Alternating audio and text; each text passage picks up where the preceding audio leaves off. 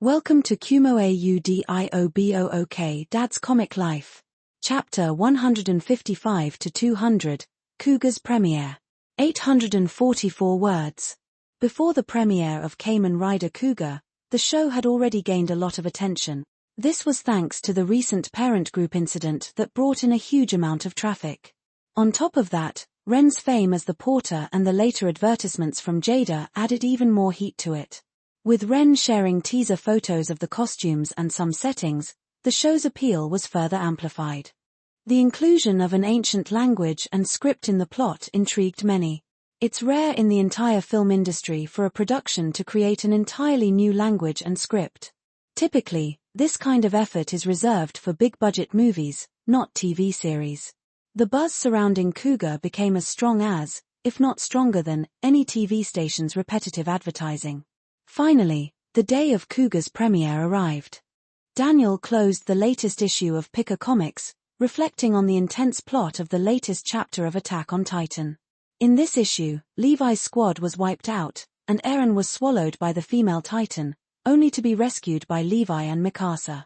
The Survey Corps had to abandon the bodies of their comrades to return inside the walls, marking the mission as a failure. The battle scenes were gripping, but some parts were hard to stomach, like using the bodies of fallen comrades as bait for Titans, leaving them with no proper burial.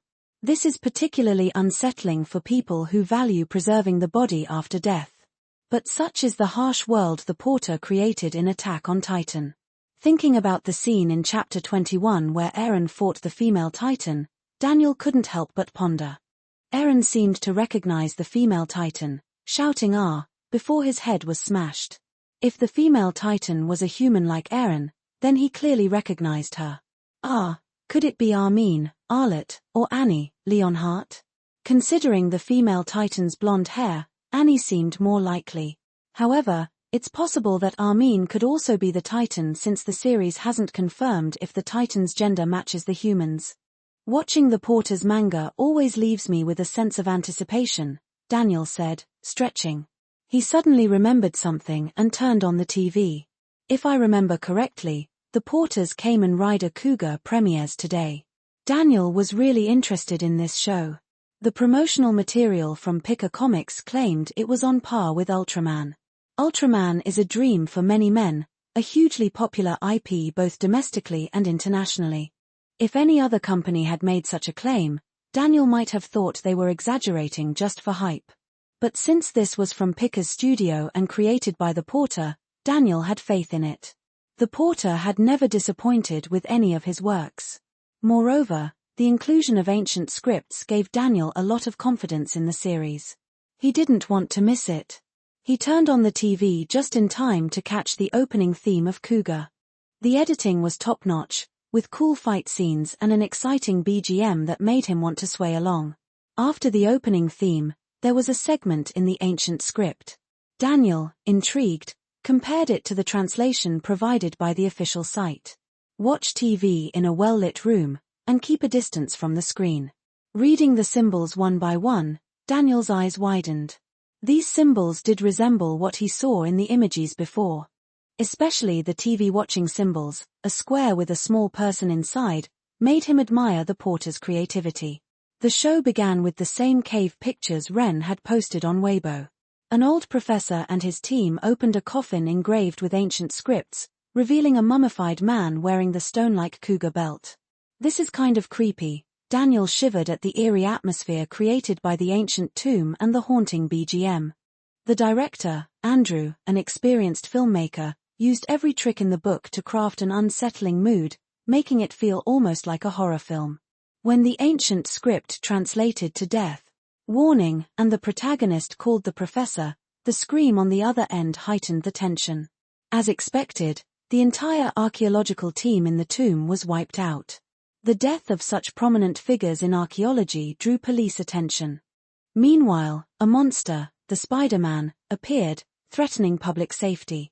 The police, unable to match its power, ended up being chased into their own station. At this critical moment, Yusuke fused with the belt, transforming into Cougar in his white initial form. The transformation was cool, but the combat prowess was disappointingly weak, unlike Ultraman's epic transformations. Just as Daniel felt a tinge of disappointment, his phone chimed with a notification. The porter had posted a new update on Weibo.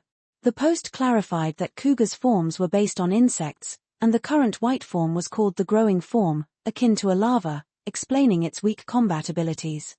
So, it'll have multiple forms like Ultraman? Daniel speculated excitedly. For 10 advanced chapters, patreon.com/angelic translating. Chapter 156, Special Effects. No, it's real, 2 inches.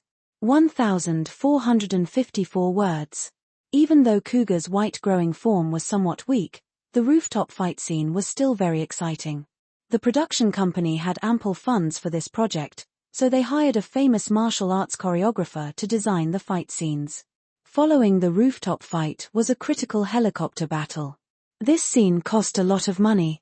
Renting helicopters is expensive, and filming complex action scenes in a confined space required multiple takes, which increased the cost. All these expenses made Jada a bit anxious. However, the end result was spectacular. The intense clash of muscles, the whirring helicopter blades, and the aerial shots combined with external camera footage created a gripping sense of urgency, amplified by the high-energy BGM. Awesome. Daniel cheered as he watched the fight. Men naturally love such action-packed scenes. Despite being weak in the beginning, Cougar, in his growing form, adapted to his newfound strength and managed to kick the Spider-Man off the helicopter. As the ending theme played, Daniel sighed with satisfaction. This show was indeed a great production. But something felt off to him.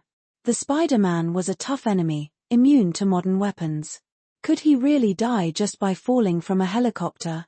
The final scene showed the Spider-Man falling onto a rooftop, but his body wasn't shown.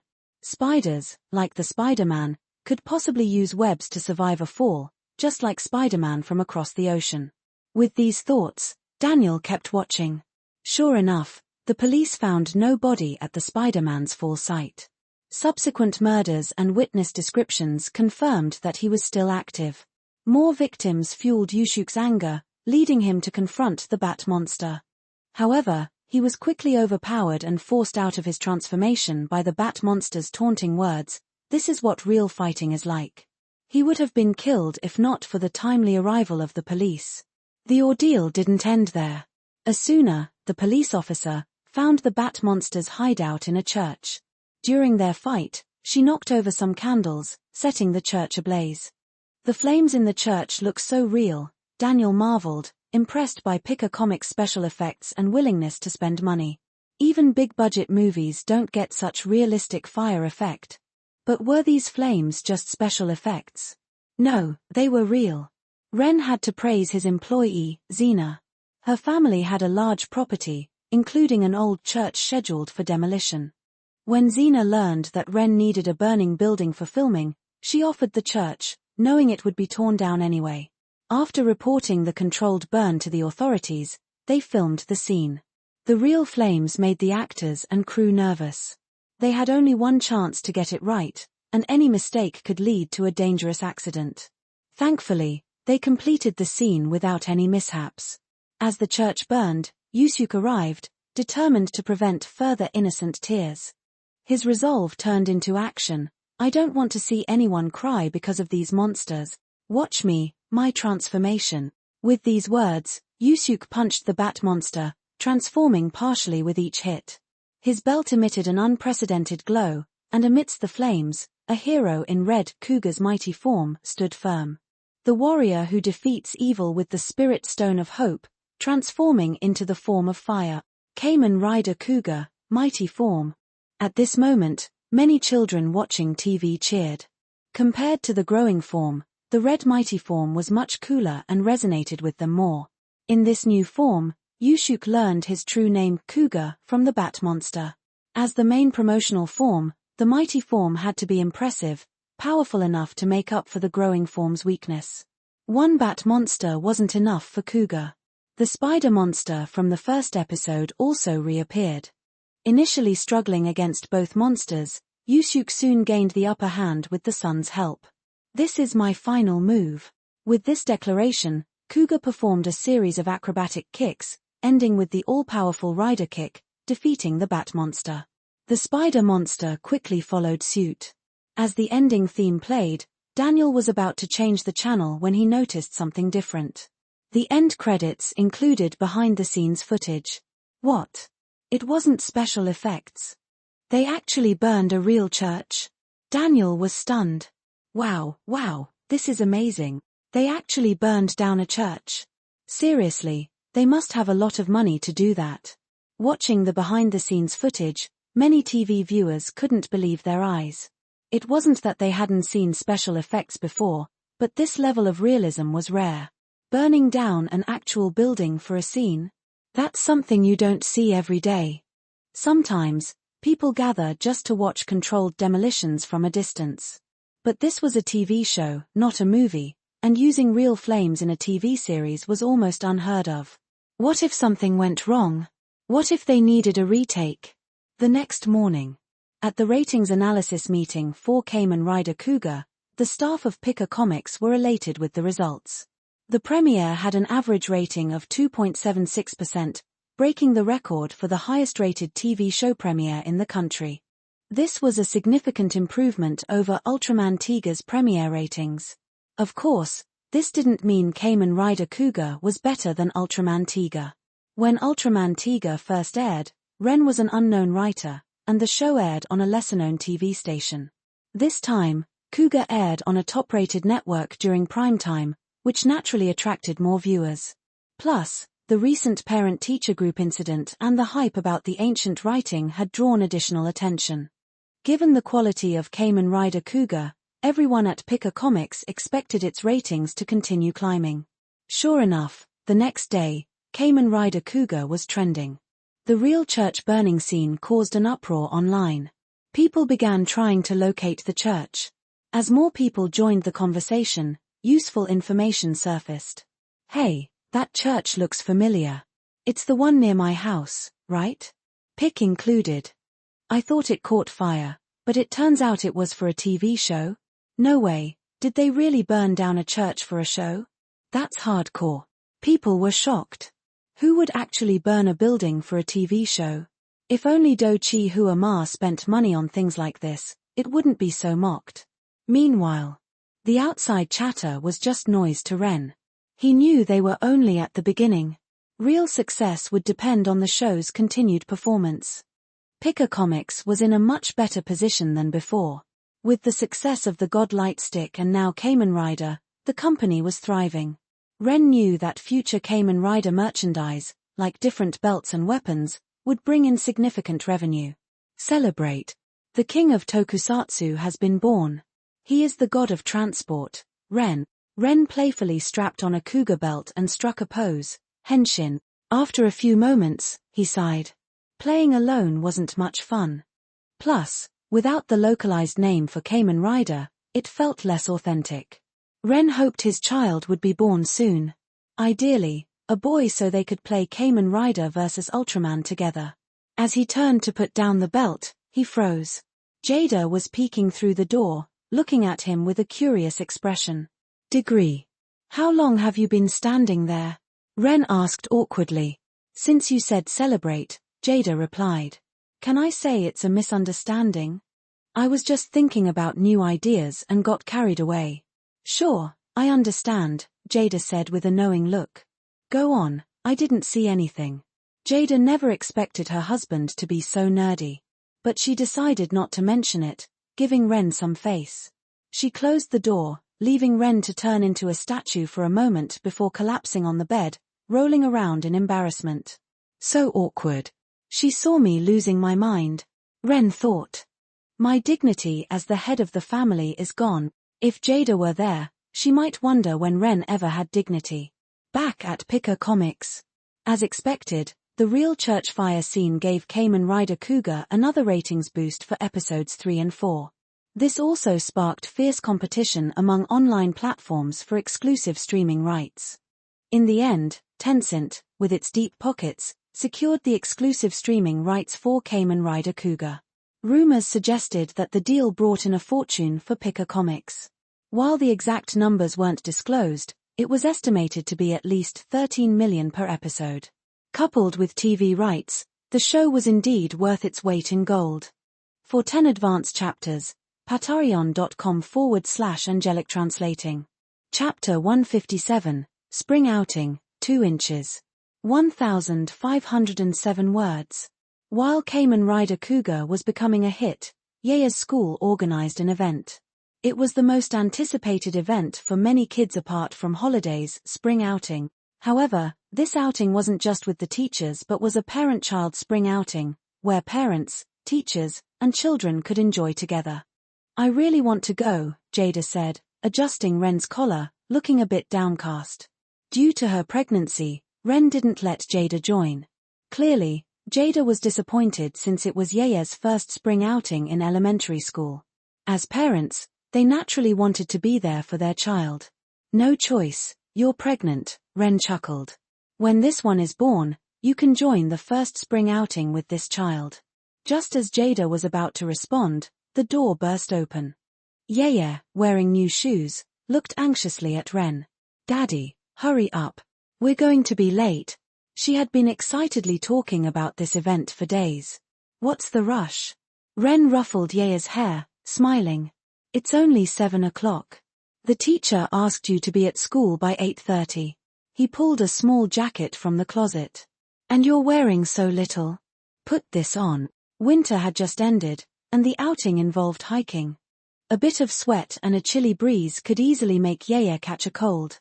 Wearing so much is too bulky. Yaya dodged the jacket, stomping her foot impatiently. And we don't have time. What if we hit traffic? To Yaya, wearing too many clothes would make her look uncool. Wear it, and I'll hurry. Okay. Yaya pouted. To get there sooner, Yaya reluctantly took the jacket, put it on, and then grabbed Ren's hand. All right, hurry up. Take me to school. Yes, yes. Ren laughed, holding her chubby hand. Just as they stepped out, Ren's face changed, clutching his stomach. Oh no, I need to use the bathroom. Wait a bit. Before Yaya could react, Ren dashed to the bathroom. Yaya stood stunned, looking at Ren, then at the clock, and screamed, Daddy, hurry up. She rushed to the bathroom door, pounding on it. Hash at 8. Ren and Yaya arrived at the school gate by bus. With many buses already there, the traffic was even more congested. See? I told you we weren't in a rush, Ren said, smiling at Yaya. Me. Yaya pouted and turned her head away. Bad Daddy made her wait so long. She didn't want to talk to him. But Ren wouldn't let her stay mad. Holding Yaya's backpack, he sighed. Well, since someone's ignoring me, I guess all these snacks will go to waste. I'll give them to Kong 1111 then. Kong 1111 was Yaya's classmate. Ah, no. Yaya panicked, grabbing Ren's hand and sweetly saying, Daddy, you're the best daddy ever these snacks are for me . As the saying goes, sisters are precious, but snacks are more precious. If for snacks, both can be thrown away. Although Yaya and 1111 were best friends, she couldn't share her snacks. Say it a few more times, and I might consider not giving them to 1111, Ren teased. Yaya's face showed a struggle, making Ren roll his eyes. Is it that hard to say something nice to me? Getting more annoyed, Ren pretended to reach for her backpack again. Forget it, I'll give them to 1111. No. Yaya clung to Ren, jumping up and down. Best daddy, handsome daddy, you're the best daddy in the world. Even though Ren knew Yaya was just saying it to get her way, it still made him happy. He handed the backpack to her. The moment she got it, Yaya looked distressed. Oh no, the teacher said I should be honest and not lie. What do you mean by that? Ren glared at her, playfully reaching for the backpack again, making Yaya scream and run. In the classroom, Ren saw Yaya's new teacher, a man in his 30s. The teacher smiled and nodded at Ren, then hesitated before taking out a notebook. My son is a big fan of your work. Can I get an autograph? Ren smiled, taking the notebook. Of course, how many do you need? 1, no, 2 would be great, the teacher said happily, handing Ren a pen. Ren's signature was quite stylish, having practiced it for days. Here you go, Ren handed back the notebook. Thank you. Thank you. The teacher was thrilled, thanking Ren repeatedly. In fact, It wasn't for his son, he wasn't even married. He was the fan. After signing, Ren walked to Yeya's seat. She was chatting with 1111, who saw Ren and ran over. Uncle Ren tilde 1111 gave Ren a big hug, making 1111's father a bit jealous. Ren and the others headed to Lanting Mountain in the neighboring city for their spring outing. The first graders quickly arrived by bus and began climbing the mountain along the stone steps. Since it was a parent-child activity, the school didn't require the children to walk in a line with just the teachers. Instead, they allowed parents to enjoy the time with their children, meeting at the mountain top for lunch. Ren, along with 1111 and a few familiar parents, started their hike. The adults chatted about the struggles of adulthood, while the kids, excited to be out, chattered and climbed the mountain. This mountain is so high. It looks tiring. 1111 said, looking up at the faintly visible pavilion at the top. It's not tiring at all. Yeya, trying to show off, puffed out her chest proudly. I've climbed Diehuang Mountain with my dad. And even the Great Wall. You know the saying, he who doesn't reach the Great Wall isn't a true man, right? Even I, a girl, climbed the Great Wall. What do you mean climbed the Great Wall? Ren, who had been chatting with the parents, couldn't help but chime in. Yeya had spent most of the time on his shoulders during that climb. You didn't really climb it. Hey. Yeya panicked. She couldn't let her dad ruin her moment of bragging. She quickly interrupted and turned to her friends. Let's race to the top. Whoever gets there last has to share their snacks with everyone else. Okay. Yeah.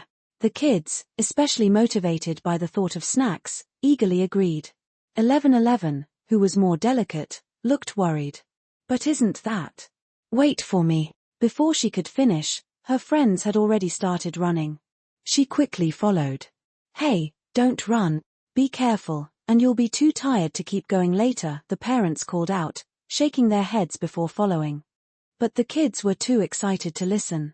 They ran ahead, boasting about how strong they were and how many snacks they would win. It wasn't long before they started to tire, panting and sweating. So tired. Yeya gasped. Yeah. Are we close to the top yet? A chubby boy asked, looking up hopefully, only to see more endless stairs. Seeing the seemingly endless steps and the hidden pavilion, the kids felt disheartened. Why is it still so far? We've been climbing forever, Yeya said, looking ready to cry. I'm so tired. I don't want to climb anymore. An elderly man, full of energy, passed by and heard their complaints. He chuckled, you've only gone a third of the way. Keep going, the view at the top is worth it. The kids wailed, feeling even more discouraged. But then Yeya noticed something. 1111, you don't seem tired at all. Well. 1111, a shy girl, blushed under the scrutiny of her friends, her fingers fidgeting. It's because 1111 exercises with her mom regularly, Ren said, patting 1111's head and looking at Yeya with mock annoyance. Unlike someone who sleeps in all the time. 1111's dad had mentioned her mom was an avid hiker, taking 1111 on daily morning hikes for over a year. Yeya pouted, her face turning red as she was called out for sleeping in. She knew she couldn't argue since her dad also started running every morning after climbing the Great Wall. Seeing Yeya's frustrated but silent reaction, Ren's expression softened. He laughed and picked her up, placing her on his shoulders. All right, don't be mad. Feeling like she was flying, Yeya's pout quickly turned into laughter. Okay, everyone, we'll head up first with my little one. Ren, tall and strong, carrying Yeya on his shoulders, drew attention as they climbed. Yeya's friends looked on enviously before turning to their own parents with hopeful eyes. The dads had no choice but to follow suit, picking up their kids, while the moms apologized. One boy, a chubby kid, started crying when his dad refused to carry him. Ren glanced back and couldn't help but laugh. No wonder his dad refused. The boy was already quite heavy, and his dad wasn't in much better shape. Climbing was tough enough, let alone carrying extra weight. Ren could see the dad's tearful, resentful expression and almost felt sorry for him. For 10 advanced chapters, patreon.com/angelic translating. Chapter 158, The Sick Boy. 813 words. Climbing a mountain is no easy task. Even the adults, including Ren, started to feel out of breath. Phew, I can't take it anymore. I need water. 1111's dad gasped, his face red as he set 1111 down. If Ren hadn't caught him, he might have fallen to the ground. I'm getting old. I used to handle this kind of hike without breaking a sweat. Sure, said the chubby boy's dad with a laugh, also panting. Back in the day, I was almost selected for the national mountain climbing team. The parents soon started exchanging exaggerated stories of their pasts. Meanwhile, Yaya walked up to her dad, holding out her small water bottle. Daddy, have some water. It must be hard carrying me. Ren looked at the bottle and felt a warmth in his heart. His little girl really was his sweet treasure.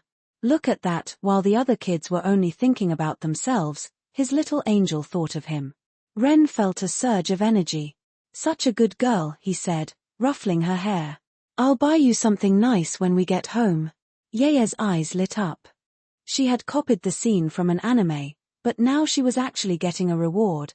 The other kids, seeing this, also started offering their parents water. Whether it was because they saw Yaya getting a reward or they genuinely wanted to help was up for debate. But one child hadn't offered any water, Chubby Boy. His dad hadn't carried him, and they had walked up together.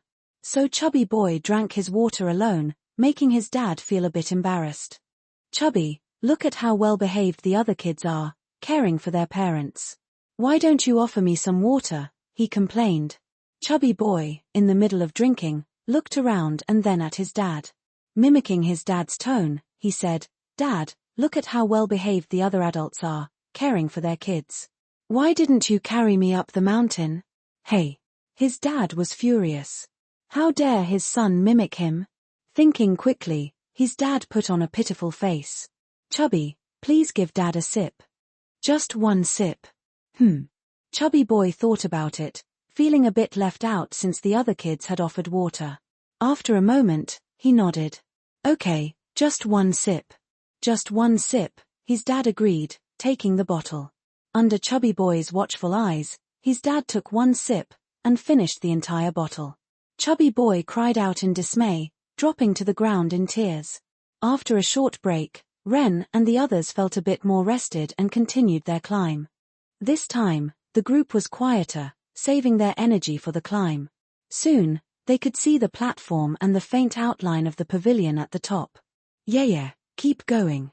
We're almost there, Ren encouraged. Okay, Yaya nodded, sticking close to Ren and steadily climbing until they reached the top. Not many people had reached the summit yet. Ren led Yaya to the edge, holding her hand to keep her safe. Look, isn't the view amazing?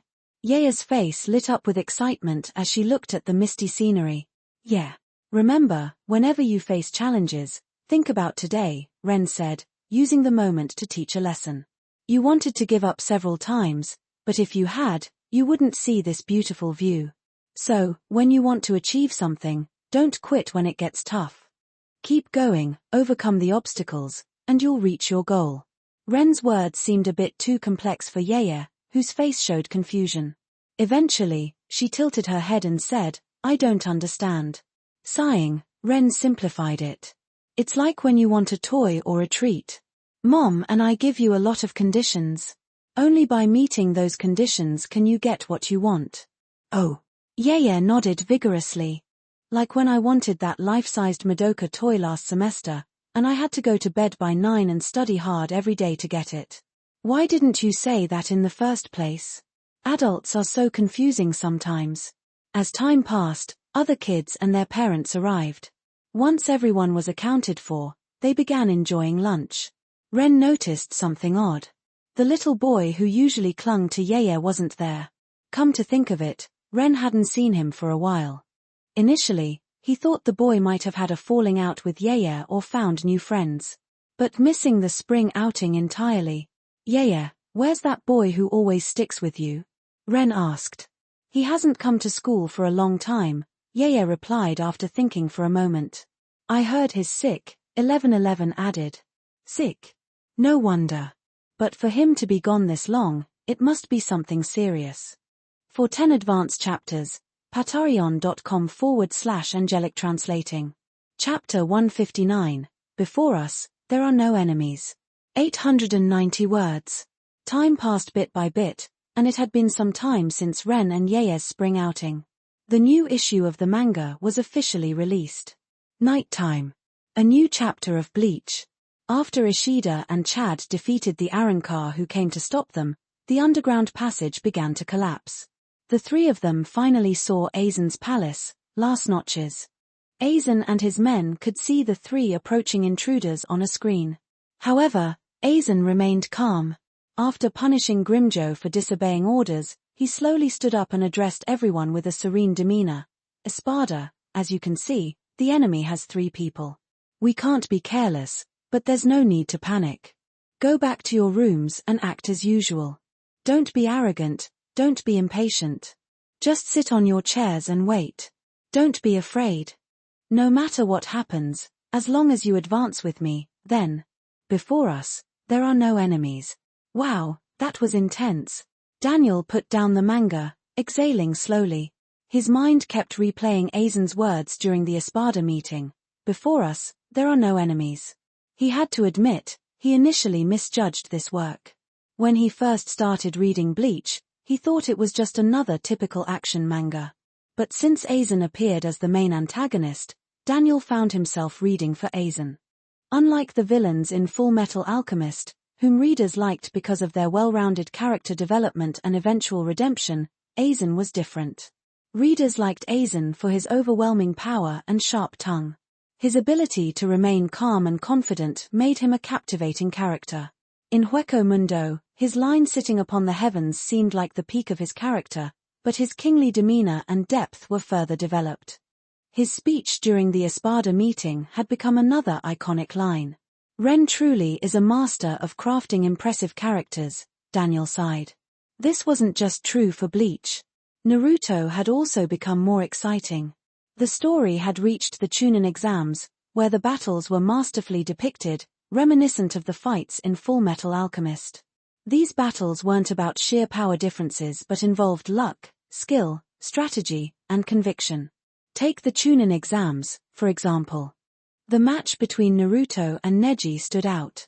After what Neji did to Hinata, Naruto was determined to defeat him. Despite being labeled as the class's dead last and having Jiraiya's guidance, Naruto still struggled. Neji even sealed Naruto's chakra points, making him temporarily unable to use chakra. But then, Naruto had an unexpected outburst of strange chakra, giving him strength. In a typical shonen manga, this might lead to Naruto overpowering Neji. However, Ren didn't follow that trope. Though Naruto initially gained the upper hand, Ren made the journey more complex. Especially when Naruto used shadow clones to trick Neji and emerged from the ground to land an uppercut, the feeling was exhilarating. Daniel couldn't help but cheer. Finally, that arrogant Neji got what he deserved. The caged bird, if it's smart enough, it can peck the cage open, because it dreams of flying freely again. This battle wasn't just about Naruto's newfound power. It also involved his tactics and unwavering determination. While many initially disliked Ren's depiction of ninjas from Sakura Country, they couldn't deny the manga was getting more thrilling. But that wasn't all for this issue of Ren's work. Next up is this one, right? Daniel, savoring the manga he had just read, picked up the new issue of Attack on Titan. In this chapter, Annie wakes from her slumber and, along with other members of the military police, receives orders to escort the Survey Corps back to the capital.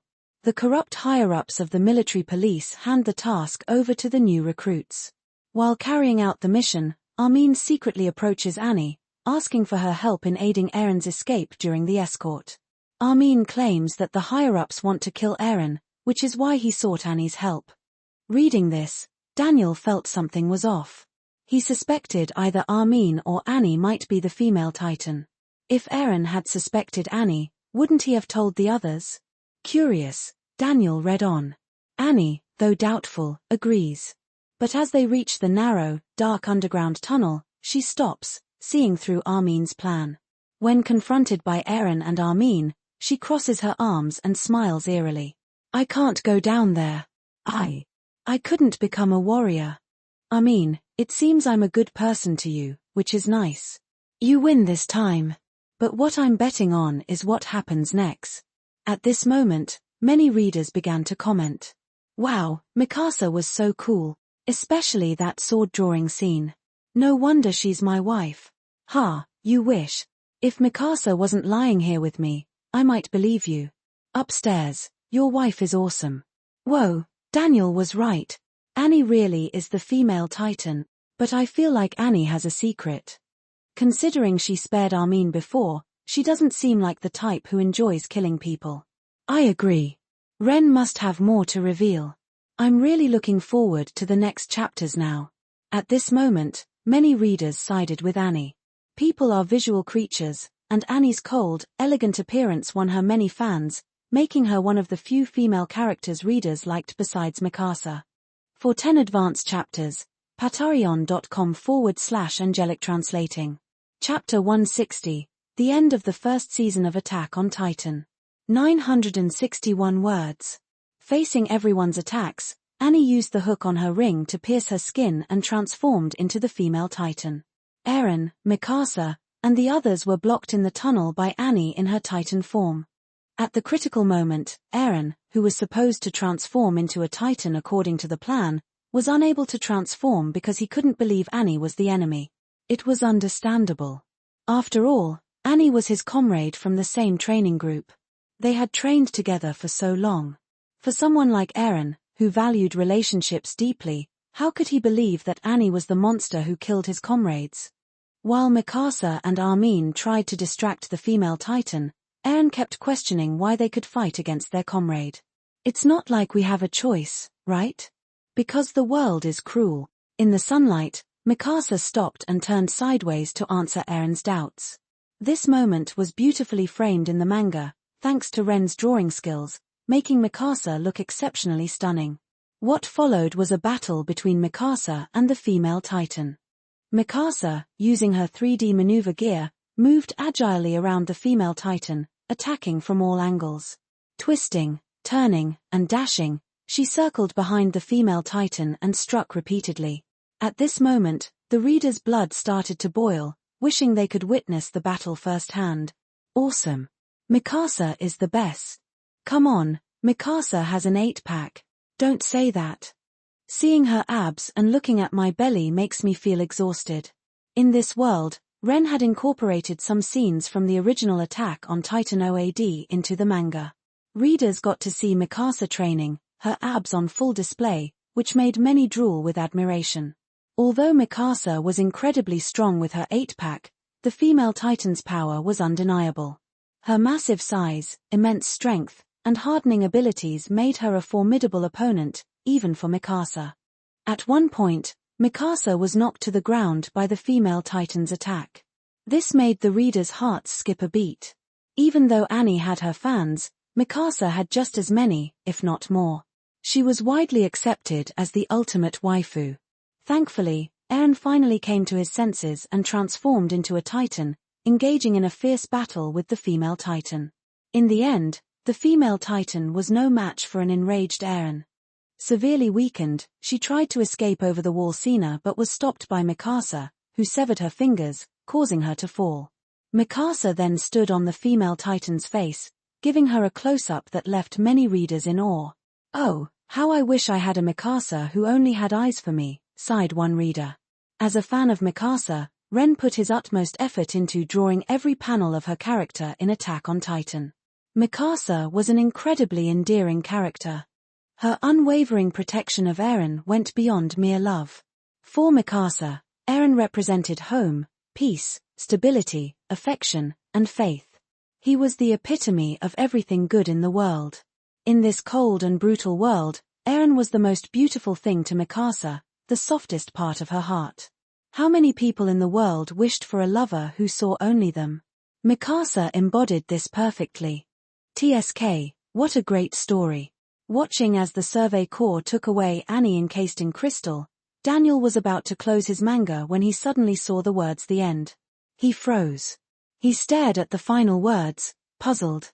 It's over. It wasn't just Daniel who was confused, many readers felt the same. To them, the story was far from over, with many unresolved plot points and clues. Why did the colossal titan, armored titan, and female titan lack skin, exposing their muscles, while Aaron and other titans had skin? Why did Aaron's father's key, which appeared earlier, end up around Aaron's neck? Why did Mikasa experience headaches at strange moments?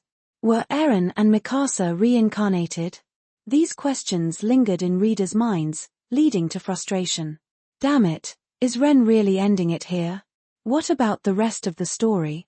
Where's the continuation? Why end it now? # at Yea's school. The school bell had rung for some time, but the kids continued chatting until their teacher arrived. Did you watch last night's episode of Madoka Magica? It was so good. Yes, Lilith's magic was so cool. Yeye and her friends were discussing the cartoon they had watched the previous night. Suddenly, the classroom quieted down. Their homeroom teacher walked in, bringing a new student along. This is Feng Ling, our new classmate. Please take good care of her. Okay. Hearing the student's response, the teacher nodded in satisfaction. Her gaze scanned the room and settled on an empty seat. You can sit there, she told Feng Ling, but teacher, that's Xiaopeng's seat, Yeye said, raising her hand. Though she didn't like the boy who always followed her around, she had played with him for a long time. She couldn't just let his seat be taken. Otherwise, he would be sad to find his seat gone when he returned. Ah, Xiaopeng? The teacher's expression turned complex. He probably won't be coming back. Did he transfer schools? No, he's sick, with cancer. He won't be returning to school, the teacher explained. Sick? We've been sick before but still came to school, a few kids remarked, not realizing the severity of Xiaopeng's illness. To them, cancer might have seemed like just another cold or flu. His illness is different from yours, the teacher said, reluctant to discuss death but feeling compelled by the curious eyes of her students. She explained the gravity of cancer in terms they could understand. For 10 advanced chapters, patreon.com/angelic translating. Chapter 161, Pokemon, Go, 2 inches. 1,676 words. At the dinner table, Yeye seemed unusually quiet and sad since coming home from school. Ren and Jada noticed this and felt concerned. What's wrong, Yeye? Are you feeling sick, or did someone bully you at school? Ren asked after exchanging a worried look with Jada. Yeye pouted, first nodding her head and then quickly shaking it, remaining silent. What's going on? Ren asked, confused. He gently rubbed Yeye's head. If someone is bullying you, tell me, and I'll talk to your teacher. Seeing her reaction, Ren concluded it wasn't a physical illness. He started to worry that someone at school might be picking on her. The thought of school bullying made him angry. His daughter was off limits to bullies. Yes, tell us what's bothering you.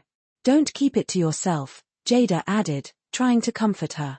Parents need to pay attention not only to their children's academic and physical well-being but also to their mental health. Neglecting this can lead to issues like withdrawal or extreme behavior. Feeling the warmth of her father's hand, Yeye recalled what happened at school and couldn't hold back her tears any longer. She jumped off her chair and into Ren's arms, crying, Daddy, I don't want to die. Die? Ren and Jada exchanged another worried glance.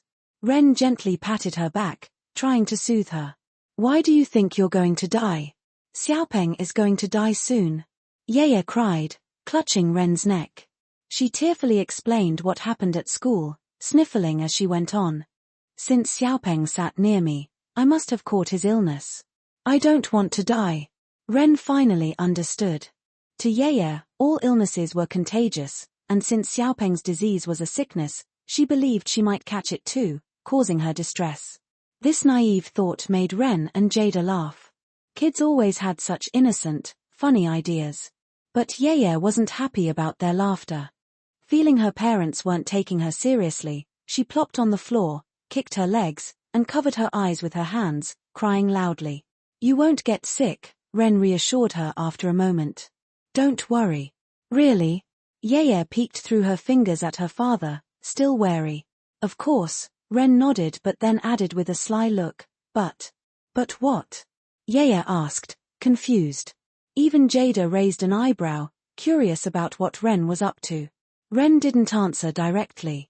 Instead, he changed the topic slightly. You know how you can prevent colds and flu, right? How do you do that? By wearing warm clothes and not catching a chill? Yaya answered uncertainly. Exactly. If you can prevent a cold, you can prevent other illnesses too, Ren continued. From now on, eat less junk food and more vegetables, especially green peppers and broccoli. They're very good for preventing cancer. Ren lied without any hesitation, thinking it was a harmless white lie for Yaya's health. Really? Yaya tilted her head, sensing something off but unsure. Of course. If you don't believe me, ask your mom, Ren said, giving Jada a meaningful look. Jada found it amusing but played along, nodding in agreement. Yaya's picky eating was a problem, so scaring her a little into eating vegetables didn't seem so bad. Okay. Yaya finally seemed convinced, seeing her mom nodding too. Good. Let's start today, Ren said, piling green peppers onto her plate and taking the meat for himself. Too much. Can I have less? Yaya pleaded, looking at the green mound in her bowl. Nope, Ren said firmly. Think about it, if you don't take care of yourself, you won't get to eat your favorite snacks or see us anymore. Do you want that? Yaya imagined this terrible scenario and shuddered, quickly shaking her head. She closed her eyes and ate the green peppers, determined. For the sake of snacks, she would persevere. A few days later. While working on his manga, Ren received good news. Zena's game department had finished developing a new game. Pokémon Go. This game was inspired by a game from Ren's previous life, combining virtual and real worlds by linking gameplay with real-world maps, creating a unique experience. Such a game had not been released in this world yet. Ren had thought of this gameplay idea last year and had Zena's team develop it. In his previous life, because Pokémon Go wasn't available in China, a certain company created a similar monster-catching game that became very popular domestically. Even though the Pokémon IP wasn't as big in this world, the innovative gameplay alone was likely to attract a lot of attention, boosting the IP's popularity and paving the way for future open-world Pokémon games. Yeah, nice. I caught a shiny Grimer. Playing the beta version of Pokémon Go, Ren held up his phone triumphantly in the restroom, striking a pose. Unfortunately, there was no Pikachu to jump up and shout Pika Pika. Even so, Ren was quite satisfied. In his previous life, this game wasn't available in China, and even those who tried to bypass restrictions couldn't play it. But in this world, Ren could finally enjoy it. Reviewing his collection of Pokémon, Ren picked up the phone and called his wife. Hey, honey, it's ready. I think it's good to go. Have the game department check for any bugs, and let's start the promotion. This time, let's get a big-name star. We've got plenty of money from selling the broadcast rights for Cougar. A few days later, the 5th episode of Cougar aired. Daniel and many viewers eagerly made themselves a bowl of instant noodles and settled in to watch. In this episode, Cougar faces a high-jumping locust monster and gets beaten badly. In desperation, he transforms into a blue warrior with great jumping ability, the dragon form. However, just when viewers were looking forward to seeing Cougar defeat the locust monster with his new form, they were disappointed. The dragon form had high jumping power but very weak punching and kicking strength. After a fierce battle, he still couldn't defeat the locust monster. But it made sense. Cougar wasn't a typical hot-blooded hero. His strength wasn't something gained instantly but something he developed step by facing battles, enduring injuries, and protecting humanity. Fortunately, Cougar had reliable teammates. As Cougar fought the locust monster, Claire successfully deciphered the ancient text, revealing that the dragon form could turn long objects into deadly weapons. Riding her beloved scooter, she rushed to remind Cougar, "You're Cougar, not empty-handed. Use a weapon, you idiot, Yusuka." Her. A long stick. Yusuka, ever quick to learn, snapped off a railing and created a staff. With a staff in hand, Cougar quickly turned the tide, defeating the locust monster. After watching the 6th episode, Viewers who felt frustrated by the 5th episode finally smiled. Their joy wasn't just because Cougar won. They were thrilled because the porter had secretly posted something new on his Weibo. Is it a new manga? A new movie? Or a new animation? Daniel wondered aloud as he looked at the notification on his phone, filled with curiosity. To his surprise, this time it was a video. Usually, the porter posted text and images. Is it really a movie or animation? Many fans, like Daniel, clicked play. With soothing background music, the video began. The narrator's voice accompanied the scenes. On this planet, many wonderful creatures have already been discovered. Not only that, new, unprecedented species are continually being found. And these creatures are what we call Pokémon. As the narrator spoke, scenes of lush forests, snowy mountains, and vast oceans flashed by. Fans could see familiar creatures in these scenes. Whoa, Pokémon? A Pokémon game? Fans who played Pokémon Go were ecstatic. They loved the gameplay and the Pokémon. Now, the porter's company had made another Pokémon game, and from the looks of it, this one seemed even more fun than Pokémon Go. The next part confirmed their guesses. After scenes of forests, oceans, and grasslands, the screen settled on a lakeside view, slowly zooming in. A popular celebrity appeared, Jay Cho. Jay Cho? Whoa, it's Jay Cho. Fans were astonished. Jay Cho himself was in the promo? That's a big deal for Pika. In the video, Jay Cho stood by the lake, pulling out his phone. Around him, familiar Pokémon appeared. A group of Squirtlers swam lazily on the water, looking a bit dopey. Pidgeys and Spearows flew overhead. Pikachus played under the trees. When Jay Cho aimed his phone at them, the Pokémon noticed and scattered. Some even attacked with Water Gun and Thunderbolt. As people around him gasped, Jay Cho swiped on his phone, and a Charizard appeared, using Iron Tail to deflect the attacks. With a wave of his hand, Jay Cho sent Pokeballs flying toward the Pokémon. Next, the scene shifted to Pika's headquarters, showing a gym badge at the top. People were divided into two teams, fiercely competing for control of the gym.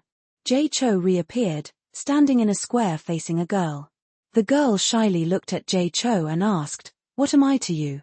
"You're my Pokémon," Jay Cho replied with a smile. "What? I'm just a Pokémon." The girl glared at him, clearly dissatisfied. Jay Cho smiled warmly. "That way, I can keep you in my hand." The video ended with Jay Cho saying, "Hey, not bad." Fans were beyond excited. Following the release of this promotional video, Jada launched a nationwide advertising campaign for the game the next day. The game instantly became a hot topic of discussion among fans. In no time, countless players learned about this unique game. The first AR game in this world, where players could use smartphones to find, capture, and battle Pokémon in the real world. Whoa, what's AR? Sounds advanced. You don't know AR? You've heard of AV, right? Animal video. AR is similar.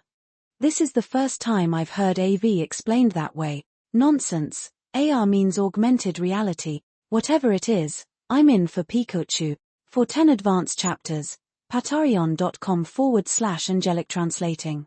Chapter 162, Release. 978 words. In the subway, at the plaza, in bookstores, and shopping malls, you could see advertisements for Pokémon Go everywhere. Because of this, more and more young people were looking forward to the game. Finally, amidst all the anticipation, the release day for Pokémon Go had arrived. Daniel was very familiar with Pokémon, especially since he loved playing Pokémon Kill. Currently, he was a top-tier player in Pokémon Kill. So, when he heard about the release of Pokémon Go, he was eagerly waiting for it. Okay, camera permission enabled. Done. After downloading the game, Daniel launched it. At the beginning, you set up your character. Besides the usual boy and girl with hats, there were many other characters labeled as locked, such as Mikasa, Madoka, Ultraman Tiga, and Cougar. They were fairly cheap, just a few dozen bucks. Daniel decided to buy the Cougar character, and set his ID as Money King. The game started with choosing his Pokémon. He had to pick between Charmander, Squirtle, and Bulbasaur. Not knowing which was stronger, but being a fan of cute characters, Daniel immediately chose Charmander. After Daniel made his choice, the other two Pokémon turned away and left, leaving Charmander staring up at Daniel with big eyes. So, this is how you catch them. With a flick of his finger, Daniel tossed a Pokeball at Charmander. It hit, and Charmander was captured. After capturing Charmander, Daniel noticed his phone showed he had received more Pokeballs, which are consumables used to catch Pokémon. There were also potions and revive stones, used to heal or revive Pokémon. Additionally, he had an incubator and a Pokes. With the game's instructions, Daniel gradually learned how to use these items. Soon, a map appeared on his phone screen, and Daniel noticed that the street names and locations matched his neighborhood. This helped Daniel understand why the game needed map permissions. Suddenly, Daniel's eyes lit up.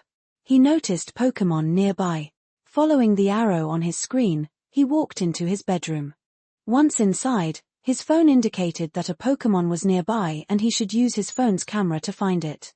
Daniel raised his phone and spun around. Eventually, he found a Caterpie. The Caterpie seemed to notice Daniel too. An exclamation mark appeared above its head, and it stared at Daniel menacingly. The screen then showed a battle beginning. His Charmander appeared on the screen, facing off against the Caterpie. That's right, the Pokémon Geo in this world was quite different from the Pokémon Geo of his previous life. Instead of simply copying Pokémon Geo, it combined elements from both Pokémon Geo and the main series Pokémon games. In Pokémon Geo, capturing Pokémon also involved battles.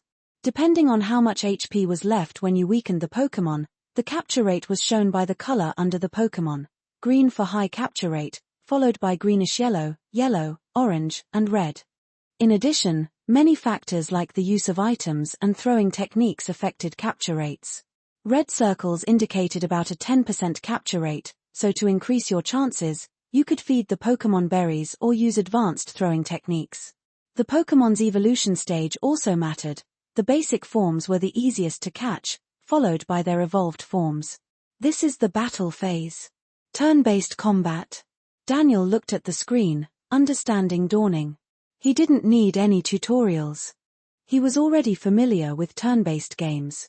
At first, there were only a few moves available, like Scratch and Tail Whip. Following Daniel's commands, Charmander used Scratch on Caterpie. At level 5, Charmander easily overpowered the level 3 Caterpie. Soon, Caterpie's capture circle turned red. With a swipe of his finger, Daniel threw a Pokeball.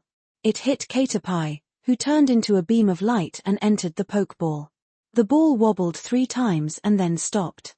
A message appeared, showing how much experience Charmander had gained. That's right, all battles gave experience. Capturing Pokémon gave less experience than defeating them. Looking at the Caterpie in his bag, Daniel saw another tutorial prompt. Injured or fainted Pokémon could be healed with items or at Pokémon centers. Pokémon centers? Daniel frowned, then moved the in-game map, quickly spotting the location of a Pokémon center. The nearest center was at New Sea Central Hospital. Traveling that far just for a Caterpie seemed too realistic. But since only Caterpie needed healing and his Charmander was fine, he decided to continue catching more Pokémon. With that in mind, Daniel started searching again. Soon, he found another Pokémon nearby and headed in its direction. Just then, there was a knock at the door. Daniel frowned. He hated being disturbed when he was busy. But he went to open the door anyway. Standing outside was a boy about 10 years old, holding a phone. Seeing Daniel, he smiled. Excuse me, can I come into your house for a bit? Just for a moment, I promise I won't touch anything. I just need to, do something. Normally, such a strange request would confuse Daniel. But seeing the Pikachu on the boy's shirt and the phone in his hand, Daniel understood. You're playing Pokémon Geo too? Huh. You're playing too? The boy's eyes lit up with excitement, seeing Daniel wave his phone. Come in, come in. I just found a Pokémon too. To Daniel, anyone playing Pokémon Geo was a friend. A moment later. Alright, let's battle. Yes, they started a Pokémon battle. In Ren's view, The most fun part of Pokemon was not just raising them but also battling them. So, he had put a lot of effort into this. Some players would encounter the same Pokemon. If two people happened to be together and found the same Pokemon, their phones would automatically initiate a battle, and only the winner could catch it. For 10 advanced chapters, patreon.com/angelic translating. Chapter 163, The Impact. 926 words. A live stream was happening. Warren was about to try out this new game at the request of his fans. At that moment, he noticed a comment popping up in the chat. Streamer, what happens if you don't choose a starter Pokemon and just walk away? Yeah, try it, streamer. Give it a shot. Alright, I'll give it a try. Anything for my fans. Remember to follow and smash that like button, guys. Knowing that he could always register another game account if this one got messed up, Warren agreed casually. When the 3 starter Pokemon appeared, Warren didn't choose any of them and started walking away instead. Looks like these 3 Pokemon are following me, Warren noted as he saw the Pokemon trailing him on his phone screen. This intrigued him. Well, the more they follow, the more I don't want to choose them. Warren raised an eyebrow. If I run fast enough, I bet they can't keep up. With that, Warren began to run. After a while, his phone buzzed, prompting him to stop and check it. The 3 starter Pokemon were gone, and a yellow Pikachu appeared on his screen. He was stunned. As someone who played Pokemon Kill, he recognized Pikachu and knew it was a highly popular Pokemon. Despite the game being out for a while, no one had managed to catch a Pikachu yet. To his surprise, here it was, appearing right at the start. Both Warren and his viewers were shocked. The chat exploded with comments. No way, you get Pikachu at the start? No wonder no one could catch it. Wasting no time, Warren captured Pikachu and started a battle with a nearby Pokemon. Seeing Pikachu's initial moves, the chat buzzed with excitement. Pikachu starts with Thunder Shock and Thunder Wave. I love it. I'm making a new account right now. Glad I just started yesterday. Picker Comics is blowing my mind with this. If no one ran around like a madman, we'd never find Pikachu. As the download numbers increased, more players searched for Pokemon in various city corners. People even battled each other over Pokemon. It wasn't just in China. Ren knew how popular Pokemon Go had been worldwide in his previous life, so he ensured the game department created multiple versions for international release. While Pokemon Kill was only popular in China, this AR game model was entirely new to players. The experience of running around the streets playing a game was exhilarating. It was a way to exercise while enjoying a game. The collection and evolution features in the game also delighted many players. Moreover, the cute, cartoony designs of the Pokemon attracted many female players. As more women played, their boyfriends joined in to accompany them. Men enjoyed playing in groups, so their friends joined in too. Originally, the guys who joined because of their girlfriends weren't too interested in the game. They found the cute Pokemon less appealing than guns and explosions. However, PvP battles, Pokemon attributes, skill counters, and various evolutions slowly drew them in.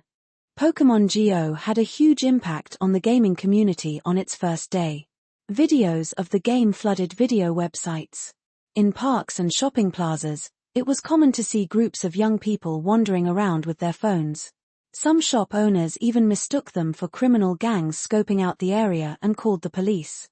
Others rode electric scooters with multiple phones mounted, wandering around. This puzzled people who didn't know about Pokemon Go, wondering what was going on with these groups. But as the game grew, many comments started to appear. Wow, I didn't expect China to make such a fun game. It's even better than Aunt Susan next door. Don't be fooled, this is a Chinese plot. Look, this game can track all the places you visit. It's a spy game. Exactly, we must boycott it. Of course, these didn't affect the game's popularity. The Picker Games team was ecstatic about the game's success. During breaks, everyone discussed the game excitedly. Pokemon Kill had been a big hit in China, but now Pokemon Go was popular worldwide.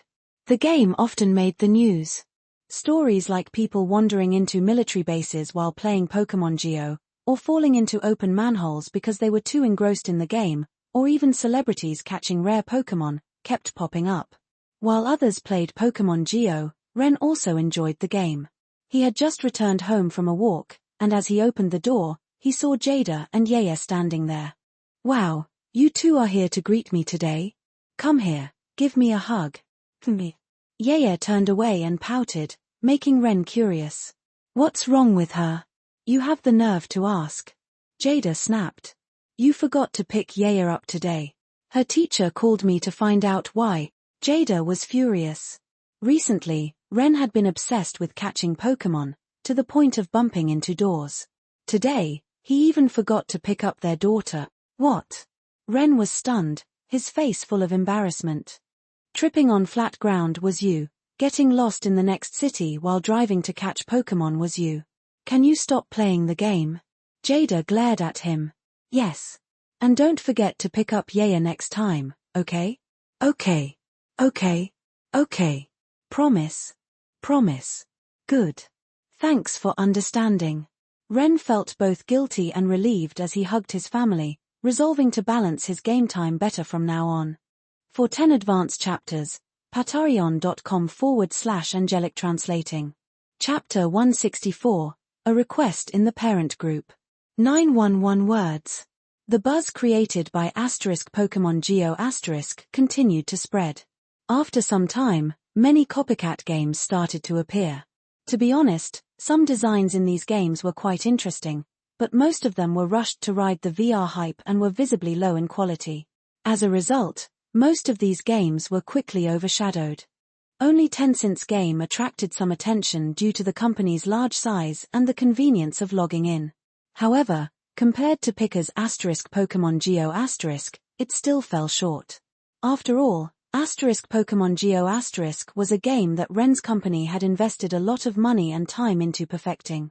The Pokémon designs were extremely well made, and the game had the advantage of being released first. In short, Pokemon Go* benefited from the right time, place, and people, securing its leading position. Even Tencent's game couldn't shake its dominance. Ren wasn't too bothered by other companies copying his idea. In his previous life, such things happened all the time. Small companies would come up with innovative ideas that became popular, and soon enough, big companies would follow suit, using their resources to outcompete the smaller ones, sometimes forcing them to either sell out or shut down. Ren had seen it all before, so he wasn't surprised.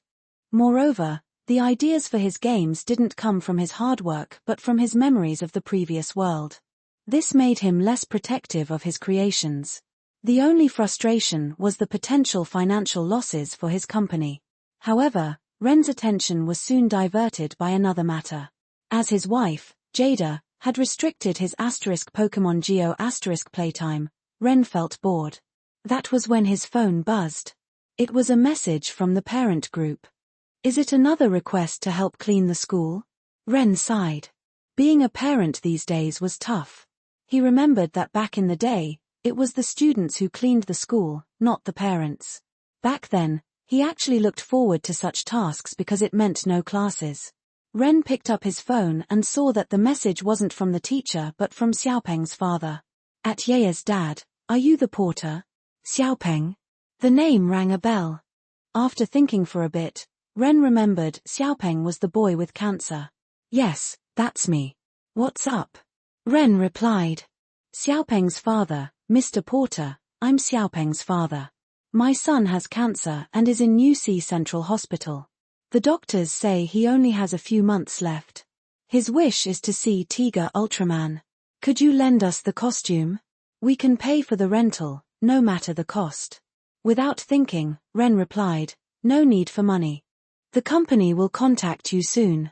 Reading the grateful messages from Xiaopeng's father, Ren simply replied, "You're welcome." To Ren, helping fulfill this child's wish was a small gesture. In his previous life, there were often stories of Ultraman visiting sick children. Now, in this world, it was his company that carried the Ultraman torch. He wanted to continue this tradition, believing that light must be passed on and will shine again when necessary. With this in mind, Ren called Jada and explained the situation. Jada was silent for a moment on the other end of the line. We can arrange for the costume actors to visit, but I need to check with the agent of the actor who plays Daiko. He might not be available. Alright, try your best to get him. Also, don't take any photos or upload anything for publicity. Ren knew the actor who played Daiko had become very busy since starring as Tiga Ultraman and might not be available to visit the child. He also didn't want to use this situation for publicity, feeling that it would make a mockery of the good deed. Jada took this matter very seriously. Setting aside the potential brand image boost, she also felt deep compassion as a parent herself, especially with her second child on the way. Seeing such a young life ending was heart-wrenching, and since this was within her ability, she was determined to help. Jada promptly contacted the actor, Chang Yebwa. His agent was initially pleased, seeing this as a great opportunity to boost Chang's image. However, upon learning that no publicity was allowed, the agent was less enthusiastic. Without any promotional benefit, why interrupt his other work? But when Chang heard about the situation, he agreed immediately. He was grateful to Picker Comics for his career success and didn't see visiting the child as a burden. It was a simple, kind act with no downside. He and Jada soon arranged a time to visit the hospital. Days passed, and with the doctor's approval, Chang Yebwa and the costume actors went to the hospital. To avoid attracting a crowd, the actors changed into their costumes in a hospital office, and Chang entered quietly. In Xiaopeng's room, Xiaopeng lay in bed. A tablet in front of him played Tiga Ultraman Star. Despite his illness, the boy smiled and faced life bravely. Xiaopeng, close your eyes. We have a surprise for you, his father said, forcing a smile despite his exhaustion and guilt. A surprise? What is it?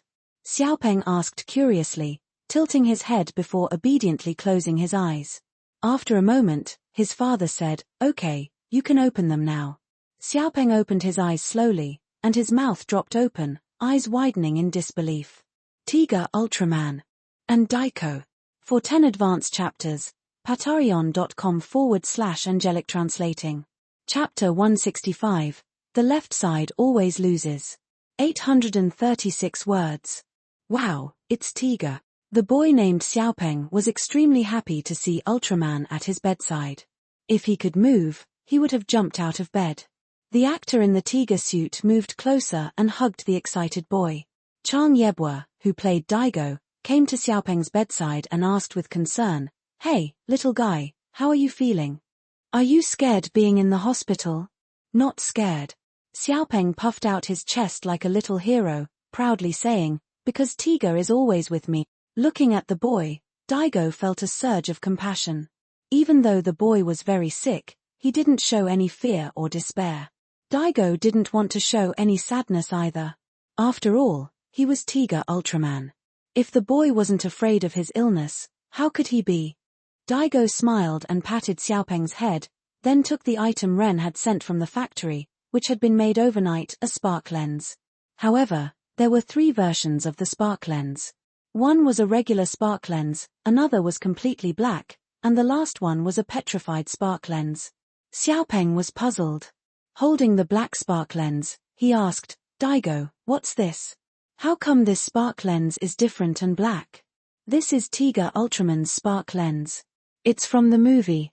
You saw how Tiga's spark lens disappeared at the end of the series, right? This is the new one. You'll see it in the new movie soon, Daigo explained with a smile. When Jada signed the contract for filming Tiga, she already knew from Ren that Tiga would frequently appear in various movies, so she made sure to include provisions for future appearances. This way, they wouldn't have to worry about Chang Yebwa becoming too expensive or unwilling to participate as his fame grew. They agreed on a reasonable price for his involvement in future projects. Ren had already contacted Chang Yebwa about filming a new movie. After all, Xiaopeng had a little time left. Since he loved Tiga Ultraman so much, not seeing the new movie would be a great regret for him. Really? Tiga is going to be in a new movie? Xiaopeng's eyes widened with excitement, and everyone in the room could see the light in his eyes. Yes, Daigo nodded. Ren stepped forward with a smile and said, Not only will Tiga be in a new movie, but Xiaopeng, you can also be in it. The two Tiga Ultraman movies were the final odyssey and revival of the Ancient Giant. The revival of the Ancient Giant was more about Daigo's son, not the Tiga everyone knew. The true continuation was the final odyssey. The final odyssey continued the story from the TV series. After the boss was defeated, humanity's ambition led to the F Project, aiming to research Ultraman's power. The site of the final battle, Relia, resurfaced, and TPC sent a team to investigate. The story unfolds in this context. 3 Dark Ultras appear, and Daigo transforms into Dark Tiga to battle them, defeating them one by one. This sparked endless debates among fans. Setting aside the different forms of Tiga in the TV series, the strength of Dark Tiga in the movie was highly debated. Some believed Dark Tiga could absorb others' power, making him the strongest. Otherwise, how could he defeat so many light giants in the ancient past? Others thought the light giants of the past were weak, and defeating them didn't make Dark Tiga the strongest, especially since in the movie, Dark Tiga couldn't defeat Dargram and Hitler. He had to absorb their power to win. Some praised Dark Tiga as stronger than Noah, while others downplayed his strength. Ren didn't care much about these debates. To him, Shining Tiga was the strongest. In the movie, Shining Tiga was empowered by the combined light of the ancient light giants, and in the TV series, by the collective light of humanity. In Ren's view, if the previous company had made a movie where Dark Tiga fought Composite Tiga, the plot would probably be: Dark Tiga initially overpowers Composite Tiga. As Composite Tiga is on the brink of defeat, he revives with the light, transforming into Shining Tiga. Then they face off, with Shining Tiga standing on the right side and Dark Tiga on the left. Shining Tiga wins, because in typical Ultraman stories, the left side always loses, except for a few rare cases. Ultraman stories often adjust their settings, with each new Ultraman making the previous ones seem weaker, except for Zoffy, who remains consistently strong. Ren planned to replace a girl's character in the movie with Xiaopeng. He had already discussed this with Xiaopeng's parents. This way, Xiaopeng could be happier, and his parents would have lasting memories of him. Me. Xiaopeng was overjoyed, looking from Daigo to Ren, and asked in disbelief, "I get to be in the movie with Tiga?" "Yes." "Oh my gosh." The boy screamed with excitement. For 10 advanced chapters, patreon.com/angelic translating. Chapter 166, Spreading the Word. 840 words. Even though visiting Xiaopeng had ended, word about it spread quickly. There were just too many people in the hospital.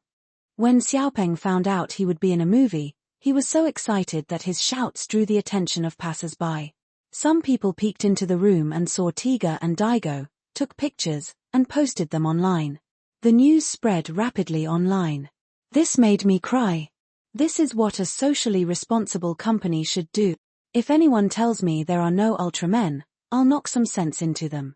There really are Ultramen in the world. There is light and hope. Can you come to my house too? My kid also wants to see Ultraman. Ultraman visiting a seriously ill child quickly became a trending topic and sparked a lot of discussions. Most people praised Pika for this act of kindness. Seeing this, Jada knew it was impossible to keep it hidden any longer. Since it was already out, they might as well use it for good publicity. Coincidentally, Ultraman Nexus was being filmed. Although filming paused to shoot Tiga's movie, it would resume soon. This was a good opportunity to boost the IP's impression. So, a while later, Pika's official Ultraman Weibo account posted, "There really is an Ultraman in the world, light is a bond, and it will be inherited and shine again. If you know a child like this, you can at Ultraman Childream or at Pika-Wish Foundation. Let's spread the power of light together." These were charity foundations set up by Ren and Jada after discussing this incident. They could have donated money to existing charities, but as a famous entrepreneur once said, could those charities ensure financial transparency? Obviously not. So, they decided to create and manage their own charity, ensuring everything was transparent and open. Pika's actions were widely praised online. But praise wasn't the only reaction. More people noticed details in the photos and began discussing them. Besides the attention-grabbing Tiga and Daigo, fans focused on the boy's spark lens. They recognized two of the spark lenses, but the black one was new. What's the deal with that black spark lens? No idea. Maybe it's like those special edition phones in weird colors? But isn't black a bit too gloomy for visiting a sick kid? Many were puzzled. Then, the account that originally posted the story added a new message. I overheard at the door, it seems like they're making a sequel to Tiga. This news stunned Tiga fans, followed by excitement. A Tiga Ultraman sequel? This was great news. Yeah, in the finale, Tiga's spark lens turned to ashes. But this black spark lens, could it be a new form for Tiga? At Ultraman Picker Official, we know about the new project. Stop hiding it. Many people started tagging the official account. But Jada and her team didn't respond. It wasn't the right time. They planned to confirm the news when the initial excitement waned, to reignite the buzz. ## late May. The weather in Shusha was getting hot. Yeah. Jada called out as she saw her daughter sneaking towards the fridge. The fridge was stocked with popsicles by Ren, and Yaya always wanted more. But too many could cause a stomach ache, and Jada wouldn't allow it. You already had one today. No more. If you're bored, go do your homework. You promised to finish it on Saturday. You can't sleep until it's done. Okay. Yaya, with her hands behind her back and a pout, slowly walked upstairs. Meanwhile, Ren was in front of the electric fan, making silly noises. Lately, Ren had been spending too much time on games, so Jada limited his playtime for his eyesight's sake. Ren, if you're bored, go supervise Yaya's homework, Jada said, exasperated by his childishness. All right. Ren nodded. Watching him leave, Jada sighed deeply. It felt like she was taking care of two kids before even having their second child. ## Yaya's room. When Ren entered, Yaya was diligently reading. Spring morning unaware of dawn, everywhere I hear birds sing. Last night's sound of wind and rain, flowers know how many fell. Watching her recite with enthusiasm, Ren lay down on the bed. A minute or two passed, and Ren felt bored. Seeing Yaya still reciting spring morning unaware of dawn, Ren decided to play a trick. When she said, spring morning unaware of dawn, Ren interjected, everywhere mosquitoes bite. Yaya repeated it but then realized something was wrong. She glared at Ren, it's birds sing. Oh, birds sing, got it. Ren laughed and nodded. But when Yaya started again, he said, mosquitoes bite. Yaya rolled her eyes. This parent was too difficult. How could he not know such a simple poem? After a few more times, Yaya realized her dad was teasing her. Get out. Yaya pushed Ren out. Then she sat down and resumed, spring morning unaware of dawn, everywhere mosquitoes bite, last night's sound of wind and rain, flowers know how many fell. Yaya froze again. Something felt off. She repeated it. Seems right. For 10 advanced chapters, patreon.com/angelic translating. Chapter 167, 2 new works. 974 words. Drip, drop. The weather in June changes quickly.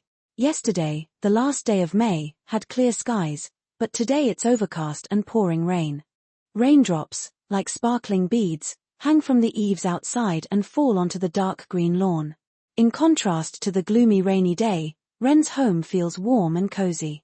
A chandelier in the living room emits a soft yellow light, adding a touch of warmth to the air made quiet by the rain. Ren slowly walks out of his study.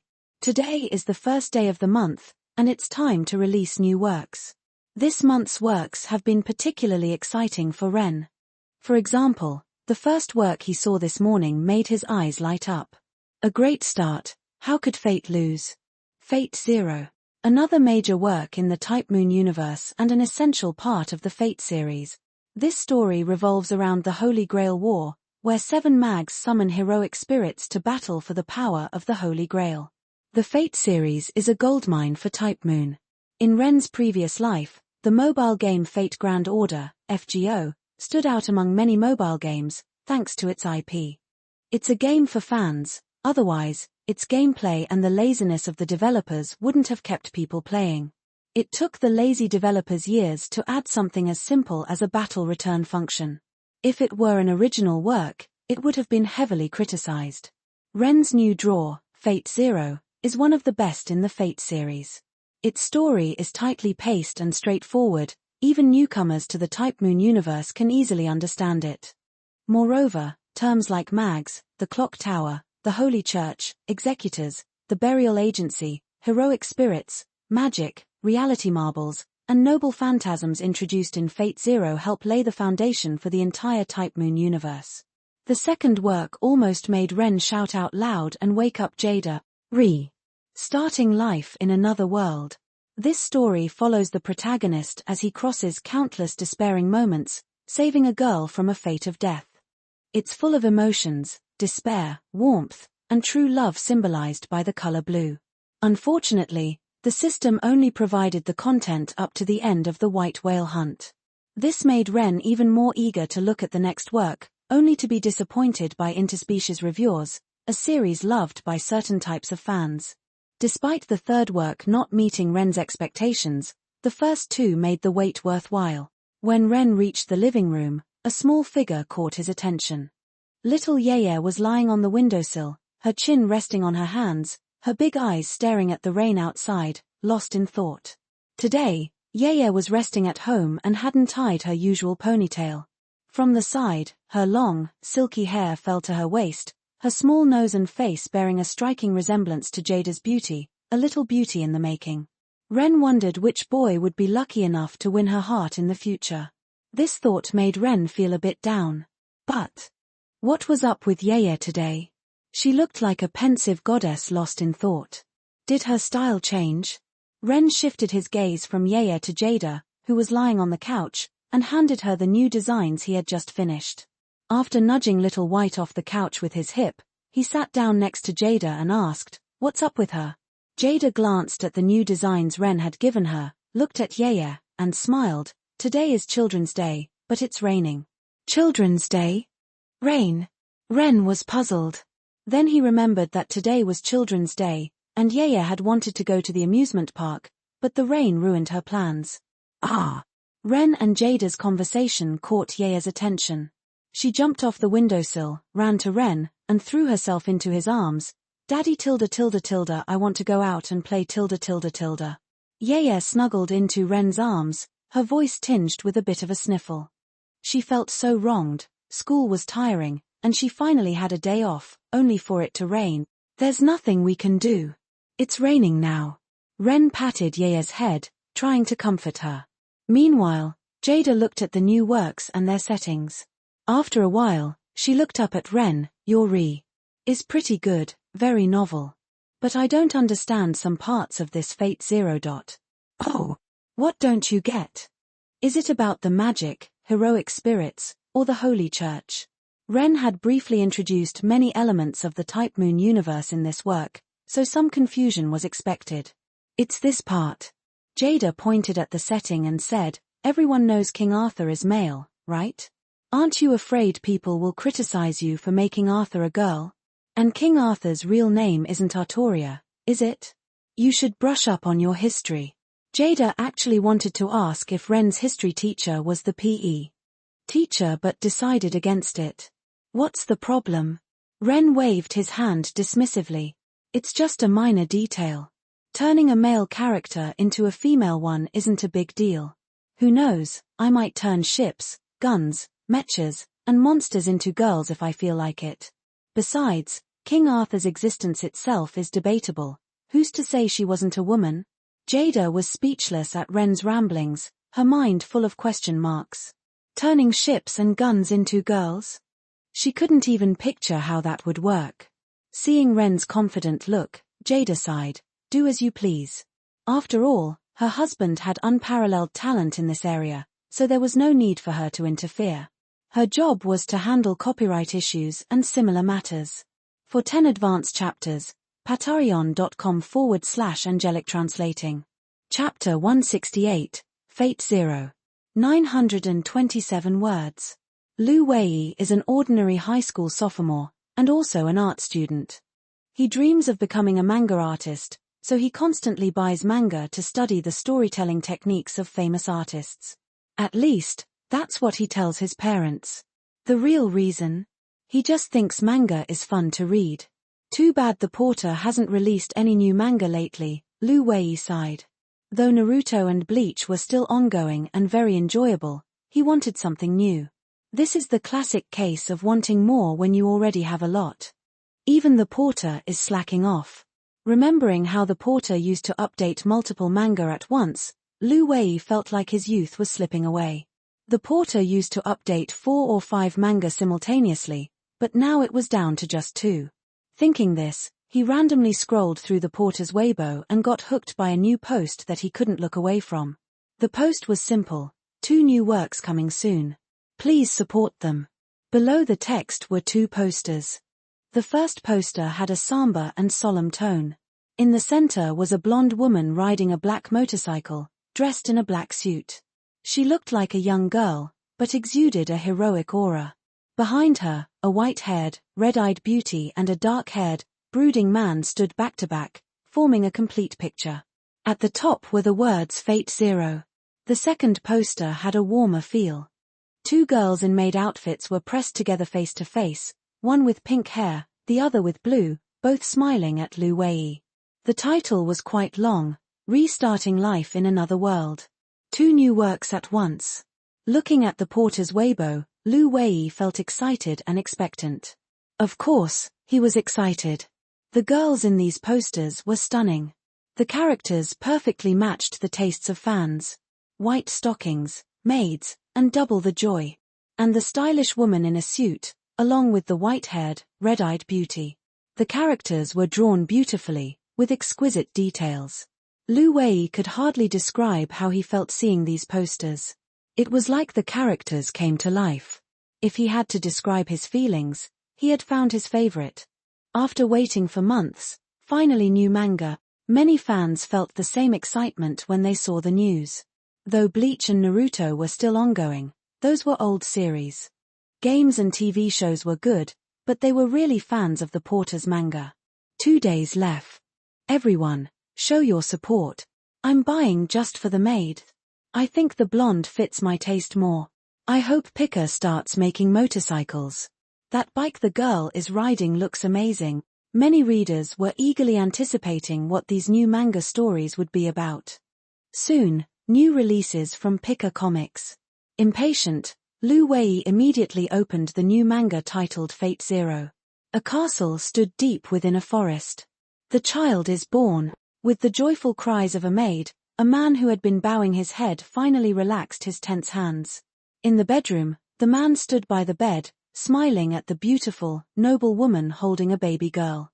Is this finally a story set in a non-cruel world? Seeing the warm scene, Lu Wei felt relieved. Though he enjoyed Tokyo Ghoul and Attack on Titan, the constant dark themes were a bit heavy. This warm scene was a nice change. But could this child be the woman riding the motorcycle? Seeing the white-haired woman, Lu Wei was confused. He had seen this couple in the poster, but the woman riding the motorcycle had blonde hair, not white. Clearly, they were not the same person. Just as Lu Wei thought this might be a warm story, the couple's next words stunned him. Hairi, I. The man hesitated, then softly said to the white-haired woman on the bed, I will one day put you to death. The woman, Hairi, remained calm and nodded, I know. This is the wish of the Einsburn family. I exist for this purpose. After this exchange, Lu Wei and many fans had a lot of questions. What was going on? Just a moment ago, it was a warm scene, and now the man was talking about killing his wife. Could it be? Lu Wei's eyes lit up, and a bold idea came to his mind. Could it be that the man kills his wife, and then their daughter grows up seeking revenge against her father? And during this time, she becomes a rebellious teenager and dyes her white hair blonde. Holding on to this idea, Lu Wei continued reading. Soon, the main characters of the story appeared one by one: the 5th head of the Tosaka family, Tokiomi, the representative of the Holy Church, Kirei, a lecturer from the Clock Tower's summoning department, Kaneth, the heir of the Matu family, Korea, a student from the Clock Tower, Waver, and the mage killer, Kiritsugu. To obtain the Holy Grail, which grants miracles, 7 mags as masters summon 7 servants, starting a battle to the death, the Holy Grail War. Mags, heroic spirits, masters, servants, Lu Wei could sense a complete magical world being gradually unveiled. The intricate character designs and innovative settings, along with the refined artwork, made Lu Wei feel he had found true love. As a fan of Fullmetal Alchemist, although the main plot of this new work had yet to unfold, Lu Wei felt the same excitement as when he first started following Fullmetal Alchemist. For 10 advanced chapters, patreon.com/angelic translating. Chapter 169, Arthur is a Woman? 955 words. A multi-protagonist story? At first, Lu Wei thought that Kiritsugu was the main character of the story, judging by the promotional poster and the beginning of the manga. But as more and more characters appeared, each with distinct descriptions, Lu Wei realized this might be a rare multi-protagonist story. Multi-protagonist stories are challenging to create, whether in web novels, TV dramas, or manga. These stories don't have a single main character, so each character's storyline is short and concise. This requires the author to have a strong grasp of plotting and character development. Creating a multi-protagonist story is often a thankless task. The reviews and impact are polarized. If done well, it receives universal praise. If done poorly, it sinks into obscurity. However, high risk comes with high reward. If a multi-protagonist story is done well, it's almost guaranteed to be a hit. This is due to the nature of multi-protagonist stories. Multiple main characters mean multiple storylines that intersect and intertwine. Just thinking about it made Lu Wei excited. Moreover, the manga features famous characters from history. Could there be an epic battle between Guan Yu and Qin Qiong? The thought itself was thrilling. With grand-sounding incantations summoning heroic spirits, legendary figures from history once again stood tall on this land. Although the first episode didn't feature any battles and the masters hadn't even met each other, just the introduction of these characters made Lu Wei's blood boil. Then, Iskondo. Why does that name sound so familiar? Lu Wei stared at the bearded giant and, after a quick search on his phone, widened his eyes. What the heck? Wasn't Alexander the Great supposed to be short? How is he so tall and burly? According to his research, Alexander the Great was supposed to be shorter than Levi from Attack on Titan. Looking at this towering figure, if he was really less than 1.6 meters tall, then Levi would be a giant in comparison. Although surprised by Alexander's height, Lu Wei found him impressive. With a single swing, he could summon lightning, and the offerings from King Gordius to Zeus appeared before him. Zeus might not be as revered as the gods in Chinese mythology, but is still a famous deity in the West. Besides, cute Ilya made Lu Wei feel overwhelmed with her cuteness. White hair, red eyes, a little lowly, just perfect for Chinese fans. Soon, another surprising character appeared. King Arthur.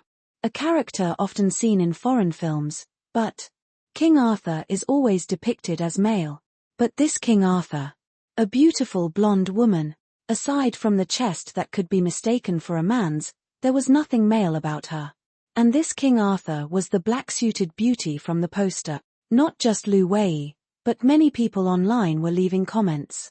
WTF, Alexander is a giant, and Arthur is a woman? Is the porter messing around? Did he learn history from his PE teacher? I don't see the problem. Who says Alexander has to be short? History is written by the victors. Maybe it was maliciously altered by his enemies. And why can't Arthur be a woman? We don't even know if King Arthur actually existed. Exactly. As long as the manga is good, who cares? Besides, did the porter ever say this was our real-world history? Maybe in the Fate world, Emperor Nero is a woman, and Empress Wu Zetian is a lowly. By the way, doesn't Arthur look a lot like Ryugi from Kara no Kyukai? Don't ask. If you do, the answer is Ren's face. Reading the comments, Lu Wei compared Arthur to Ryugi in his mind. They really did look alike. Same face, different hairstyles, almost identical. Although surprised by the gender swap, the plot continued. Summoning ancient figures to the modern era for battle was intriguing for Lu Wei. Seeing the heroic spirit summoned by the serial killer Ryunosuke Uryu give hope to a boy only to tear him apart, Lu Wei nodded. This felt right. There were good and bad famous figures from history. However, seeing the fish-eyed heroic spirit, Lu Wei was curious. Did people like that exist in ancient times? Then he remembered Alexander being a giant and Arthur being a woman. A bizarre character wasn't impossible. This manga was lowering Lu Wei's sense of surprise. Soon, another puzzling event happened to Daniel. With the summoning of the last servant, the Holy Grail War officially began. Kirei, the master, initiated his plan to have Assassin kill Tosaka. However, just as Assassin entered the yard to steal the gem, his hand was nailed to the ground by a sword. A disdainful voice followed, making him look towards the source. Who permitted you to lift your head, insect? You are not worthy to gaze upon me. Insects should die with their heads down. Surrounding the golden figure were countless glowing weapons, swords, spears, and various ornate weapons, all aimed at Assassin. The display was impressive, especially the contemptuous gaze directed at Assassin. In Lu Wei's experience, such characters usually have two outcomes: they either win in the end, or they get killed due to arrogance. Of course, with the porter's unpredictable storytelling, this could be different. But the main issue wasn't this. In the first episode, it was mentioned that Tosaka and Kirei appeared to be enemies but were actually allies. Kirei was supposed to help Tosaka win the war. Why the sudden assassination attempt? If this was a rehearsal, it didn't make sense, as Assassin was indeed killed. How could he help after this? Puzzled, Lu Wei turned the page, only to see to be continued. He slammed his hand on the table in frustration. Damn you, Porter. For 10 advanced chapters, patreon.com/angelic translating. Chapter 170, Re-Zero.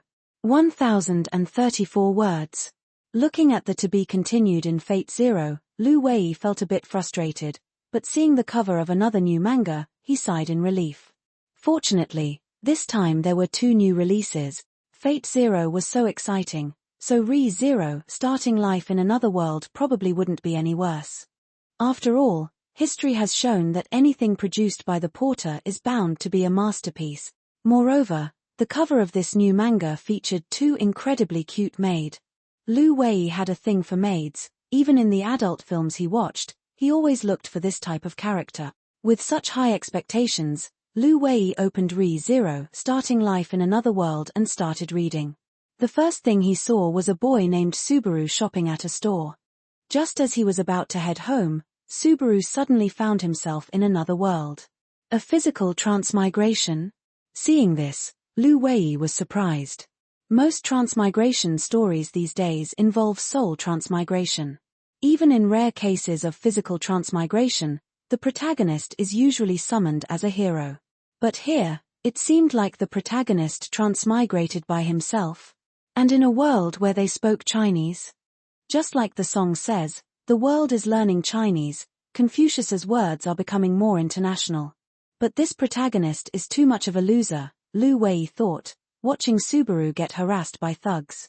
In a typical transmigration story, shouldn't the protagonist save a beauty from thugs right after arriving? How did it become the protagonist being saved by a beauty from thugs in this manga? Suddenly, Lu Wei had an epiphany, as if a light bulb appeared above his head. An anti-cliché. Yes, an anti-cliché. This seems to be a popular trend now. Many web novels use anti-clichés to attract readers.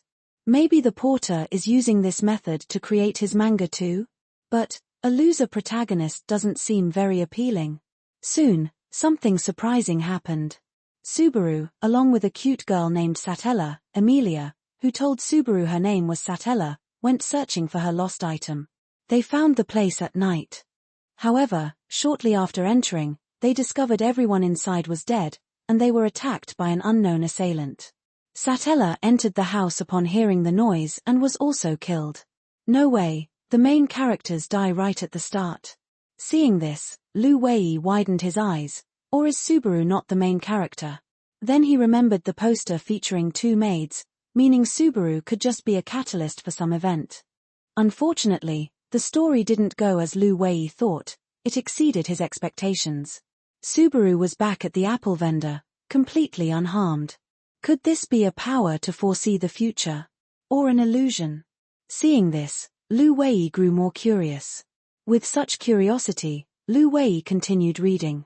Subaru encountered the same 3 thugs again. But unlike before, when he got beaten up, this time Subaru beat them up.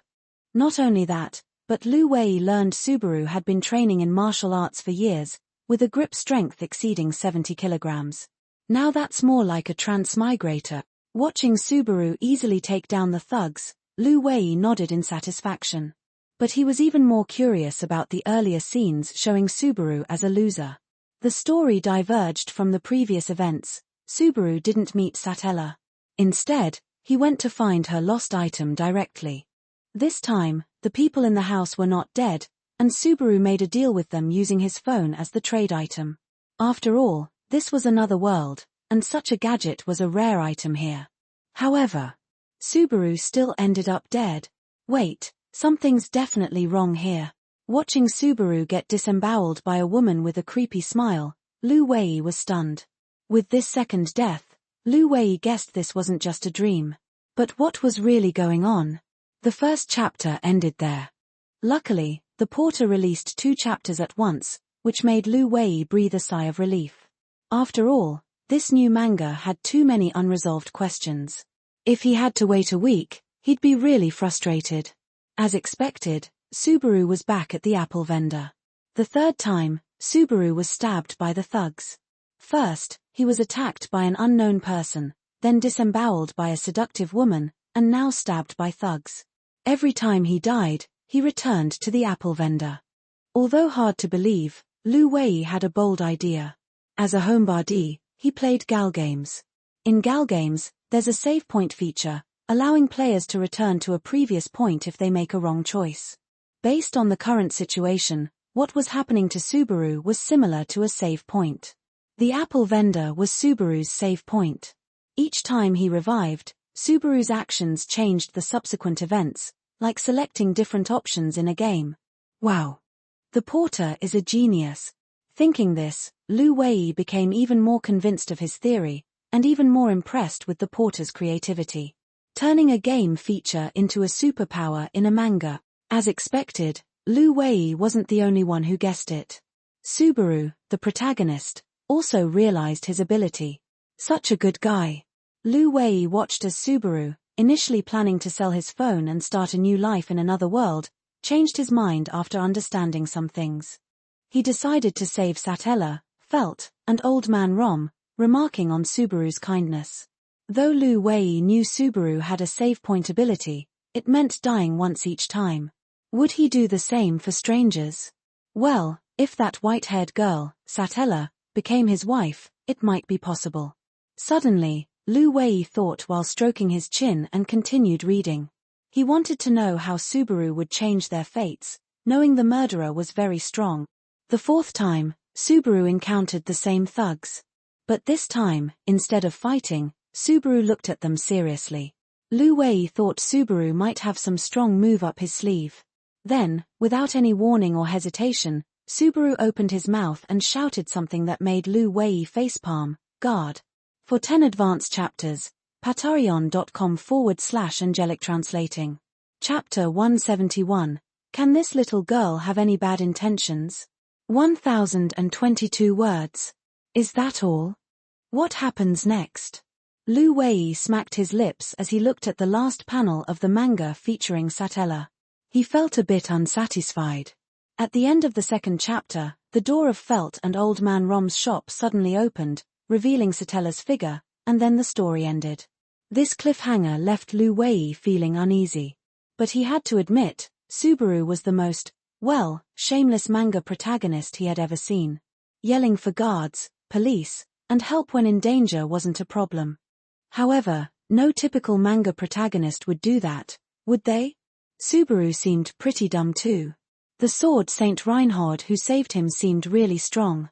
Given the title Sword Saint, any novel reader would know such a character is usually very powerful. So why didn't Subaru just take Reinhard to the shop to deal with that gut-loving woman? Why didn't he ask for help? However, The idea was brilliant. The protagonist was an ordinary otaku who unexpectedly arrived in another world, hoping to gain superpowers and become a hero. Unfortunately, he had nothing. Instead, he ended up in the wrong place, getting robbed by thugs. This was completely different from the usual tropes, making it fresh and intriguing. He met the heroine, and they completed a side quest to help a little girl. As the heroine's favorability increased, the atmosphere changed. Both the protagonist and the heroine died. And the concept of death loops began. This plot kept unfolding layer by layer, making it impossible to look away. Especially after reading so many overpowered protagonist stories, seeing one where the protagonist grows step by step felt refreshing. As more people finished reading this issue, discussions about the two new works grew. Especially following the recent Ultraman event, many people paid more attention to Pika, a company with such positive energy. Pika's star, the Porter, was a focal point. The first work, Fate Zero, was easier to talk about. Though it altered some historical figures, it wasn't unusual in this age to see modified historical and mythological backgrounds. After all, this world had black myth, Wukong, which portrayed a different journey to the West. So, making King Arthur a woman wasn't unacceptable. But Re-Zero, starting life in another world, had more polarized comments. This manga has such a big idea. There are so many save point games, but it seems there's never been such an ability in a manga before. Exactly, creativity comes from real life. Many mangas follow clichés. They should learn more from the Porter. Damn it, I want to sue the Porter for cover fraud. I came for the two maids, but suddenly my wife Satella took over the scene. Ridiculous. Satella is clearly my wife. Since you guys are choosing Satella, I'll take Felt. Hey, don't you think that gut-slicing woman is quite beautiful? She's got the curves and a well-endowed body. I think that's a perfect childbearing figure. Right, I agree. The Porter really gets it.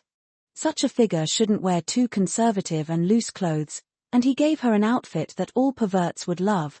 Thus, the discussion veered off topic, from childbearing figures to clothes, then to legs and stockings. Of course, with praise comes criticism. This protagonist is so dumb. It took him 3 tries to figure out he had a save point ability. Come on, if it were me, I'd have figured it out on the first try. Too much time spent on middle school fantasies. I'm seriously annoyed. I wanted to relax with a manga after work, but this protagonist is such a loser. Dying so many times right at the start.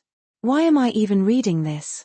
This work, no matter the world, would attract many haters.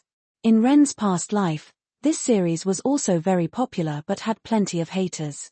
Especially from episode 13 of the anime, haters began their tirade, which continued until episode 25 ended. They never stopped attacking this series.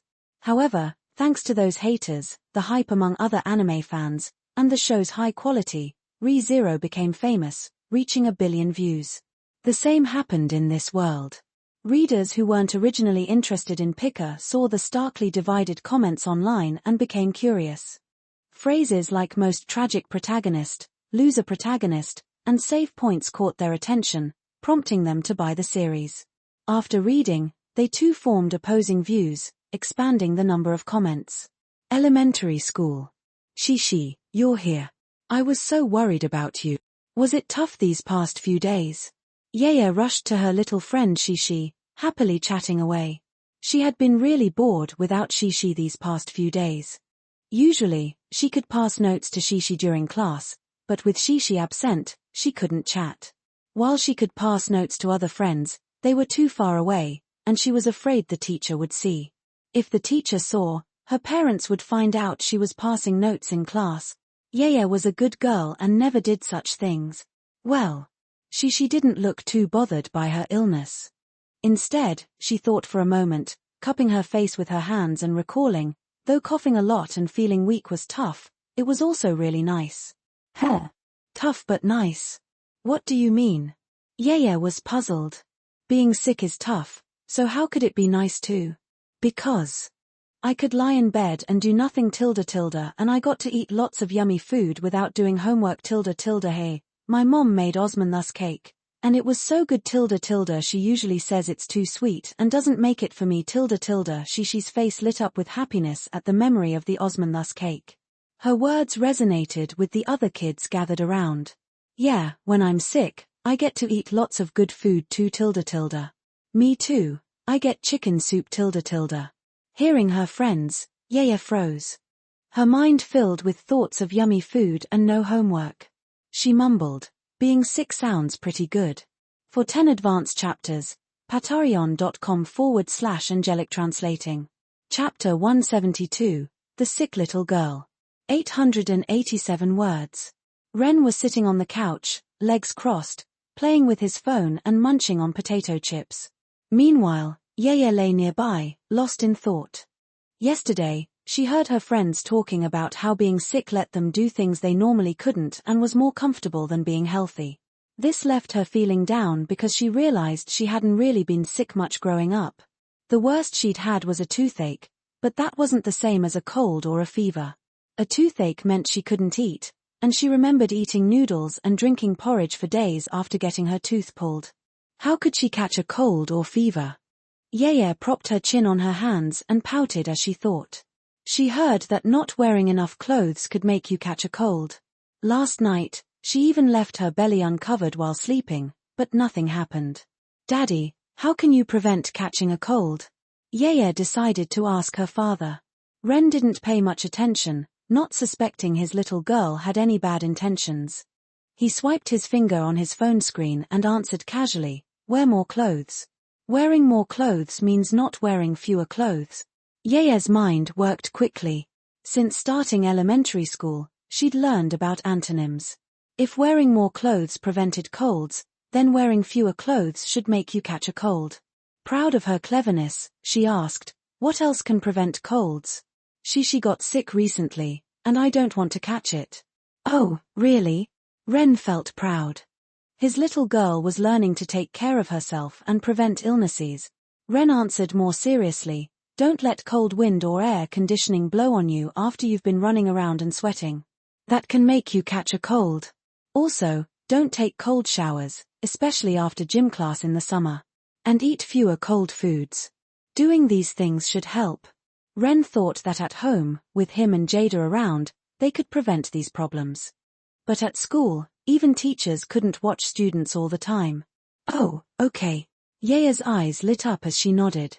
That night, Yaya ran laps in her room. Her dad had said that sweating and then blowing air conditioning could make you sick. So, she ran around to get sweaty and then exposed her belly to the AC. That should make her sick. She was such a smart kid. Huff, huff. But she was still a child. After a while, she plopped onto the bed, panting. So tired. She sighed. Her sweaty clothes clung to her uncomfortably, but once the AC hit, it felt very soothing. Keep going. For the comfort, she encouraged herself, getting up to run more laps around her room. She kept this routine for several days. During the day, Yaya tried to sweat as much as possible. At home, she ate ice cream and at night, she sweated and let the AC blow on her. Finally, Yaya caught a cold. She started sneezing and had a runny nose, using tissue after tissue until her cute little nose turned red like a clown's. This worried Ren, who quickly drove her to the hospital for a checkup.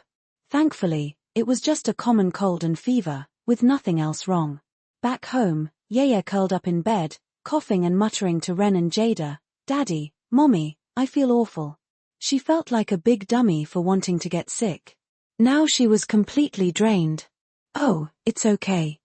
Just take your medicine and you'll feel better, Jada soothed her, then turned to Ren, grabbing his ear and scolding him, Are you stupid? I told you not to buy ice cream in June, but you had to buy it. She got sick from eating ice cream and blowing the AC. Ren obediently took the scolding, feeling very guilty. He thought since Yaya had been careful at school, only eating cold food at home could have caused her cold. Cough, cough, Mommy, don't scold Daddy. It's my fault. Yaya's kind heart showed. She knew she got sick on purpose, causing her daddy to get scolded. She felt very guilty. All right, I won't scold him, Jada said, focusing on comforting Yaya. Seeing Yaya's messy hair, pale face, and hearing her sniffle, Jada started taking care of her. Yaya, what do you want to eat? Mommy will make it for you, Jada said urgently. Yaya's face scrunched up. You'll make it, Mommy? I want Daddy to cook. Mommy's cooking was too yucky. Seeing Yaya's disdainful look even when sick, Jada bit her lip and turned to Ren. What are you smiling at? Go cook. Okay. Ren obeyed, feeling it was his fault and wanting to make up for it. At the door, he turned and asked, by the way, where's her medicine? I haven't seen her take any. No need. Medicine should be avoided if possible. It's still June. She doesn't need it. But if it gets worse and leads to pneumonia. Ren didn't finish, but Jada understood. She thought for a moment and said, maybe some Banlangen? Just try to avoid medicine if possible. Colds can heal on their own. If she were seriously ill, I wouldn't avoid it. Banlangen. Yaya frowned. That stuff tasted awful. For 10 advanced chapters, patreon.com/angelic translating. Chapter 173, The Little Girl Confesses. 929 words.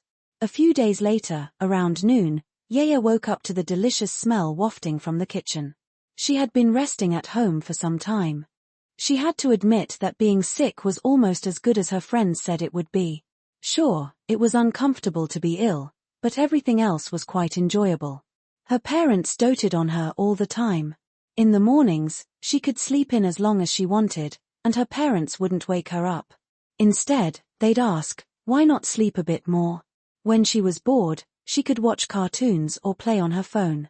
Her parents would try to fulfill all her food cravings, except for cold foods. Little dumplings, fried dumplings, ribs, chicken soup, and so many snacks were brought to her. She could eat them, but in small amounts. However, she was easily satisfied just tasting them.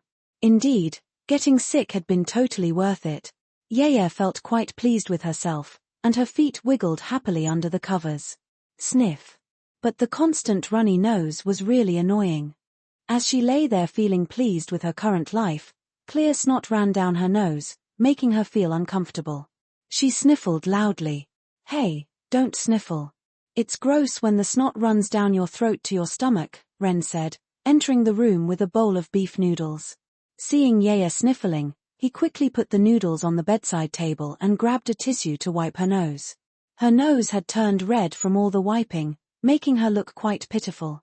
Here, eat some noodles, Ren said, placing the bowl in front of her. Yaya opened her mouth, wanting her dad to feed her. Ren chuckled at her and began feeding her the noodles. You look like you're almost better. You should be able to go back to school in a few days. Yaya froze upon hearing that. So soon. She glanced at the tablet beside her and then at her dad feeding her. She pouted and pleaded, Daddy, can I rest a few more days? Why? Do you still feel bad? No, Yaya shook her head, looking embarrassed. It's just, being sick feels so nice. Ren was stunned. Being sick feels nice? What kind of nonsense was this? Ren instinctively felt her forehead. Maybe she had a fever and it was affecting her brain. Not hot. But her temperature was normal. Ren looked at her suspiciously. What are you talking about? Being sick feels nice. Me. Yaya swatted his hand away, pouting. Not the sickness, but the way Daddy and Mommy take care of me. I get to eat things Mommy usually won't let me eat. Oh, so that's it. Ren understood. With the treatment she'd received in the past few days, even he would want it, let alone Yaya. He looked around to make sure Jada wasn't nearby, then whispered to Yaya, if you want to eat something, just tell Daddy. Daddy will make it for you. But you can't eat too much. Really? Yaya's eyes sparkled, and she hugged Ren's arm, looking at him with big, bright eyes. Daddy, you're the best. But then she let go of his arm, looking guilty. Because she had purposely made herself sick. She felt bad for worrying her parents and causing her dad to get scolded by her mom. She was a bad kid. Daddy was so good to her, and she had lied to him. Yaya felt downcast. Ren noticed the change in her expression and asked worriedly, what's wrong? Do you feel bad again? No, Yaya shook her head and hesitated before asking, Daddy, if I lied to you, would you be mad and hit me? Depends on what you lied about. If it's something like cheating on a test, stealing, or damaging someone's property, I'd be very angry, Ren said. To him, these were serious offenses. Cheating wasn't acceptable, everyone had bad days. Stealing or causing damage were also big no-nos. I'd never cheat or steal. Yeye pouted and cautiously asked, but what if it's not one of those? Would you still hit me? Of course not. Everyone makes mistakes. The key is to admit them. Seeing her hesitation, Ren realized she had lied about something. Really? Really? Promise? Promise. Woof. At that moment, Little White barked from the corner. Ren glared at him, not you. Be quiet. Woof. Little White whined, feeling wronged. Seeing this, Yeye laughed and then whispered, actually. She glanced at Ren, I made myself sick on purpose because my friends said being sick meant getting to eat yummy food. She trailed off, seeing Ren raise his hand as if to hit her. She quickly covered her head and closed her eyes. But the expected pain didn't come. Instead, she felt a warm hand on her head. She opened her eyes to see Ren smiling at her. I said I wouldn't hit you. You admitted your mistake. Just don't do it again. It's bad for your health, okay? Okay. His gentle tone made her relax, and she nodded heavily. She would never do it again. All right, eat your noodles, Ren said, smiling as he left the room. As soon as he closed the door, his smile faded. He muttered, I won't hit you, but your mom might. I never promised not to tell her. Ren's expression turned devilish, horns and a tail almost visible. Letting him worry for so long, only to find out it was self-inflicted. Unforgivable. Jada. Jada. For 10 advanced chapters, patreon.com/angelic translating. Chapter 174, The Painful Confession. 963 words. In the end, Yeye got a thorough scolding from Jada. Her palms and bottom both bore the brunt of it. Yeye was so mad at Ren that she didn't talk to him for a long time. She felt that her dad was too mean. He had told her mom about her plan, which led to her getting spanked. When she confronted Ren about why he had told, his response left her speechless. I only promised not to hit you. I never promised not to tell your mom. Yeye was stunned and immediately regretted her oversight. Of course, Dad hadn't hit her. How could she have forgotten to make him promise not to tell Mom? While Yeye was regretting her mistake, Jada's company began promoting the film The Garden of Sinners, Remaining Sense of Pain as a summer movie release. As for the Tiger movie, it was only May when the news came out, so it wasn't realistic for it to be released in just 2 months. However, The Garden of Sinners had its own substantial fanbase, especially after the release of the Fate series. Since Saber and Ryugi Shiki looked alike, many who watched Fate were also interested in The Garden of Sinners. This led to a lot of excitement among fans when they heard about the new release. I've been waiting an entire year for this. Finally, a new Garden of Sinners movie. The first Garden of Sinners movie had premiered exactly a year ago during the summer. Shiki's blue eyes and the line, even if it's God, I'll kill him for you, had struck a chord with the audience like a comet, leaving a deep impression and introducing them to a mysterious and grand world. But during last year's New Year's season, there had been no news. I thought it was going to be like Tokyo Ghoul and Attack on Titan, with the first part released and then nothing more. Leaving fans hanging without closure was something many couldn't stand. Speaking of Tokyo Ghoul and Attack on Titan, many fans sighed in frustration. I still remember the teaser at the end of the first part, the one who feels joy in encountering death, the one who awakens to their origin in evading death. Which one will it be this time? Fortunately, though it took a while, Ren hadn't forgotten about the sequel. Before the fans' anger could fully erupt, he finally filled the gap. However, like the first movie, this one didn't get released in the 5 major cinema chains, so viewership wasn't at its peak. Still, Ren's strong fanbase gave The Garden of Sinners, Remaining Sense of Pain a good start. This buzz also influenced other viewers to buy tickets, helping maintain good attendance and profitability. Of course, Ren's version of Remaining Sense of Pain had notable differences from the original. For instance, the beginning was different. In the original, there was a scene showing Fujino Asagami being abused by thugs. However, knowing there were many young fans, Ren opted to convey this through dialogue in later scenes without graphic imagery. He also enhanced the romantic elements, like the relationship between Fujino and Gakuto, and Ryugi Shiki and Mikia, while reducing some darker themes. Additionally, he added more intense action scenes, with fans eagerly awaiting remaining sense of pain premiette. Despite Ren's efforts to tone down the darker scenes, the movie still had a dark theme. Yet, his smooth storytelling captivated most viewers, leaving them thrilled. This installment tells the story of Fujino Asagami, whose father suppressed her powers, causing her to develop a condition where she couldn't feel pain. After being tortured by a gang, she used her family's powers for the first time, killing 4 of them. Her father, upon learning this, asked Tuko to kill Fujino. However, Gakuto opposed this and asked Tuko to save her instead. The story then unfolds. Every character, aside from the mere bystanders, left a deep impression on the audience, helping them remember each one better.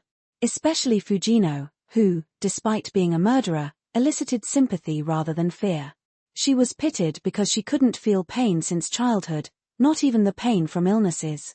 The audience directed their anger at Fujino's father.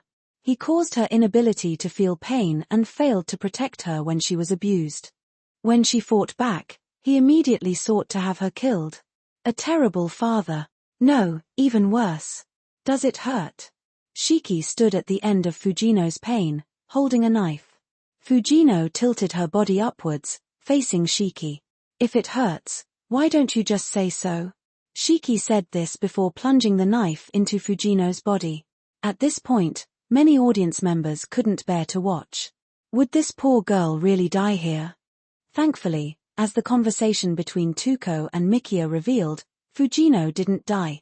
Like in the first movie, where Shiki killed the ghost haunting her, here she used her mystic eyes to kill the pain from Fujino's appendix burst and peritonitis. See, Shiki is still so kind. Especially when she acts all nonchalant, saying, "I've already killed you once, so I'm not interested anymore." It's adorable. Beyond the plot, the most memorable scene was the showdown between Fujino and Shiki under the bridge during a typhoon. Initially, Fujino had the upper hand with her mystic eyes, injuring Shiki's left arm, making the audience feel for her. However, due to the limitations of not being able to twist what she couldn't see and her inexperience, Shiki eventually overcame her. In the final moment, Fujino's eyes awakened to a new ability, and she twisted the entire bridge, providing a visually stunning scene. Whether it was Fujino's powers or Shiki's, the audience was in awe of Ren's imagination. For 10 advanced chapters, patreon.com/angelic translating. Chapter 175, The Trailer. 918 words. Of course, even as the end credits rolled, the audience stayed in their seats. Those who had seen the first Garden of Sinners movie remembered the post-credits scene. If there was one before, there would be another. Everyone was eagerly waiting for the new teaser. Sure enough, at the very end, the porter included another teaser. The dark room from the first movie's post-credits scene reappeared. This time, there were no chess pieces. A bald man stood by the window, overlooking the night scene outside. The light reflected his grim face on the window. After a long pause, he spoke in a deep voice, "It's enough. Next, it's my turn." Following this, there was a short trailer. In the trailer, Shiki moved like a graceful butterfly, dodging attacks from puppets and destroying them one by one. Just as the audience thought the fight was over, a sudden flash of light appeared. Shiki raised her knife to block the attack. Although she deflected it, she was still sent flying. After a backflip in midair, she landed lightly on her feet. She quickly looked towards the direction of the attack. Standing opposite Shiki was the bald man from the window, hands behind his back, standing on a spinning yellow magic circle, his face expressionless. "Who are you?" Shiki asked. "Araya," the man replied coldly. As the words fell, the screen displayed the title, The Garden of Sinners, Paradox Spiral. This teaser didn't reveal much but was enough to excite the audience. After all, from the previous scenes, they knew this guy was powerful. Moreover, he was the cause of the previous events. Just as everyone thought the teaser was over, another scene appeared, causing the audience to gasp. Whoa! Is that? On the screen, a black giant stood on the ground, surrounded by a grey sky and ruined buildings. Though the color was different, the audience recognized the giant as Tiga. At the top of the screen, the title Final Battle and the release date appeared. Clapping filled the theater as the movie ended. Thus, the first day of screening concluded. The first day's box office earnings were soon revealed, 70.5 million yuan. This was over 10 million yuan more than the first movie's opening day. This wasn't surprising, as there were more Garden of Sinners fans this time. Additionally, Pika Comics Animation Studio had gained some fame, and the Porter's popularity had grown. So, achieving this box office success without the 5 major theater chains was understandable. Those who watched The Garden of Sinners, Remaining Sense of Pain discussed the movie's plot online. Nearly 2 hours of film provided plenty of content and details to explore. Soon, ordinary viewers, media, and critics shared their experiences and thoughts online. A year's wait was worth it.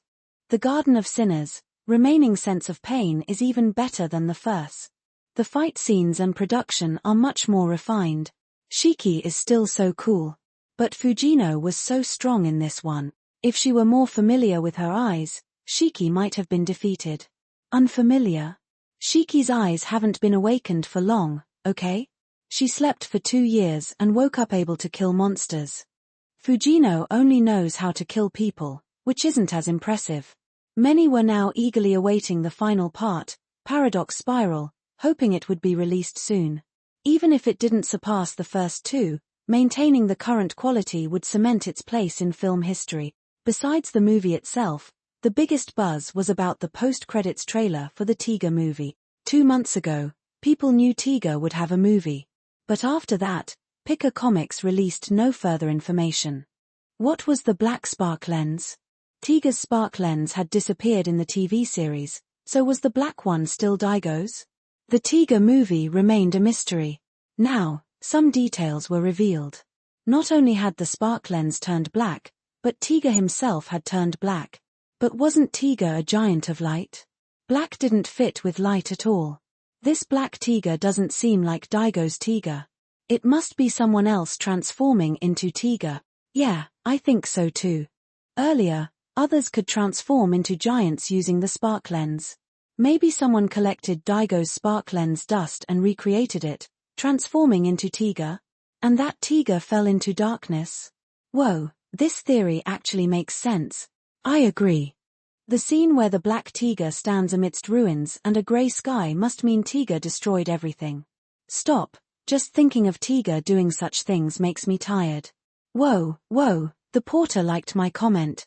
The person speculating upstairs was thrilled to see their comment liked by the porter. 666. At Ren's home. Jada lay on the bed, scrolling through her phone. Seeing fan speculations, she laughed and said to Ren, "Your fans have such wild imaginations. They think Tiga was transformed by someone else." Hihi, I saw that too. Ren chuckled. I even liked the comment. Let them feel happy for now, then get shocked when they see the movie. You're so mean. Jada rolled her eyes at Ren. Then she remembered something and said, the country fly cake wants to buy the rights to Ultraman to make their own version. This is their proposed design. Ren glanced at the image and immediately spat out his soda. Refuse. Oh dear, this design was even worse than Hanuman. It looked more like a little monster than Ultraman. For 10 advanced chapters, patreon.com/angelic translating. Chapter 176, The Nuclear Kick. 876 words. Another night of watching Kamen Rider. Hey! Han Shin sighed as he watched the familiar grungy ancient characters appear on the screen, which made his little brother Han Wei look over in confusion. What's wrong, bro? Han Wei asked. It was the time for his brother's favorite show, Kamen Rider Kuga, so why was he sighing now? Could it be? Did his girlfriend dump him? You're the one who got dumped. Before Han Wei's thoughts could fully form, his older brother glared at him angrily. This made Han Wei widen his eyes in surprise. Telepathy? You said it out loud. Shin smacked his little brother's head lightly. Why do you always think my girlfriend dumped me? TSK, you don't understand the woes of a single dog. Han Wei shook his head, then looked back at Shin. If it's not about your girlfriend, why are you sighing? This is Cougar we're watching. He pointed to the TV screen. This episode featured Cougar's battle against the turtle Gronji. In this episode, Cougar in his rising titan form fought the turtle Gronji, but the turtle Gronji's defense was nearly impenetrable. And like a typical turtle, its defense was strong in most stories. Although Cougar's rising titan form could break through the turtle Gronji's defense, the damage wasn't enough. It was like hitting Mundo in League of Legends. You might deal damage, but Mundo would just regenerate. The crucial part was that Cougar's rising titan form only lasted 30 seconds. Once the time ran out, Cougar reverted to his growing form and got knocked down. Normally, his brother would be on the edge of his seat, cheering loudly. But today, he showed no reaction at all. This wasn't like Shin. Ah, it's not that. Shin replied. I went to see the Garden of Sinners movie recently. After watching it and seeing the trailer for Tiger's movie, I came back to revisit the TV series. After watching Tiger, Cougar just feels like it's missing something. Missing something? Han Wei paused and thought about the differences between the two. They couldn't be compared. They were completely different in style. How could he use the same criteria to judge Cougar? His brother must have been really affected by something. But Han Wei didn't say this out loud, so Shin didn't know what his little brother was thinking. He was still pondering the differences between the two shows. Suddenly, a light bulb seemed to go off above his head, and he looked enlightened. Oh, it's the special moves. Special moves? Yeah, you see, Ultraman has those beam attacks when fighting monsters. That's the signature move of Tiger. Cougar doesn't have something like that. It feels like it's missing a signature move. I want to see something that makes me feel all pumped up. Shin's hands gestured excitedly in the air. But despite all his gesturing, he couldn't quite describe what kind of special move would make Cougar more thrilling. Would it be like crossing his arms into an L or T shape and shooting beams? While Shin was gesturing wildly, the TV screen continued playing, drawing their attention back. Cougar features something called the Amadam. The Amadam not only transforms Yusuke's body but also transmits information to him. For example, early on, Yusuke saw a vision from the Amadam showing ancient Riku sealing the Gronji, giving him an idea of the mighty form. Based on this transmission, Yusuke felt something new and informed the police to evacuate people. What Yusuke said caught both Shin and Han Wei off guard. This time, I'm going to use the power of the Golden Cougar. It feels like an unprecedented power, which might have a significant impact on the surroundings. Upon hearing this, both Shin and Han Wei's eyes lit up. An unprecedented power? A significant impact on the surroundings? Could it be a new special move? After all, simply transforming shouldn't cause such a massive impact, right? This fresh plot twist made Shin and Han Wei eagerly anticipate the next scenes. Not just Shin and Han Wei, but many viewers watching at home became excited after Yusuke's words, looking forward to the upcoming action. As Shin and Han Wei guessed, if beam attacks were Ultraman's signature move, then Kamen Rider's signature move must be the Rider Kick. Of course, this referred to the early, straightforward Rider Kicks, not the fancy and intricate ones from later series. Rider Kicks like Cougar's, simple yet exhilarating, unforgettable. The effects were basic but powerful. Fans in Ren's previous life even dubbed this move the nuclear kick. Amid everyone's anticipation, Cougar used his Guram to carry the turtle Gronji to an uninhabited wasteland. Golden lightning flashed around Cougar's belt. At the same time, golden rising mighty anklets appeared on Cougar's right leg in a flash of golden lightning. Kamen Rider Cougar times rising mighty. Facing the sparking Cougar, the turtle Gronji made one move. It spread its arms wide as if to embrace the world, ready to grab Cougar as he charged and slam him down. Unfortunately, it didn't know this hug would create an iconic moment. Rising mighty kick. Boom.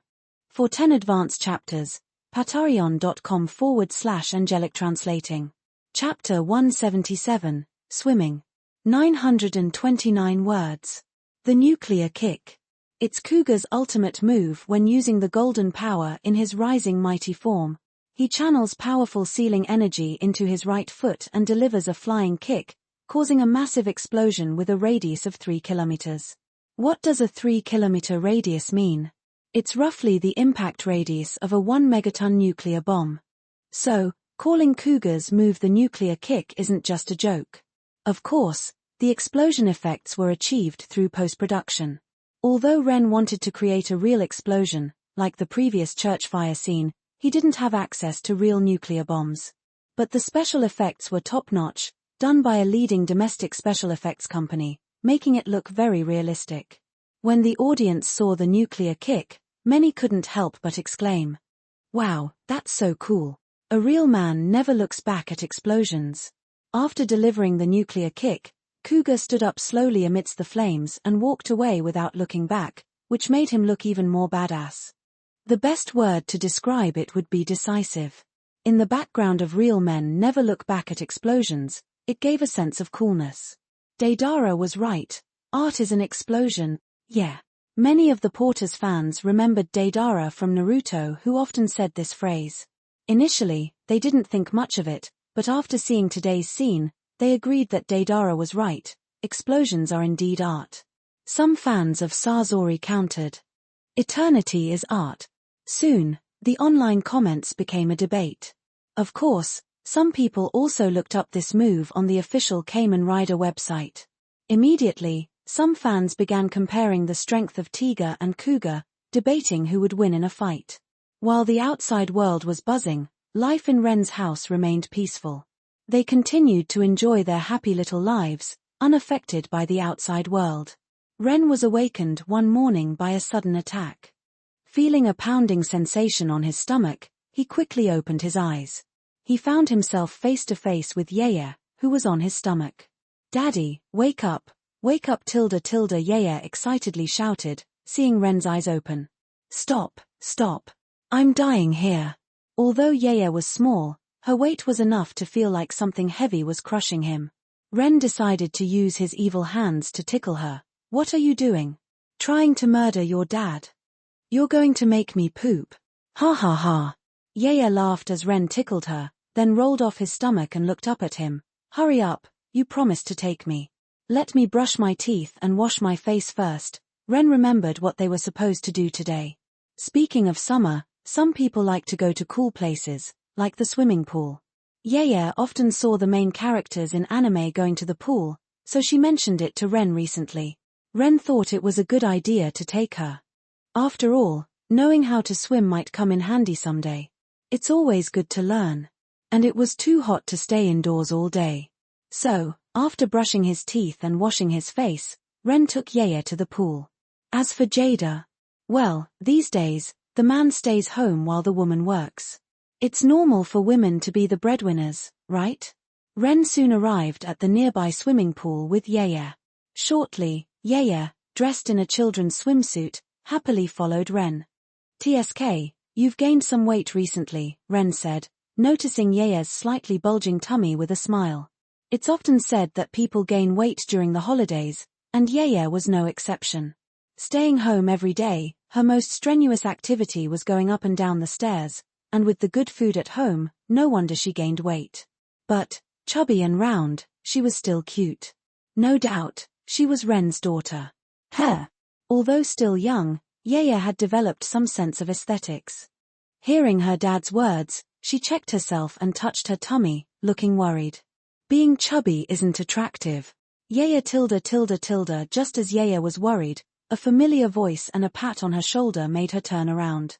It was her friend, Bailey, which made Yaya's eyes light up. "Bailey, you're here too tilde tilde." "Yeah, I came with my mom and dad tilde tilde." Bailey smiled. Ren greeted Bailey's parents. "Are you here to learn to swim?" Yaya asked. "I've known how to swim for a long time tilde tilde," Bailey said proudly, puffing out her chest.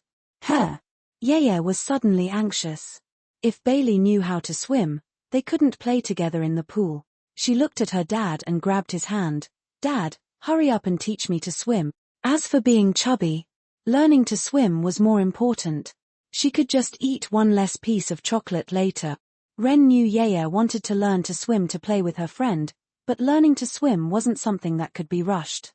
He pulled her back from jumping into the water and patiently said, "Yaya, let's do some stretching exercises first. Without warming up, the joints would be tight.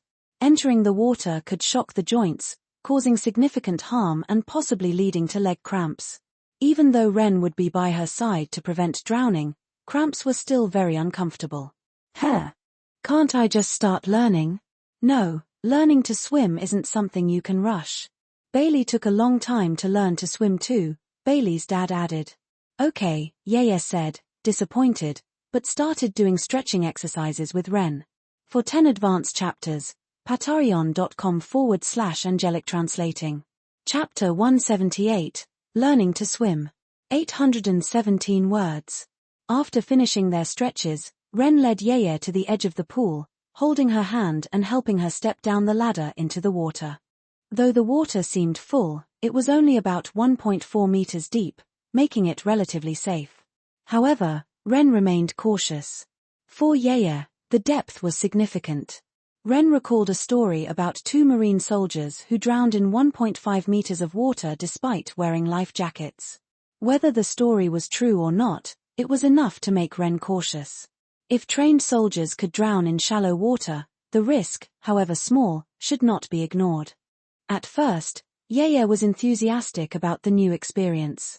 But as she began to descend and her body gradually submerged, she suddenly panicked. She clutched the pool ladder tightly and looked at Ren with a worried expression. "Daddy, I'm a little scared." At that moment, she remembered seeing news reports about drowning on TV and wondered what would happen if she drowned. "Don't be afraid. Daddy's here," Ren said, standing in the pool and clapping his hands encouragingly. "Don't you want to play with Bailey? Look at all the other kids." Yeah, come play," Bailey said, kicking her little legs in the water and smiling at Yaya. Encouraged by her dad and tempted by her friend's invitation, Yaya hesitated but still didn't move. Seeing her reluctance, Ren came up with an idea. He put on a disappointed look and said, "Well, if someone's scared, then we won't swim." He glanced at Bailey. Bailey is so brave, she can swim at such a young age. Bailey blushed and swam back to her dad, while Yaya's face turned red with embarrassment. She was easily provoked by such tactics and cared about her reputation. Hearing her dad say she was scared and not as brave as Bailey, Yaya got angry. "I'm not scared." Hesitantly, she let go of the ladder and wobbled into the water, looking at Ren. "You have to hold me tightly, or you'll lose your little cutie." Yes, Tilda." Ren held onto her waist, his grip making her feel safer. Once she was fully in the water, she waved her hands and then looked up at Ren with a big smile, feeling proud. "See? I'm not scared." Seeing her so pleased, Ren pretended to let go, making her cling to him like an octopus, punching his chest with her tiny fists. "Daddy, you're so mean." Okay, Daddy was wrong. "But if you learn to swim, you won't have to be scared," Ren reassured her, patting her back. He took out a kickboard. "Here, hold on to this and learn to swim." Yaya looked at the kickboard with curiosity. Ren supported her stomach, helping her float while the rest of her body was in the water. At first, she cried out in fear, kicking her legs wildly, which made Ren hold her close again. Feeling the warmth of her dad's embrace, Yaya relaxed, curling up like a frightened kitten. I don't want to learn anymore," she said, her voice trembling with fear. "Yaya, it's easy, don't be scared," Bailey said, swimming over like a little fish, making Yaya envious. With encouragement from both her dad and Bailey, Yaya tried again. Ren held her, and she floated, paddling awkwardly. He told her after a while. Yaya found it wasn't so scary and giggled. "Daddy, I can swim too," Yaya said excitedly, showing off to Ren. "That's not swimming." Ren chuckled, tickling her nose. "You're more like a Magikarp flopping around." "I'm not a Magikarp." Yaya pouted, thinking Magikarp was ugly. If anything, she should be a Milotic. "Then watch Daddy swim," she challenged. "You swim like a slowpoke." "Oh really?" Ren's eyes widened. "Watch and learn from your daddy, the former swimming champion." Ren made sure Yaya was safe, then dove into the pool to show off his skills. Yaya and Bailey watched closely. Soon, Bailey's dad came over with ice cream. "Bailey, here's your ice cream." Seeing Yaya's envious look, he smiled and handed another ice cream to her. "Here, Yaya, you can have one too." "Thank you, Uncle Tilda," Yaya said, taking the ice cream happily. "Where's your dad?" Bailey's dad asked. "Swimming," Yaya replied. The two girls quickly started chatting and eating their ice cream. A while later, Ren surfaced, looking expectantly at Yaya. "How was it? Was Daddy great?" He saw Bailey's dad and the two girls eating ice cream. He had swum a whole 100 meters for nothing. With a resigned look, Ren decided not to show off anymore. "All right, let's continue learning to swim." He took Yaya's ice cream. "I'll hold on to this. You can have it back later." "Okay."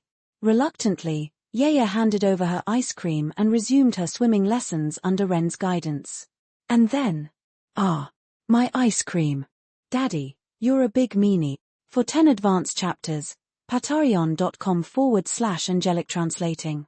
Chapter 179, The Barbecue Feast of the Three Kings. 862 words.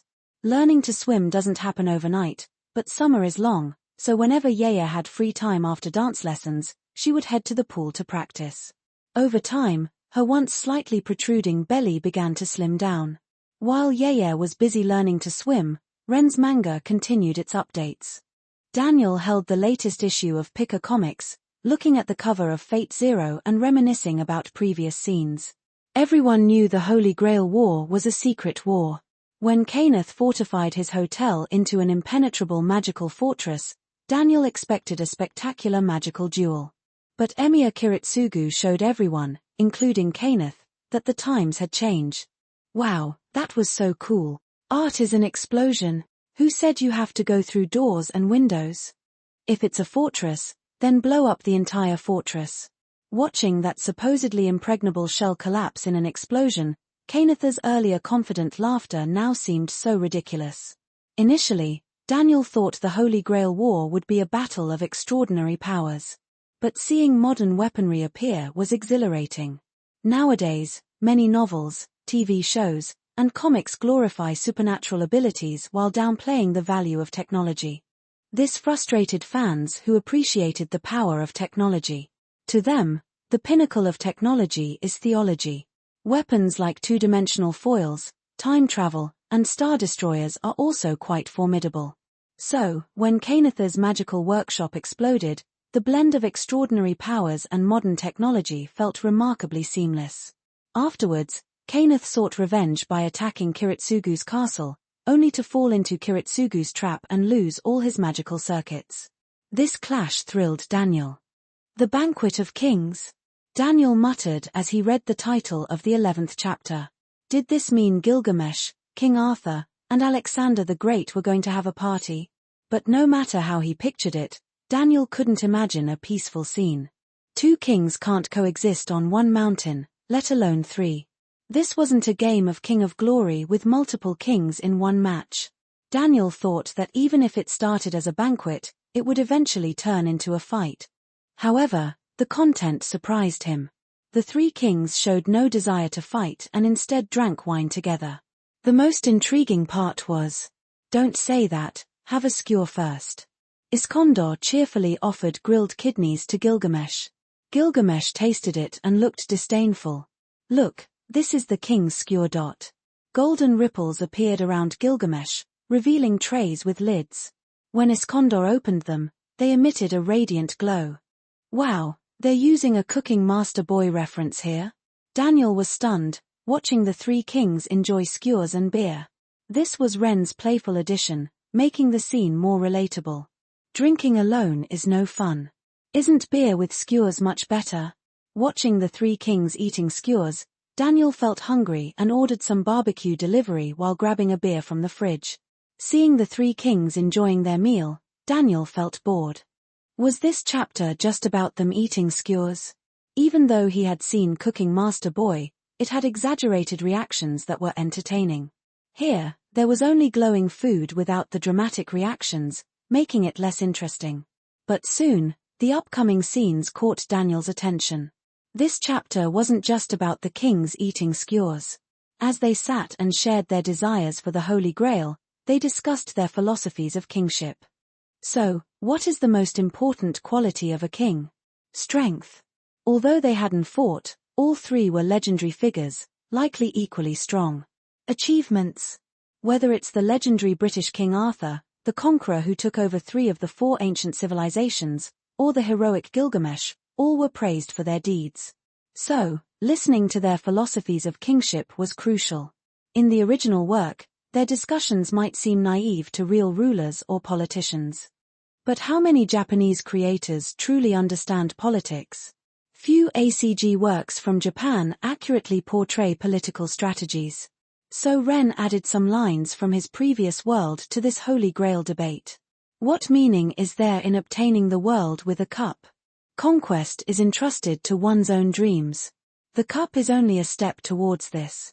I want to be reborn in this world, to take root here. To have a body, to show myself, to face heaven and earth. That is true conquest. You ask what my way of kingship is. If an enemy doesn't obey, I will crush them with my divine chariot. What is tyranny? Even if they obey, I will crush them. This dominance and philosophy of kingship won over both the audience and the proud Gilgamesh. I have decided, Rider, I will kill you myself. For the first time, he addressed Iskandar as an equal. Wow, Iskandar is amazing. Kingship and tyranny, that's what it's all about. This is the Alexander the Great I imagined. I think Gilgamesh's approach is great too. The whole world belongs to him. That's a king's grandeur. I wonder what Arthur's kingship is. Don't say it, it feels so childish. People online discussed passionately. But when they read Artoria's wish, not only were Iskandar and Gilgamesh stunned, but many readers were too. For 10 advanced chapters, patreon.com/angelic translating. Chapter 180. Chapter 180. 1013 words. Artoria's wish left all the readers stunned. Of course, Ren altered Artoria's wish from the original Fate Zero. In the original Fate Zero, Artoria's wish was to go back to the past, to save my homeland. I want to change Britain's fate of destruction. To be honest, Ren thought there was nothing wrong with this. Ren believed that even Emperor Qin Shi Huang, if he obtained the Holy Grail, would want to change his country's fate of falling in the hands of the second emperor.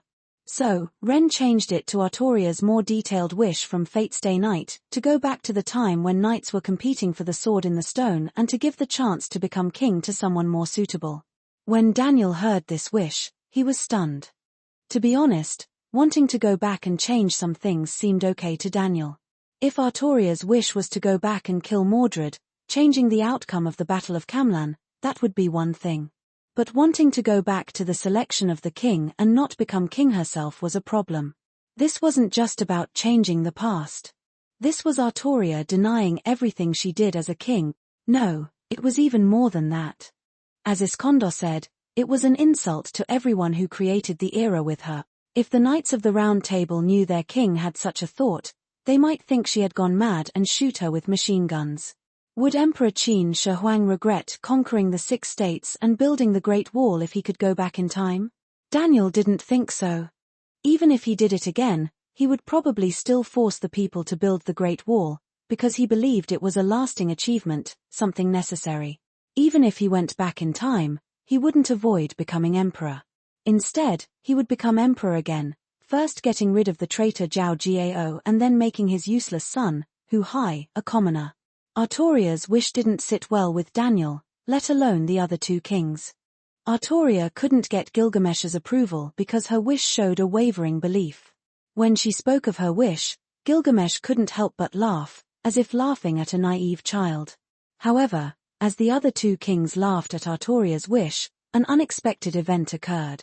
Under the moonlight, white figures began to appear in the courtyard. One after another, pale faces emerged like flowers blooming. The pale color was the cold, dry color of bones. Skeleton masks and black robes. The once empty courtyard was gradually filled with these strange figures. These were the assassins. Archer, Saber, this is the final question of the banquet. Should a king be alone? Gilgamesh laughed lightly, calmly drinking wine, watching the tall figure of Iskandar, whose red cloak was billowing in the magical energy flow. Artoria responded, "As a king, one must be a solitary existence." "That's not right, you still don't understand." Readers were excited by this moment. It seemed like a big move was coming. Indeed, Iskandar demonstrated his kingly presence, reality marble, Ionioi Hetiroi. Iskandar's unparalleled army stood in stark contrast to Artoria's desolate expression. A king is not solitary. A king who gathers all the hero's beliefs and begins an expedition with that goal is not alone because his wishes are the wishes of all his subject. With Ren's improved drawing skills, at this moment, Iskandar looked heroic and spirited. Daniel felt as if he was in that army, crossing mountains and seas, conquering one ancient civilization after another. The words seemed to break through the pages and echoed in his ears. This excited Daniel and the fans to no end. To them, someone with such ambition and spirit was worthy of being called a king. Iskandar, one of the greatest rulers in ancient human history, lived up to his title of King of Conquerors. The following battle proved this point. The assassins, lurking in the shadows, without shields or large swords, and lacking the all is permitted creed, couldn't stand against the tide of an army and were ultimately slaughtered. The assassins got a lousy master. Watching the victorious army, many readers couldn't help but mutter. In this manga, Ren modified Hasanai Sabura's character somewhat. Overall, he leaned more positively. Loyal and efficient, though an assassin, he was a good and qualified servant. Unfortunately, this loyal assassin faced his master's betrayal. At this moment, many online comments discussed Iskandar. I have to say, of all the masters and servants so far, I like Iskandar and Waver the most. They interact the most, and these interactions showcase their characters well. Exactly. Across all the battlefields, aside from Gilgamesh's long taunts, Iskandar has the most lines. These lines, along with the plot, have really brought his character to life. Especially today's Three Kings banquet, it felt like the porter brought Iskandar to life. Most online comments praised Iskandar, with some criticizing Saber's kingly philosophy. While discussing the Three Kings banquet, others were also talking about the 12th chapter. In chapter 12, Tokiomi felt the time was right. He decided to stop hiding and use Archer's power to eliminate the other masters. Meanwhile, his apprentice Kirei, the master of the assassin, seemed to realize something significant during his conversation with Archer. Even the command seals that had disappeared reappeared on his hand. WTF. Daniel watched as Gilgamesh spoke to Kirei, and as Kirei seemed to be moved by his words, he was stunned. He had a guess. Kirei was already considering participating in the Holy Grail War to seize the Grail. If so, he would need a servant. But from the current servants, Daniel saw only two possibilities. One was Kenneth's Lancer, and the other, Gilgamesh. Yes, Gilgamesh. After all, it was Gilgamesh who tempted Kirei to desire the Grail. If Kirei wanted to go against his teacher, would Gilgamesh protect his master? Also, Tokiomi clearly wouldn't guard against Kirei, making him the perfect target. For 10 advanced chapters, patreon.com/angelic translating. Chapter 181, Boss Battle. 1054 words. Good luck. Daniel cheered after catching a Togepi, feeling very happy. Although he played Pokemon Go, he had terrible luck. Since the game came out, he had hardly ever encountered any rare Pokemon. While others had collected all 3 starter Pokemon, he only had one, and while others were catching rare Pokemon, he only caught common ones. But today, he actually caught a Togepi. And it even had the Serene Grace ability. Using Chance's catchphrase, he felt very lucky. Maybe today is my lucky day. Should I see if I can catch any new Pokemon? Daniel muttered to himself, planning to continue wandering around to see if he could find any rare Pokemon. Suddenly, his phone vibrated, making him very happy, so he checked it. To his surprise, there were no rare Pokemon. Instead, his Bluetooth headset played a sound like something exploding. Then, the screen changed, showing an animation. The animation depicted a high-tech laboratory that was currently experiencing explosions and fire. Researchers were screaming, running, and crying out in pain. A creature that looked like a mix between a cat and an alien, with a silver-white body and purple tail and abdomen, appeared on the screen. A voiceover began. Mutuo was created in a lab on a remote island by ambitious humans who obtained Mu's DNA from a fossil. Mutuo felt anguish over being nothing but a lab product and destroyed the lab. Later, it met Giovanni, the leader of Team Rocket, who suggested Mutuo help him catch Pokémon in exchange for helping Mutuo control its power. Eventually, Mutuo realized Giovanni was just using it as a tool and destroyed Team Rocket's headquarters. After defeating Giovanni, Mutuo returned to the island where it was created and began plotting revenge on humanity. This Pokémon didn't open its mouth, yet a voice came through Daniel's headset. "Who am I? I never asked anyone to create me, nor did I ask anyone to bring me into existence."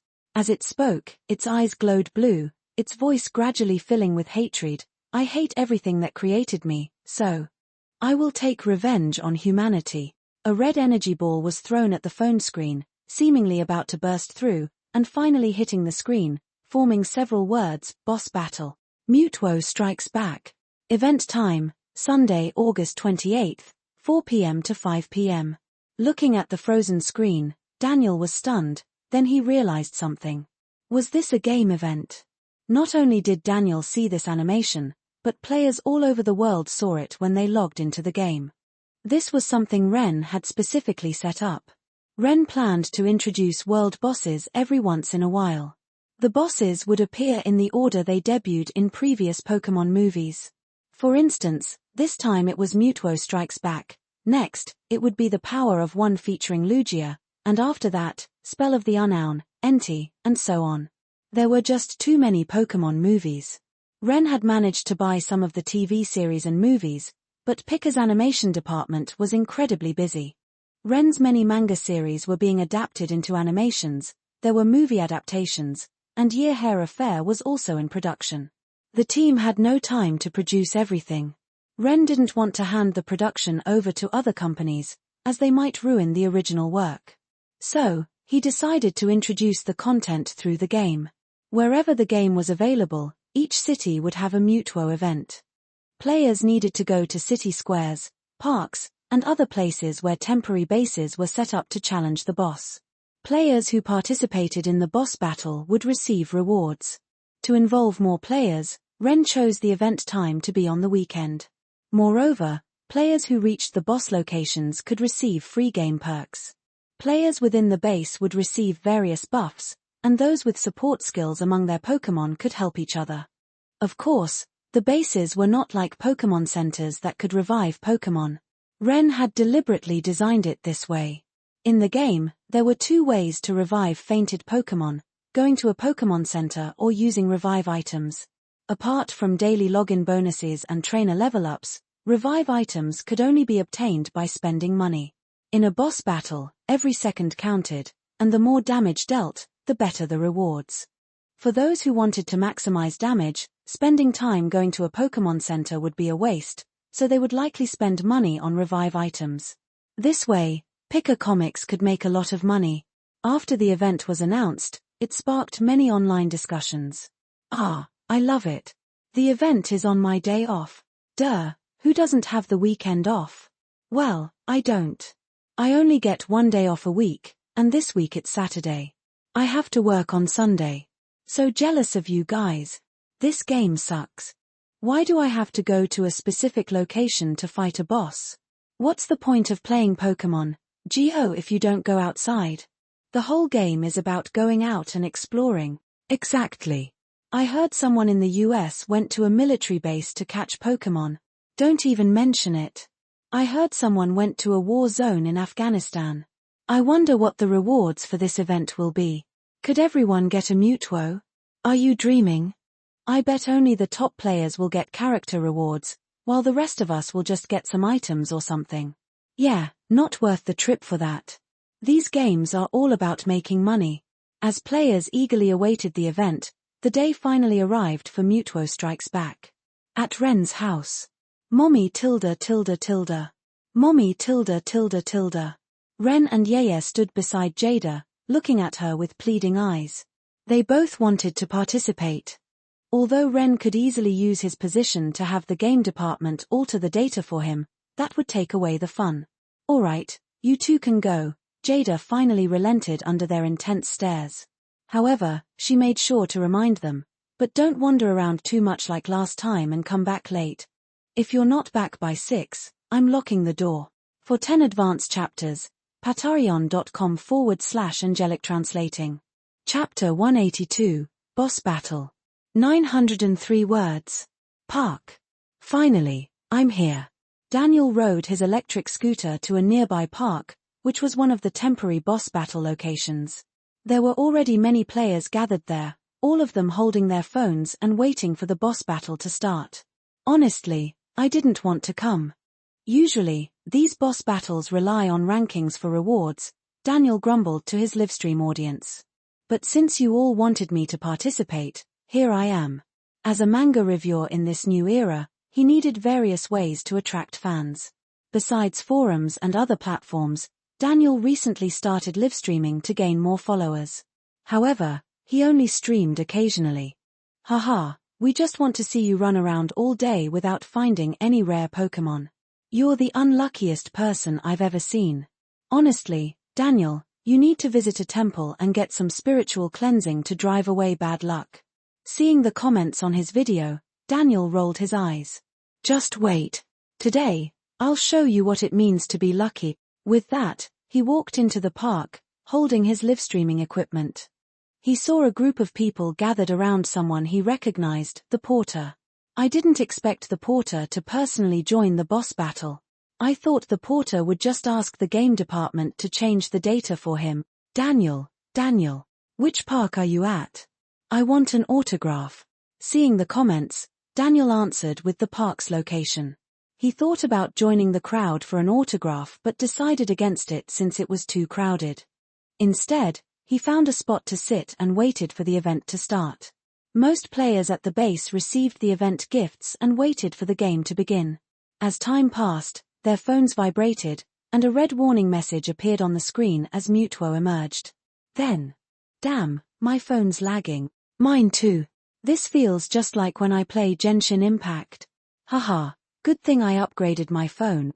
The boss battle caused the players' Pokemon to appear on the screen together. Players with support skills could help each other. Soon, those experiencing lag saw a message allowing them to hide other players but still receive the buffs. Once they made the selection, the lag improved significantly. As the battle began, Mutuo moved, distorting the space around it with its psychic powers. The health of the players' Pokemon dropped rapidly. Although the players attacked Mutuo, their Pokemon's health quickly depleted. Despite this, the sheer number of players helped. Not just at this base but also in other temporary bases around the city, players were attacking Mutuo. As time passed, Mutuo's health dropped to about a quarter. It seemed like a small amount, but the speed of decrease had significantly slowed. The players began to worry.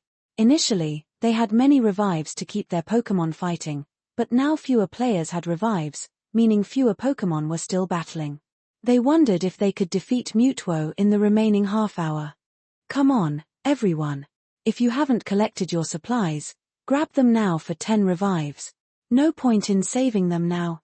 There are wild Pokemon around. Catch them for some extra damage. Quick, give me your account info, and I'll buy them for you. Seeing Mutuo's health slowly depleting, many players got excited. Wealthy players, in particular, became desperate. According to the official website, both successful and unsuccessful battles had rewards, but defeating Mutuo promised better rewards. Everyone knew that defeating Mutuo would provide much better rewards than not defeating it. Similar scenes played out all over the world. With the players' enthusiasm, Mutuo's health continued to drop. Finally, in the game, Mutuo collapsed and turned into sparkles of light.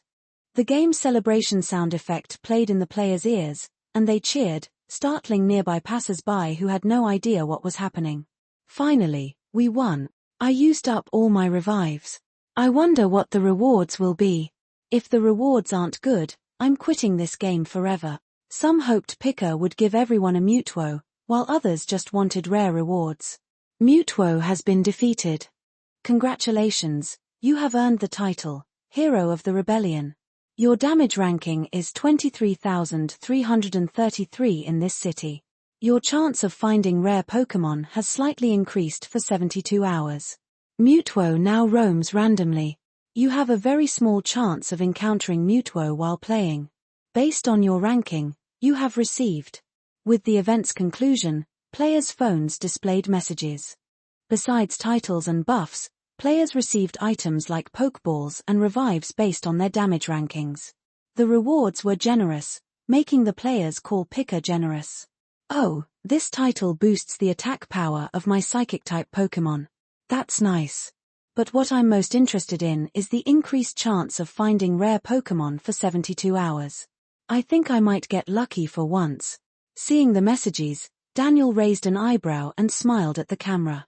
Guys, watch me show you how unlucky people can still strike it rich. Don't be ridiculous. Your luck is 0.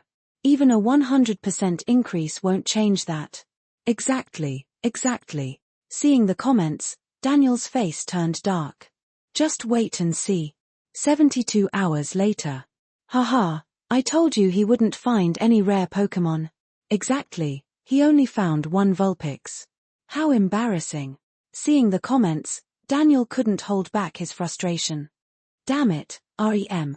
For 10 advanced chapters, patreon.com/angelic translating. Chapter 183, Light. 764 words.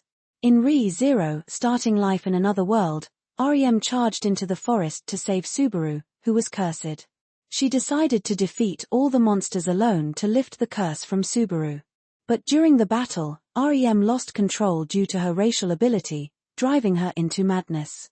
To adapt the story for local readers, Ren not only removed the Japanese cultural elements but also changed the demon race. Instead of demons, Ren made REM and Ram part of the Asura race. Asuras also have horns, so Ren didn't change that part to avoid altering the storyline significantly. In mythology, Asuras are depicted in various ways, with horns, multiple eyes, 9 heads with 1,000 eyes each, or 3 heads with 6 arms and 3 blue-black faces.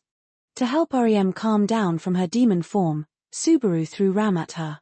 In this world, Daniel wanted to shout a Cantonese curse, but in his anger, it came out as Diuenia. Throw you, REM. This phrase quickly became a viral meme. In Ren's previous world, this phrase became popular on Bilibili when an uploader said it while dubbing a scene from episode 6. Ren didn't expect this meme to catch on in this world, but it did for similar reasons. Now, Diu-Nei-Rem and Diu-Nei-Ram memes are everywhere online, even trending on social media. These memes drew more people to read Re-Zero, boosting Picker Comics sales and attracting new readers. However, with the 13th chapter's release, many started criticizing Subaru's behavior. I've never seen such a disgusting, dumb protagonist. Yeah, he's arrogant and irrational. Such comments were common in Ren's previous world as well. Many readers preferred protagonists who were smart and used their abilities to grow through love and conflict, eventually achieving glory. They wanted to see the hero overcome challenges with intelligence and gain accolades. Re-Zero differs in that Subaru is an ordinary person. He resolved to help Emilia, dying many times in the process, but couldn't tell anyone about his ability. This led to misunderstandings between Emilia and Subaru, shaking his resolve. As a regular person, Subaru's spirit and body were pushed to the limit after dying so many times, leading to his breakdown. Some readers found Subaru's portrayal realistic. For a normal person, Subaru is amazing. If I were him, I'd have broken down at the first encounter with the Bowel Hunter. I find it very realistic. I'm tired of shows where a few words from friends or a pep talk can turn everything around. This show depicts a protagonist who isn't superhuman or incredibly powerful but an average person, facing real struggles. It feels genuine. Honestly, if you cut out Subaru's death scenes and only show his successful attempts, he's actually quite impressive. While Re-Zero faced controversy, Fate Zero received more balanced feedback. Readers discussed the story and speculated on the abilities of ancient Chinese figures if they were summoned. I think Emperor Qin would be the strongest. His army was unparalleled, and like Iskandar, he would have a reality marble. Liu Xiu, the Heaven's Mandate, would be the best. His luck stat is EX, and he can summon meteors without using magical energy. The more enemies, the stronger the meteors, and they would hit their targets precisely. Since watching Fate, my history grades have improved. I started researching historical figures and got hooked on biographies. Same here. I'm curious who would win in a Holy Grail war between Wang Mang and Liu Xiu. Liu Xiu, no doubt. Wang Mang was a time traveler with modern knowledge, but Liu Xiu was the chosen one, even favored by the heavens. The strength of historical figures intrigued many, but most discussions centered around the plot of Fate Zero. The battle against the sea monster was a highlight. Whether it was Artoria revealing the true name of Excalibur or Gilgamesh's aerial chase with Berserker, fans were thrilled by these intense scenes. Bluebeard was a compelling villain, attracting both reader and servant ire, aiming to challenge all other servants by transforming into a sea monster. Even Iskandar's reality marble couldn't stop it, but Artoria stepped up. She raised her sword solemnly, light gathering around her, reminiscent of leading knights to victory. The sword represents the ideals carried by the fallen warriors of past, present, and future.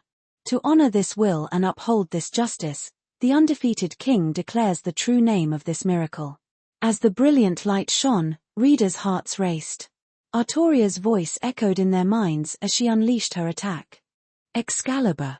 For 10 advanced chapters, patreon.com/angelic translating. Chapter 184, Untitled, 2 inches. 1,492 words. Several chapters ago, it was mentioned that various TV stations were creating patriotic animations to celebrate this year's National Day, following CCTV's lead. Starting this month, these animations have been gradually released. Given that National Day is still a bit away, the sheer number of similar projects meant not all could air in October. Smaller TV stations decided to air their projects earlier to attract some viewership and build momentum. The first to premiere was King of Espionage on Pineapple TV, boasting a billion-yuan investment, making it the highest-budget spy animation to date. As soon as it aired, it went viral across the internet. However, the reception was not what Pineapple TV had anticipated. King of Espionage tells the story of underground workers during the War of Resistance. The official synopsis describes the tale of Zhong Erhe, a wealthy young man, and Yu Xin, a female comrade, who are ordered to infiltrate enemy lines to assassinate enemy leaders, eliminate traitors, and gather intelligence, becoming legendary spies in the process. It sounded thrilling and inspiring. Yet, when it actually aired, viewers quickly realized it was nothing like they expected. In the first episode, the underground organization in Taiyuan is almost entirely wiped out due to a traitor. The higher-ups send newcomers Zhong Erhe and Yu Xin to support them. The Japanese decide to publicly execute the remaining underground workers who haven't surrendered to lure out other members. At this point, the plot became nonsensical. Zhong Erhe wants to rescue them, planning a prison break. But as a spy, how could he possibly stage a rescue? The enemy has far more people than he does. Yu Xin, an experienced underground worker, repeatedly warns against this, but Zhong Erhe, the hot-blooded rookie, pretends to comply but secretly plans the rescue. Using his family's wealth, he acquires large quantities of C4 explosives and a Barrett sniper rifle. What's more ridiculous is that the C4 and Barrett are somehow available during the war period. Zhong Erhe plants the C4 the night before the execution. During the execution, he detonates the explosives, killing all the enemies. He then snipes the guards, saving the underground workers. Yu Xin, who originally came to witness the execution, runs up to help rescue the workers after the explosion.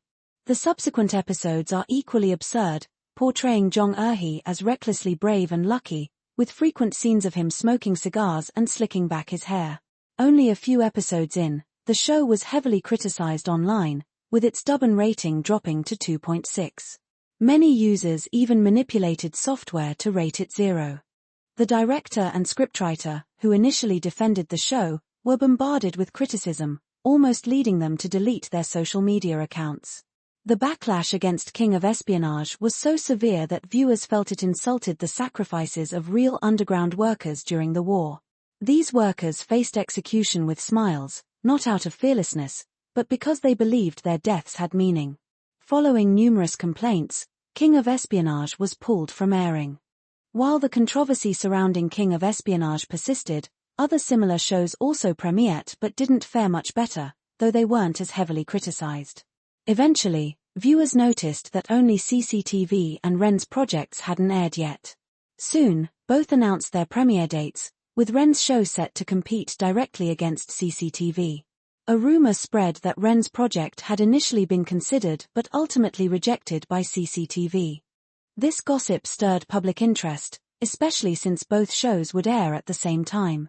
Some media outlets, eager for a story, highlighted the rivalry between Dragonfly Company and Pika Comics, suggesting this competition was a revenge move by Pika for past grievances with Dragonfly. These speculative reports combined some truth with fabrication, creating a believable narrative that drew in curious viewers. The supposed rivalry promised an exciting underdog story, Pika Comics versus the industry giant, Dragonfly Company. The idea of an underdog challenging the big players intrigued many. Ren acknowledged that this rumor was his doing.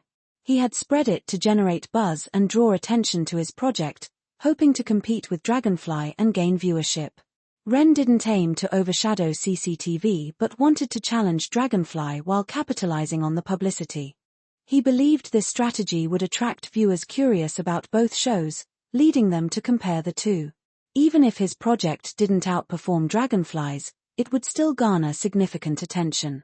He reasoned that if his project, a smaller budget production compared to Dragonfly's, managed to capture interest and perform well, it would be a win. And even if it didn't, the exposure alone was valuable. In the end, Ren's plan was a calculated risk with potential for high reward, leveraging the rivalry narrative to boost his project's visibility and success. On October 1st, Daniel watched the National Day Parade on TV. Seeing the various weapons and jets leaving contrails in the sky, he felt incredibly excited. Last century, the China had been ravaged by war, yet in such a short time, it had caught up with the world's great powers. The sight of these weapons and the thought of the current peaceful life filled him with pride, making him want to tell the world, "I'm from the China." However, thinking back to the recent patriotic animations made by other TV stations, Daniel felt disgusted. These productions were poorly made, seemingly thinking that animation needed to be over the top and action-packed, which led to many of them failing miserably. But today, two significant works were airing, one from CCTV and the other from the Porter. Daniel felt torn. He wanted to watch the Porter's work, but he had his doubts. Patriotic education themes are notoriously difficult to handle, often being hard to get right. The Porter, known for youth comics, might struggle with such a serious subject. CCTV, known for its reliability, chose Dragonfly's production, leaving the Porter out. Could this mean the Porter's work had similar issues to the failed King of Espionage? Daniel's guess was partially correct. CCTV chose Dragonfly partly due to its reliable human character design, finding the Porter's childish art style unsuitable for their vision. "Forget it, I'll watch the Porter's work." After much hesitation, Daniel decided to give the Porter's animation a chance. As a top fan, he felt obligated to support, even if the animation turned out subpar. Besides, he trusted in the Porter's creative abilities and past successes. Soon, the Porter's animation began. In a distant part of the universe, there was a beautiful blue star. On this star was a place called Flower Garden House, where Generals Yang and Huang first unified the region. Over many, many years, Daniel was puzzled by the childish art style. It seemed too cute and simple, not fitting the serious theme he expected. Other viewers shared his concerns online, wondering if the Porter was targeting a child audience. Yet, as the story progressed, the tone shifted. The history of the China unfolded, leading up to 100 years of humiliation. Depicted as animals, the invaders playing chess in the palace divided the land. A bear representing the fighting nation and other animal characters made viewers laugh at first. But the humor quickly turned into a gut-wrenching sadness when they saw the rabbit with a 5-point star on its head, symbolizing the China.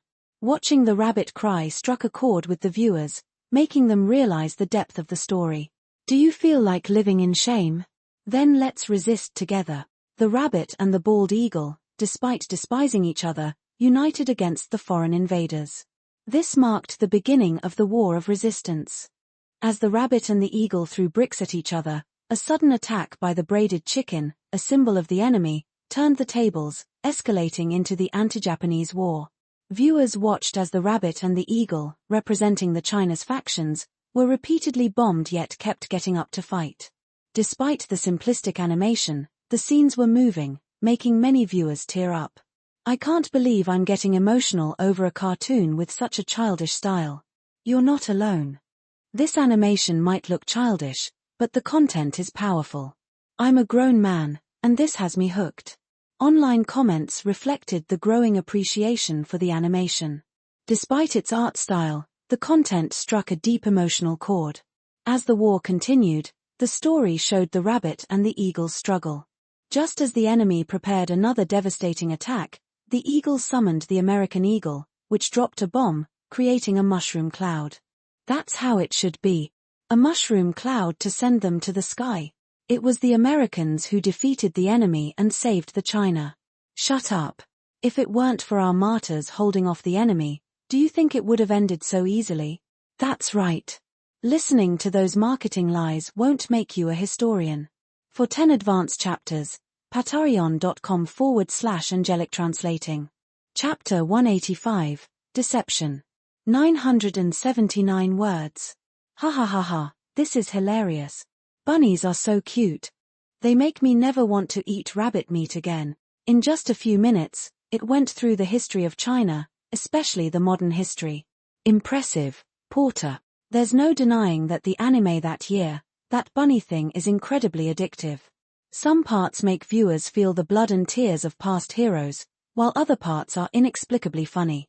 For example, when the mushroom bomb exploded and turned into chicken stew with mushrooms, both the bunny and the bald eagle were holding bricks behind their backs. Or when the bald eagle made a friendly gesture after being chased away by the bunny on a boat. There are tears and laughs. As comments flooded the internet, this episode was nearing its end. In Daniel's view, two cute bunnies were in a grand hall, ceremoniously putting red badges on each other. Are you ready? Yes. Now we are in charge, but we must never forget our promise.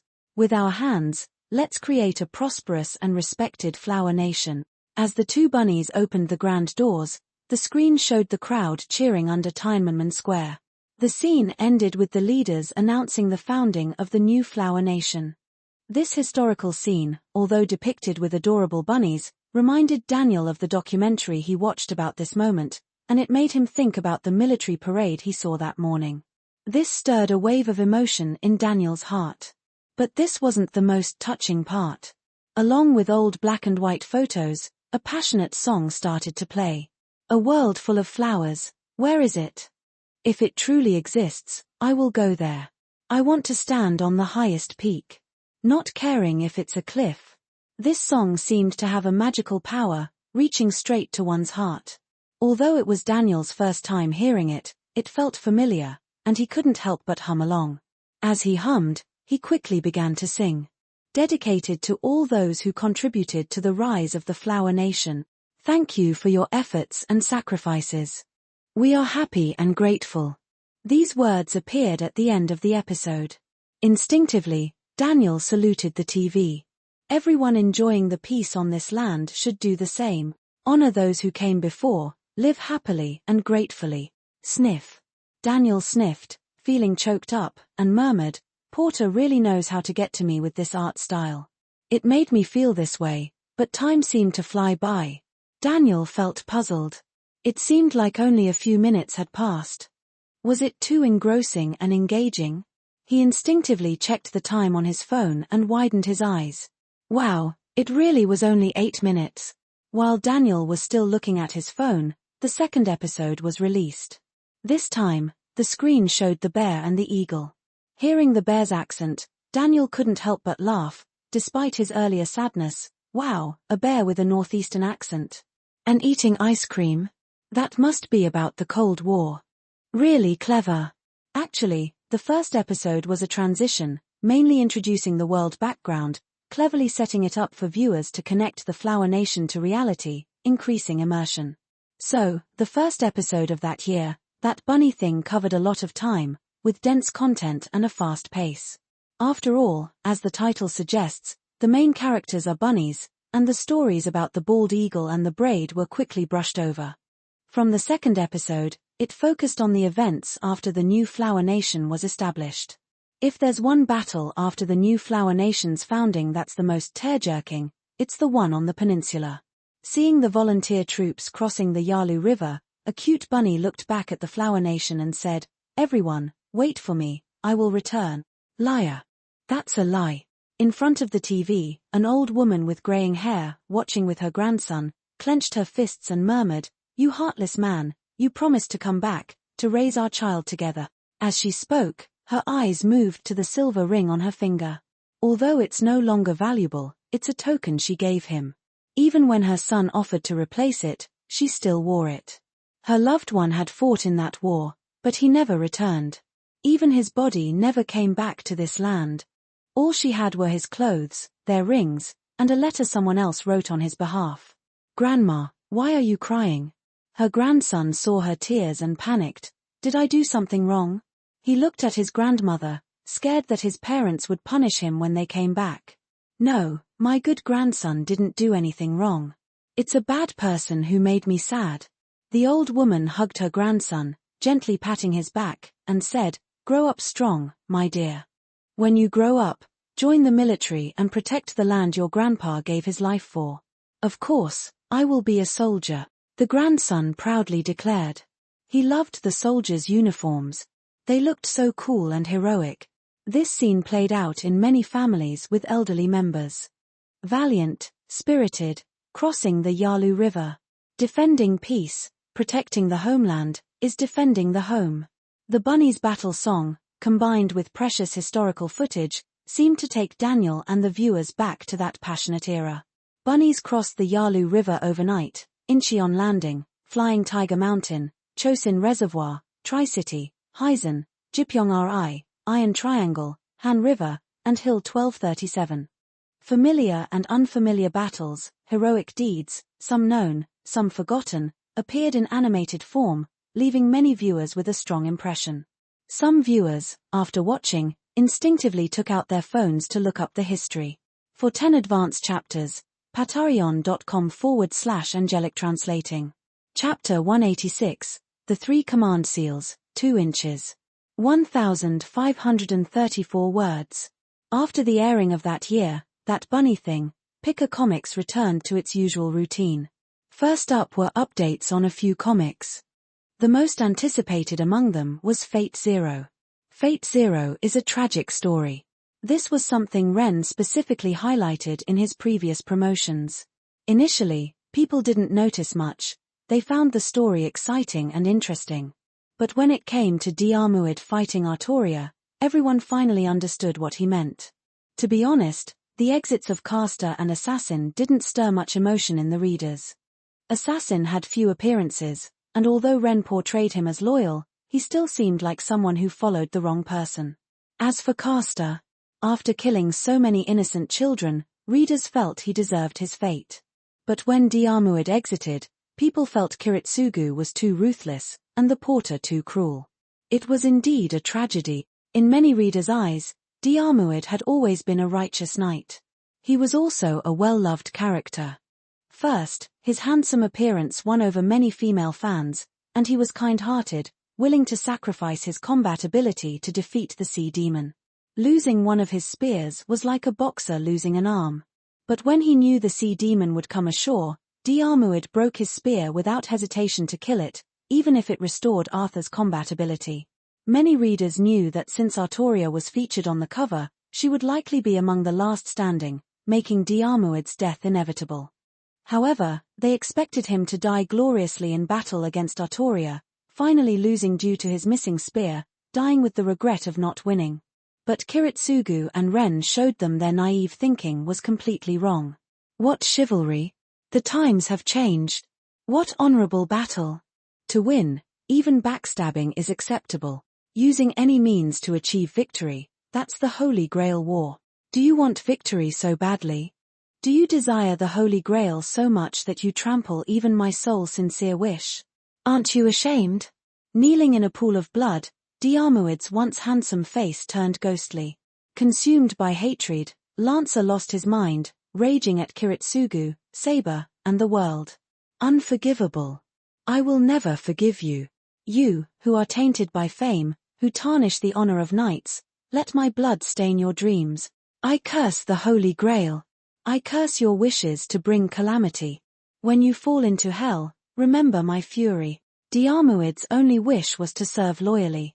But even this simple wish was cruelly trampled, so before dying, he cursed everyone and the Holy Grail.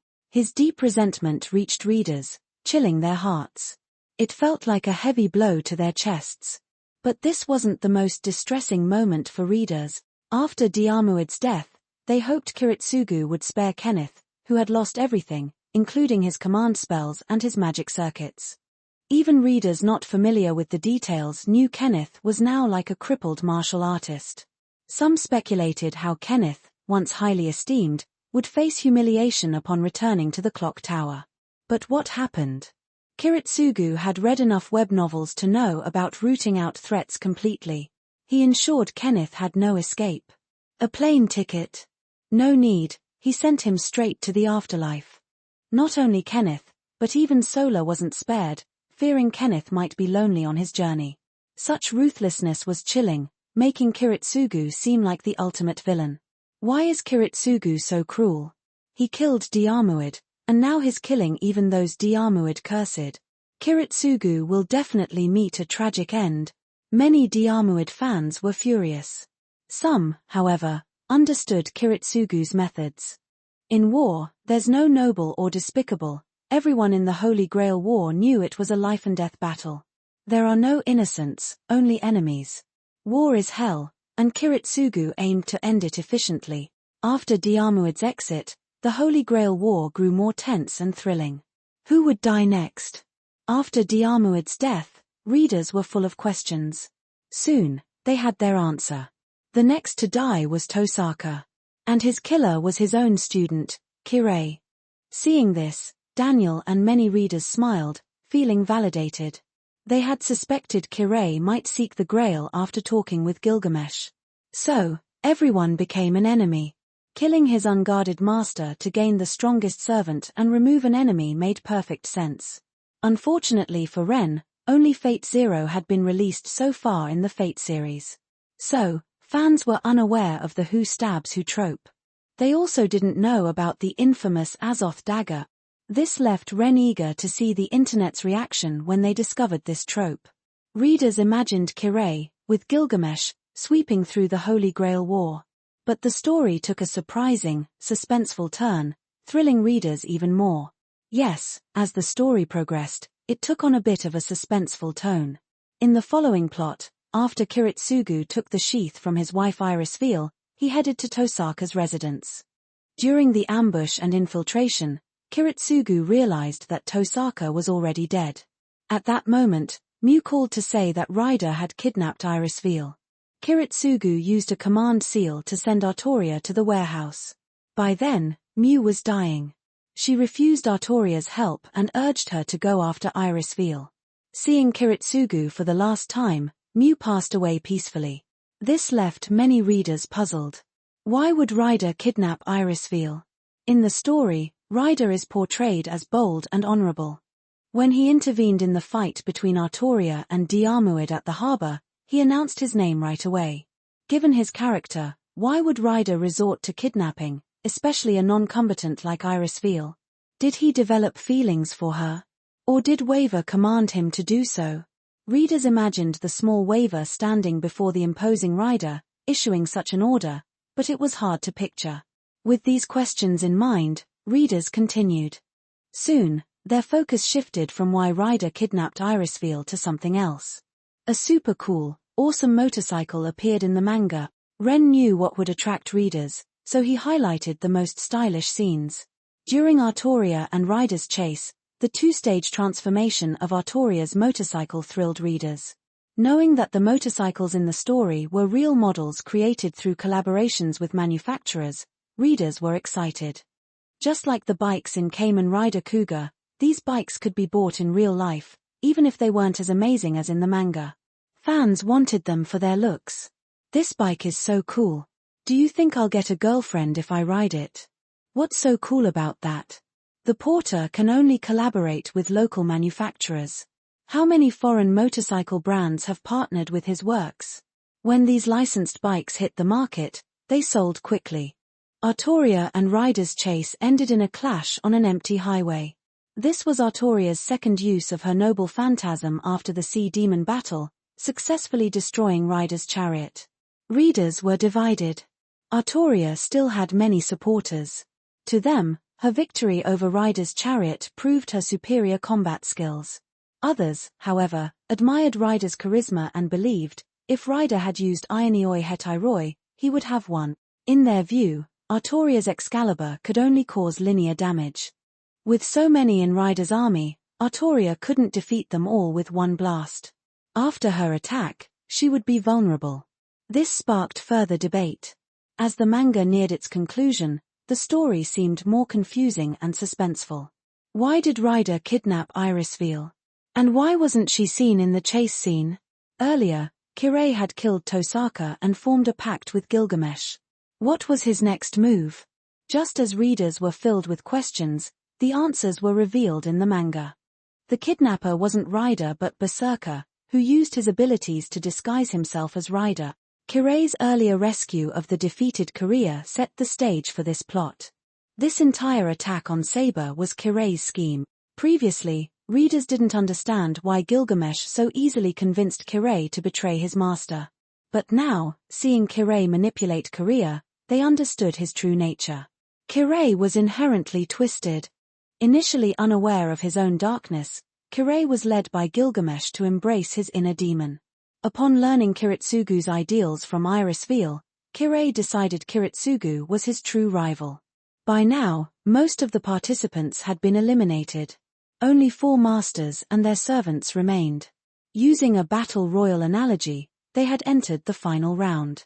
The manga had laid out all its mysteries. Readers guessed the ultimate winners would be Artoria and Kiritsugu, facing Kirei and Gilgamesh. But the most anticipated showdown was between Ryder and Gilgamesh. Readers remembered the Three Kings banquet where Gilgamesh taunted Ryder. Who was stronger, Ionioi Hetairoi or Gate of Babylon? Would Ryder's army overwhelm Gilgamesh's wealth of weapons? This excited many readers. As the final battle approached, with Ryder ready to fight, Waver raised his command seal-marked arm. My servant, I, Waver Velvet, command you with a command seal. Ryder, you must achieve ultimate victory. Again, with a command seal. Ryder, you must seize the Holy Grail. Finally, with a command seal. Ryder, you must conquer the world. Do not fail. For 10 advanced chapters, patreon.com/angelic translating. Chapter 187, The Unique Thinking of Fans. 835 words.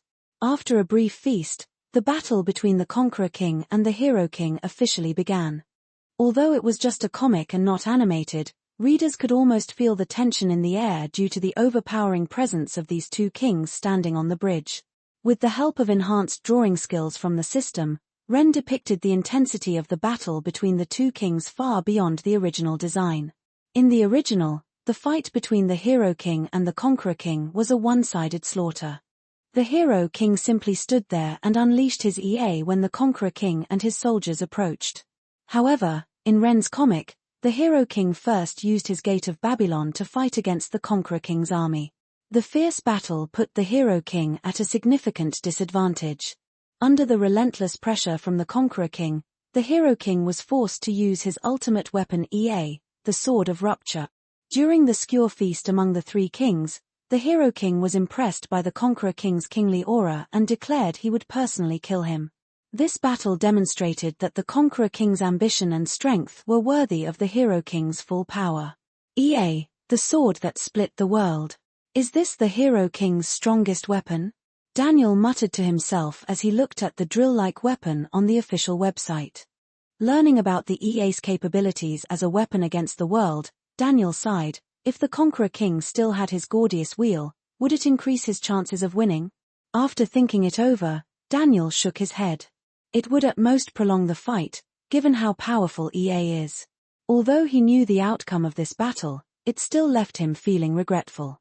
"Farewell, great king," he whispered as he saw EA pierce the Conqueror King. The mighty Conqueror King finally fell to the Hero King. This outcome was expected since the moment the Conqueror King lost his army and his Gordius wheel, but it still saddened many readers.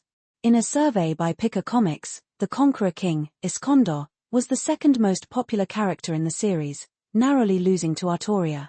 Despite his boisterous personality, he had a unique charm that made him widely liked. Fans expressed their sadness over his departure, but when they thought of Lance's fate, they felt more accepting of this conclusion. Some even went to Ren's Weibo to praise him for giving the Conqueror King a respectable exit, contrary to his usual penchant for cruelly killing off characters. Ren accepted the compliments with satisfaction, cheerfully proclaiming himself as a warrior of love and promising a heartwarming ending to Fate Zero. This statement immediately sparked speculation among fans about what kind of ending would be considered heartwarming. However, fans were skeptical of Ren's claim. If Ren could be a warrior of love, it would be as absurd as Hitler winning the Nobel Peace Prize. "You're really twisted," Jada said, shaking her head at Ren's Weibo post. She knew the ending of Fate Zero and found no way to call it heartwarming. "Our company has received enough razor blades from angry fans to fill half a warehouse. I'm afraid we'll get even more once the series ends, and we won't have room for them." Jada sighed, feeling her husband was courting trouble. "How could that be?" Ren waved his hand dismissively. Posing like Gendo Ikari, Ren smirked, "If they really attack me, the manga will stop updating. As long as I'm still drawing, they won't dare touch me." Jada was speechless. He knew his worth to the fans, banking on their desire for more content to protect him. However, the fans' good mood didn't last long. The story quickly moved to another intense scene. Right after the duel between the kings, the plot shifted to a battle between master and servant. During Artoria's fight with Berserker, it was revealed that Berserker was Lancelot, the legendary knight of the Round Table who had an affair with Artoria's queen, leading to the downfall of the Round Table. The intense fight scenes, including Lancelot's bullets feeling like they were aimed at the reader and the thrilling sword fights, deeply engaged the audience. Seeing Artoria's emotional breakdown after winning the fight made the readers realize something. If Artoria is a woman and has a child named Mordred, does that mean the queen was a man? And Lancelot too. Oh my god, double the male love. Wow. What a discovery. What do you think, Yuan Fang? Master, there's more to this than meets the eye. This theory sparked a flurry of discussions. Even Ren found it amusing and quickly posted an image of Artoria and Guinevere together to clarify things. However, another question soon emerged. How did two women have a child? Ren decided not to answer this one, leaving it as a mystery for fans to ponder until the story of Mordred in Fate Apocrypha could address it. For 10 advanced chapters, patreon.com/angelic translating. Chapter 188, Heartwarming Conclusion. 883 words. With the battles between the Conqueror King and the Hero King, and Artoria and Lancelot concluded, the final confrontation between the masters, Kiritsugu and Kirei, also commenced. In truth, the Holy Grail War did not feature many direct battles between masters. If you exclude minor skirmishes, there were essentially 3 significant confrontations. 1. The battle between Kiritsugu and Kaneth, where Kaneth's magic circuits were destroyed. 2. The fight between Korea and Tosaka Tokiomi, where Korea was defeated by Tokiomi's flames. 3. The current battle between Kiritsugu and Kirei. The tension and excitement in this battle were palpable. Kiritsugu wielded modern firearms, while Kirei relied on melee weapons and martial arts. This clash of different combat styles created a unique and intense atmosphere, making readers feel on edge. Just as both were about to deliver their final, fatal blows, the ceiling collapsed. Black mud poured in, engulfing both men and transporting them into the Holy Grail's inner world. Here, Kiritsugu faced the greatest challenge of his life within the Holy Grail War. The Grail presented him with a series of dilemmas. On a sea, there were 2 ships. One carried 300 people, the other 200, totaling 500 passengers, with Kiritsugu being the 501st person. Suppose these 501 people were the last remaining humans on Earth. The Grail posed several questions to Kiritsugu, such as, if both ships were sinking, which one would he save? If he chose to save the ship with more people, what would he do if those left behind resisted his rescue efforts? These questions left even the readers pondering deeply. If the ships carried no loved ones, just strangers, wouldn't the rational choice be to save the larger group, as the Grail suggested? Yet, something felt inherently wrong about this logic. This problem is similar to the famous trolley problem, a reader commented. The trolley problem is one of the most well-known thought experiments in ethics. It presents an unresolvable moral dilemma. Essentially, it asks whether you would divert a runaway trolley onto a track with one person to save 5 people on the other track. Isn't this like the Grail's question? If both ships had no one I knew, of course I'd save the one with more people, another reader asserted. The lives on the other ship are also lives. What gives you the right to choose who lives and who dies? Because only I can repair the ships. You have no right to demand my help. If you don't like my choice, fix the ship yourself, retorted another. As readers debated, Kiritsugu also struggled with his decision. As an idealist, his black and white view of the world made him decisive in the past.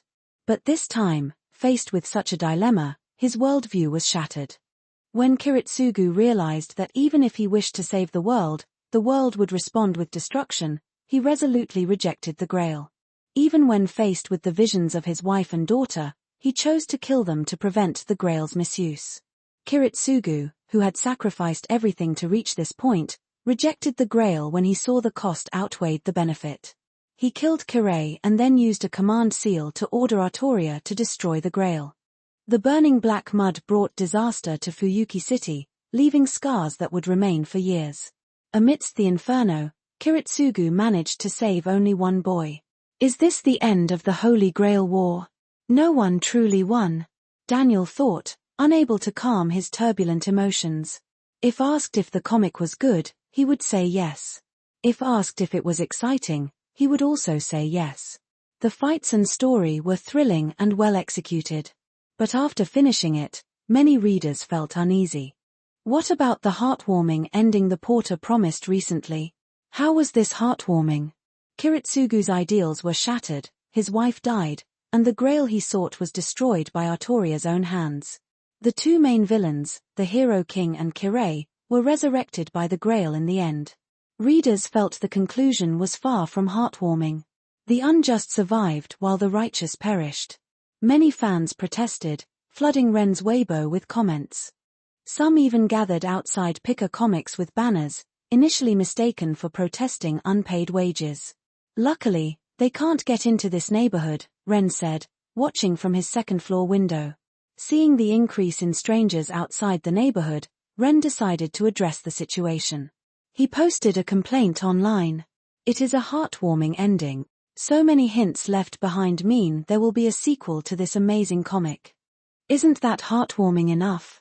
Initially, fans were furious at Ren's seemingly dismissive response, but after considering his words, they began to see some truth in it.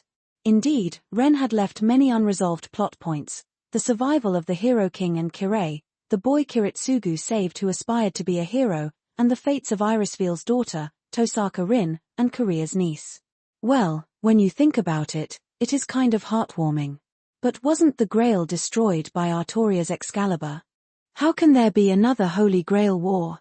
Isn't it up to the porter to decide if it's destroyed or not? True enough. For 10 advanced chapters, patreon.com/angelic translating. Chapter 189, A New Ending. 779 words. Fate Zero has concluded. Although Ren's comment on Weibo indeed calmed some angry readers, soon enough, the readers became agitated again. However, this time, it wasn't about Fate Zero but about Zero starting life in another world. The story arc about fighting the white whale was quite good, much better than the previous chapters around episode 13. Subaru still died many times, but at least his deaths led to defeating the White Whale and the Sin Archbishop of Sloth, Betelgeuse Romani Conti. However, there was a significant issue with the ending. In the manga, after defeating the White Whale, Subaru left REM to recover, but in the conclusion, it seemed like everyone except Subaru forgot about REM. This unnerved many readers. Rumors started spreading online that REM is still dead, which caused a massive uproar. Readers demanded an explanation from Ren.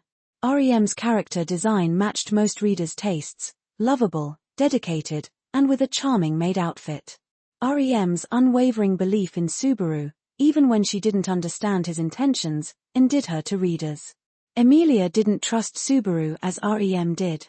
Especially in episode 18, REM's speech about living a life with Subaru, expressing how much she liked him, made many fans fall in love with her character.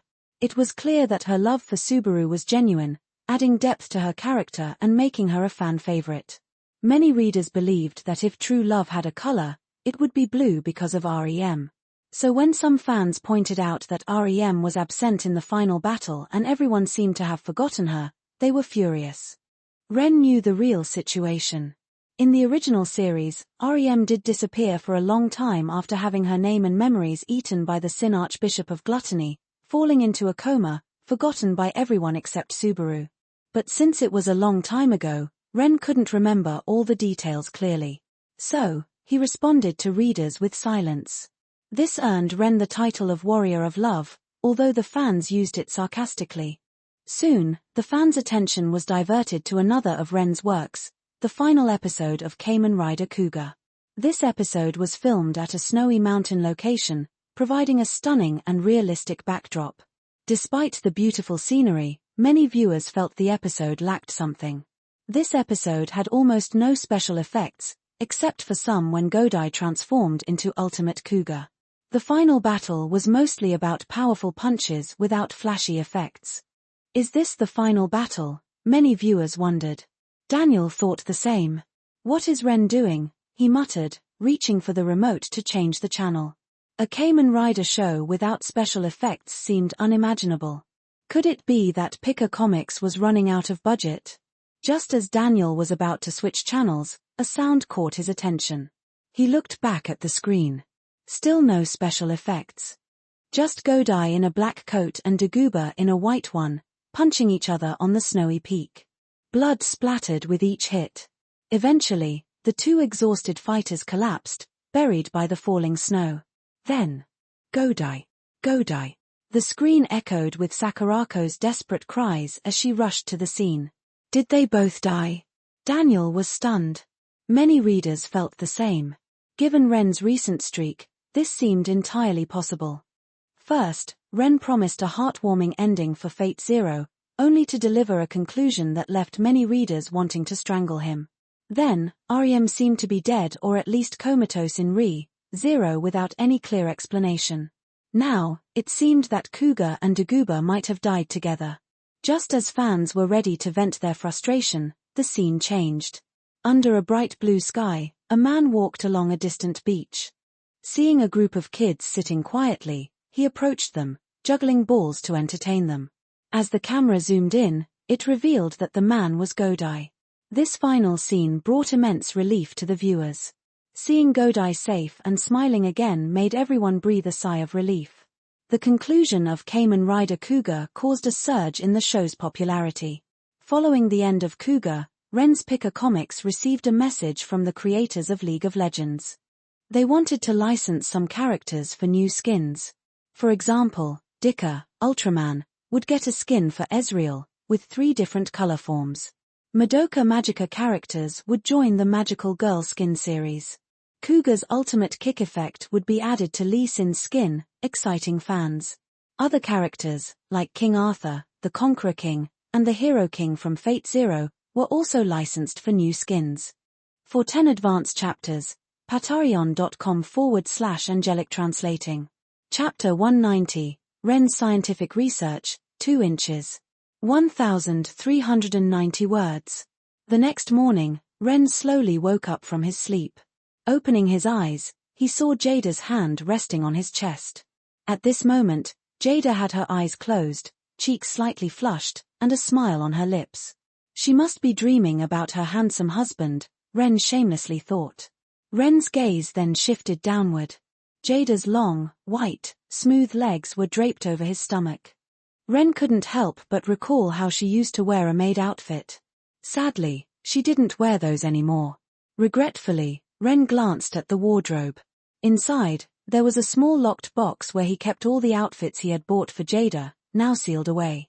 As Ren's mind wandered, Jada turned over, shifting from her side to lying on her back. This made Ren notice something surprising. His wife's chest seemed significantly larger than before. Jada usually woke up earlier and wore clothes that hid her figure, so Ren hadn't noticed until now. The sight astonished him. Instinctively, he raised his hand, forming a dragon claw, and moved his gaze back and forth between his hand and Jada's chest. Slowly, he moved his hand toward her chest. This was for scientific research.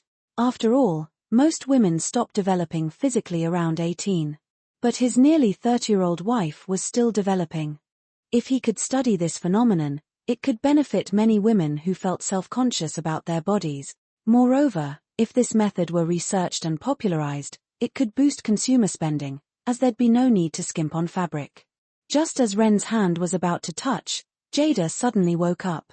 Seeing Ren reaching toward her with a strange look, she frowned, sensing something was off. "What are you doing?" "Ah." Ren was caught off guard and then replied seriously, "Researching something that could change the world." "Change the world? You mean groping me while I'm asleep?" Jada asked, incredulous. Ren felt a bit embarrassed at being caught, and he shifted his gaze, changing the subject. "By the way, have you noticed your chest has gotten bigger recently?" "Now that you mention it, it has," Jada said, looking down thoughtfully. "It's probably because I'm pregnant. It was the same when I had Yaya." "Oh, that explains why your chest is bigger than most," Ren said. "Idiot, it won't stay that way." Jada glared at him. Seeing Ren's lustful expression, Jada wondered why she had fallen for him in the first place. Was it just because he was more handsome and talented than others? As Jada pondered, she shivered, noticing Ren's mischievous smile. "What are you plotting now?" That smile only appeared when he was up to no good. Ren leaned in and whispered, "I've been working hard lately and need to replenish my nutrients." "True," Jada agreed, considering Ren's extensive work on multiple comics, which was mentally taxing. "I'll buy some supplements." "Well." Ren scratched his head, embarrassed. "I'd prefer something natural.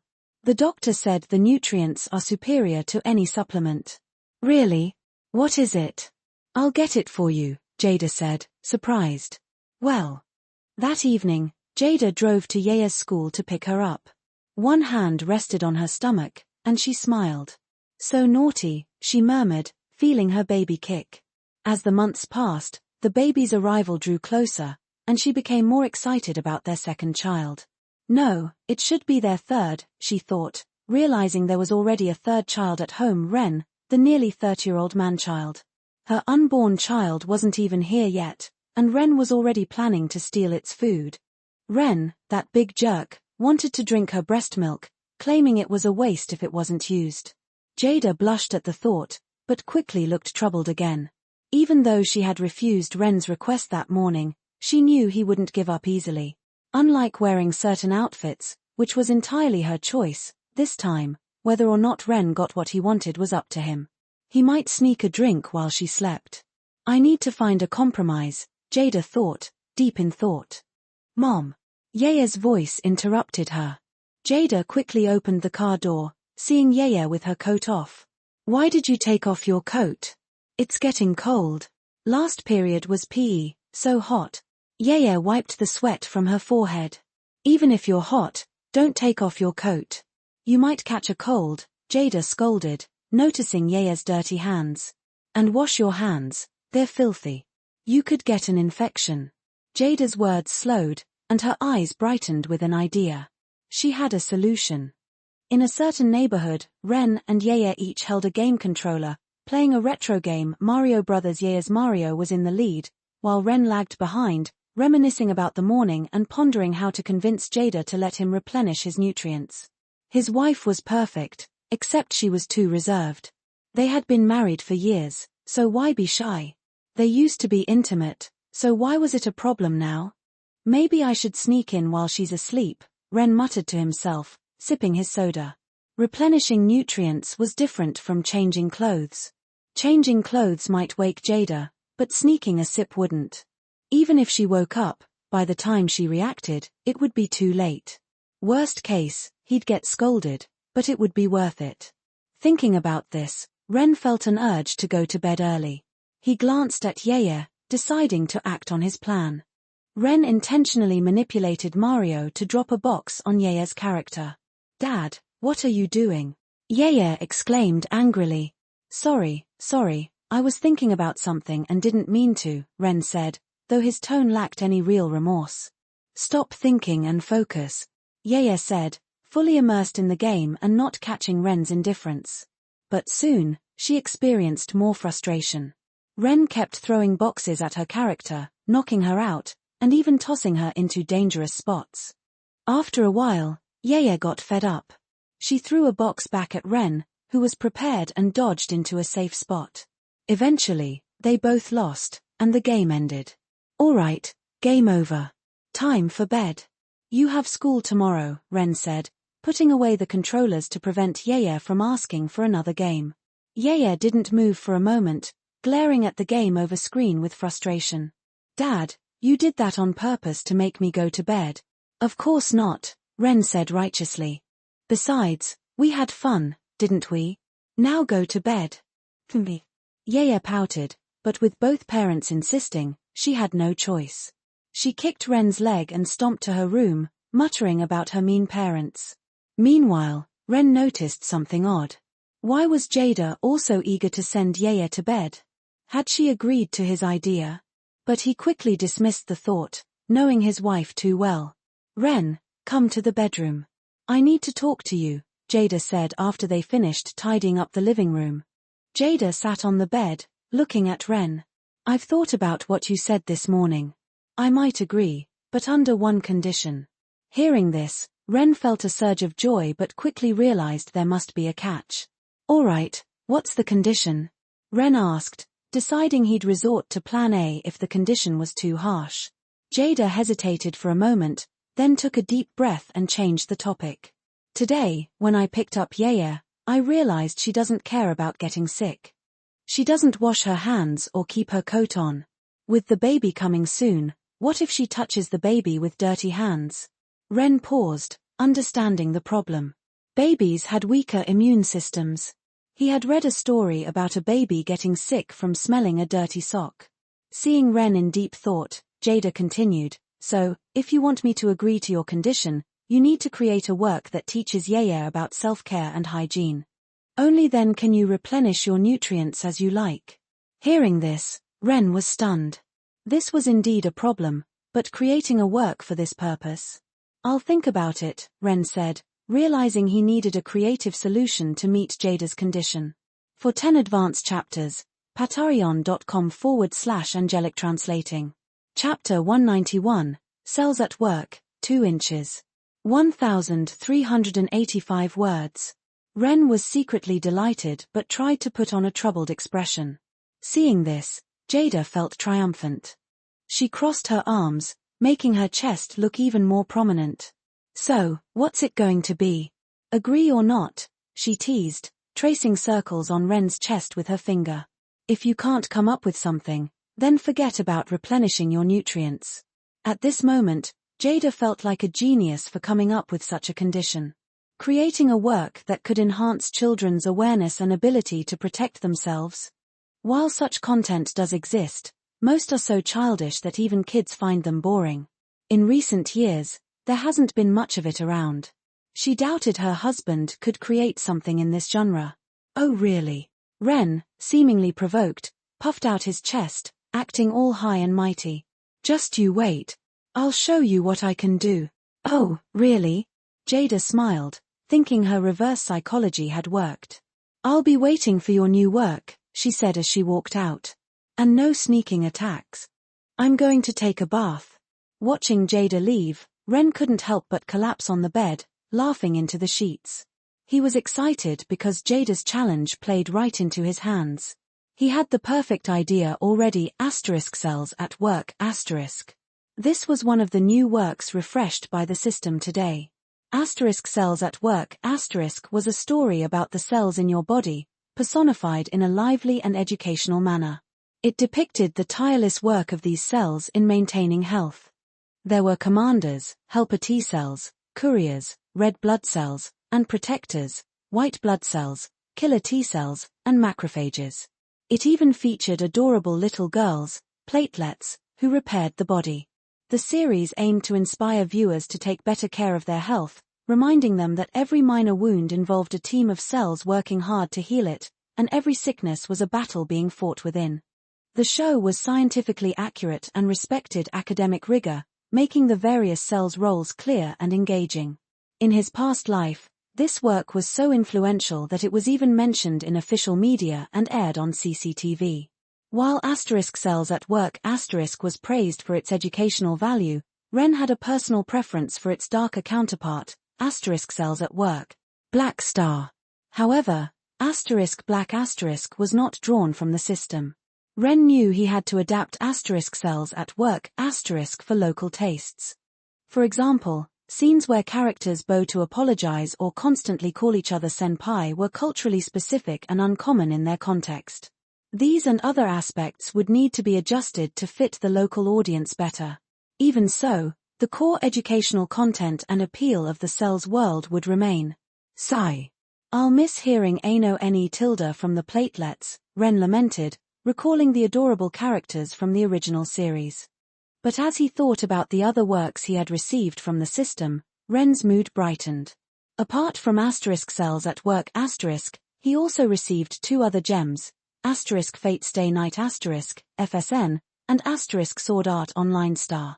The version of FSN he received was the Heaven's Feel, HF, route, which was darker and more intense than the other routes. This would perfectly continue the tone set by Fate Zero Star. Ren planned to adapt HF as a movie rather than a manga, aiming to capture the story's depth and complexity in a cinematic format. The third work was Sword Art Online specifically the first season, which Ren loved the most. The story revolves around players trapped in a virtual reality game where in-game death means real-life death. The suspense and unique setting had captivated many fans, and Ren was excited to bring this series to his new world. In the city of Shur, a studio buzzed with activity. This was where Ren's assistants worked, having moved from Ren's home as the team grew. While Ren mostly worked from home, he occasionally visited the studio in the morning or afternoon. Porter-sensei, these works are amazing. Not surprising, coming from Porter-sensei. Claire, Felix, and other assistants looked at Ren with admiration after reading his latest manga. They were astonished by how vividly Ren had illustrated a story about the human body. They never imagined that the human body's interior could resemble a vibrant city, complete with grand buildings, muscles and bones, and orderly streets, blood vessels. Even the cells were depicted as handsome men, beautiful women, and adorable little girls. These cells had emotions, aged, and faced challenges, telling touching stories of growing stronger. Porter-sensei, thinking about all these cute cells in my body makes me feel guilty about getting sick. Yeah, same here. The assistants spoke in unison, sharing their thoughts. And this Sword Art Online is also a masterpiece. Agreed. The story seems so possible. If a hacker really did take over a virtual game system, what would happen to us players? Would we really die, or just suffer brain damage? Ren nodded, pleased with their feedback. Great, I'm glad you all like it. But now, it's time to get to work. He then added, by the way, if any of you have your own manga projects, feel free to show me. If they're good enough, we'll publish them in Pika Comics. If the quality is exceptional, we might even adapt them into an anime or live-action show. Hearing this, the assistants eagerly presented their manuscripts. This opportunity was a key reason they worked with Ren, not just for the decent pay but also for his guidance.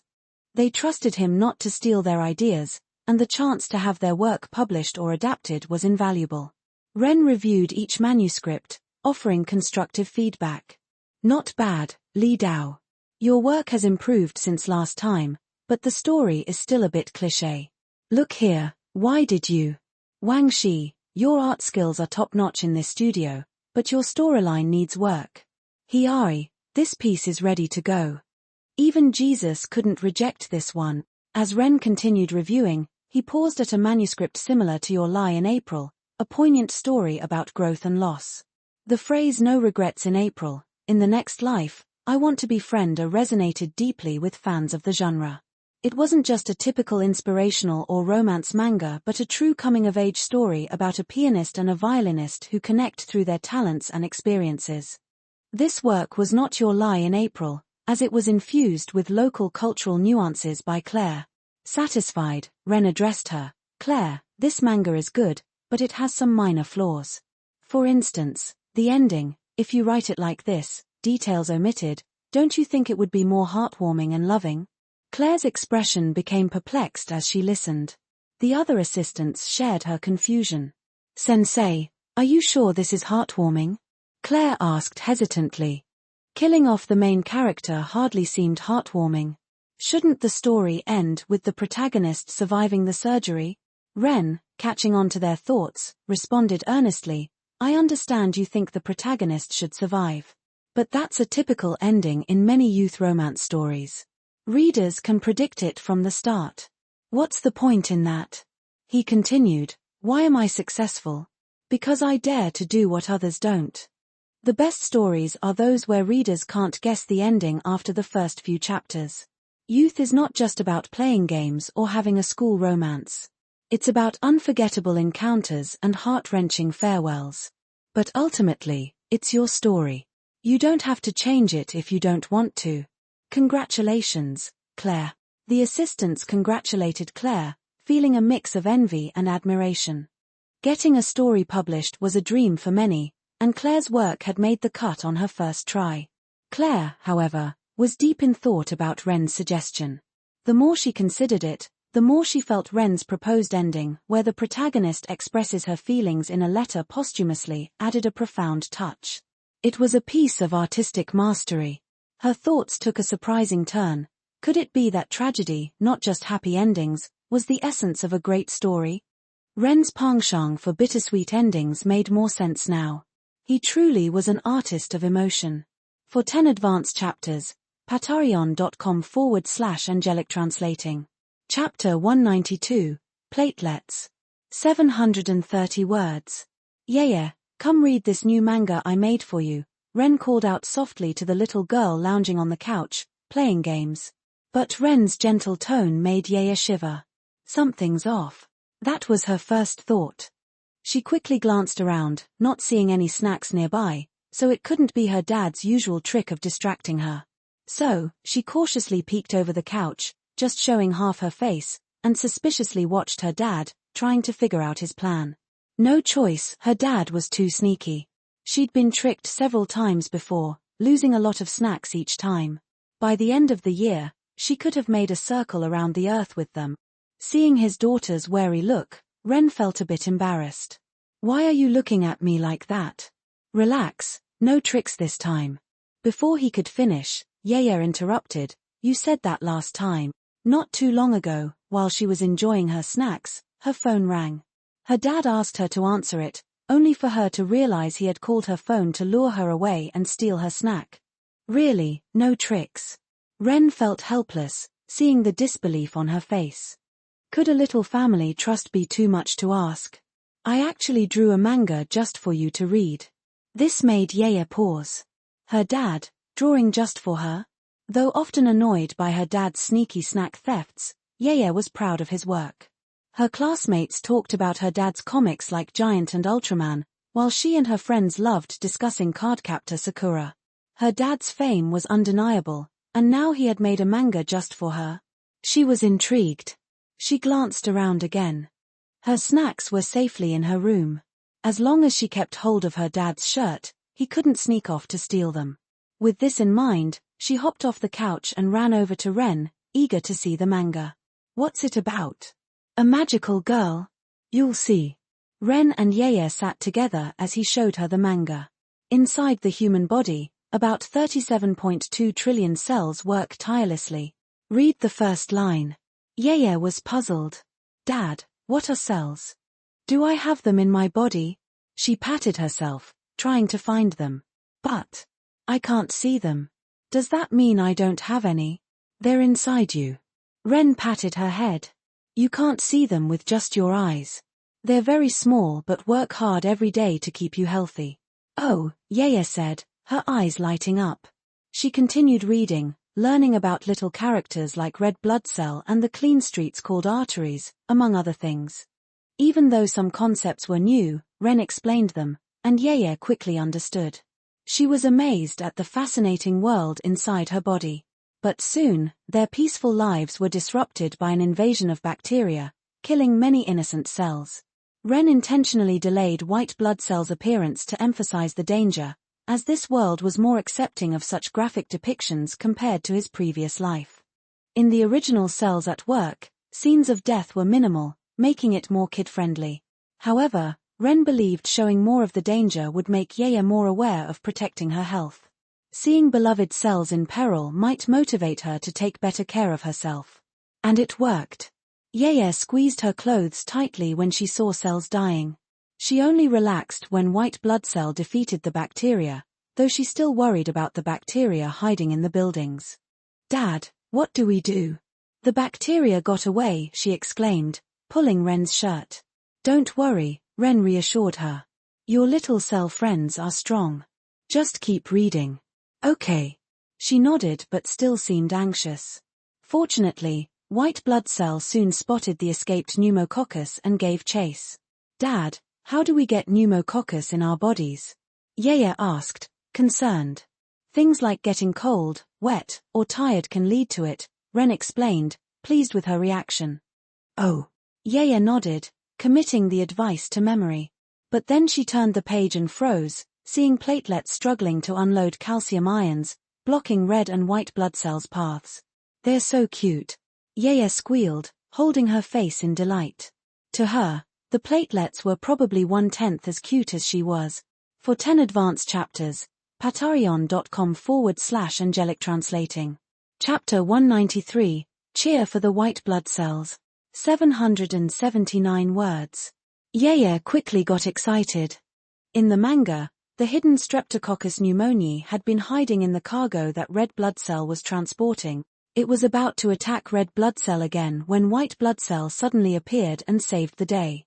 However, white blood cell wasn't strong enough to defeat the bacteria and had to retreat. Luckily, white blood cell managed to trick the bacteria into a trap and captured it. Bronchi. Yeye read aloud, confused, then looked up at her dad. Dad, what are bronchi? And what's that membrane wrapping around the bacteria? Does my body produce that?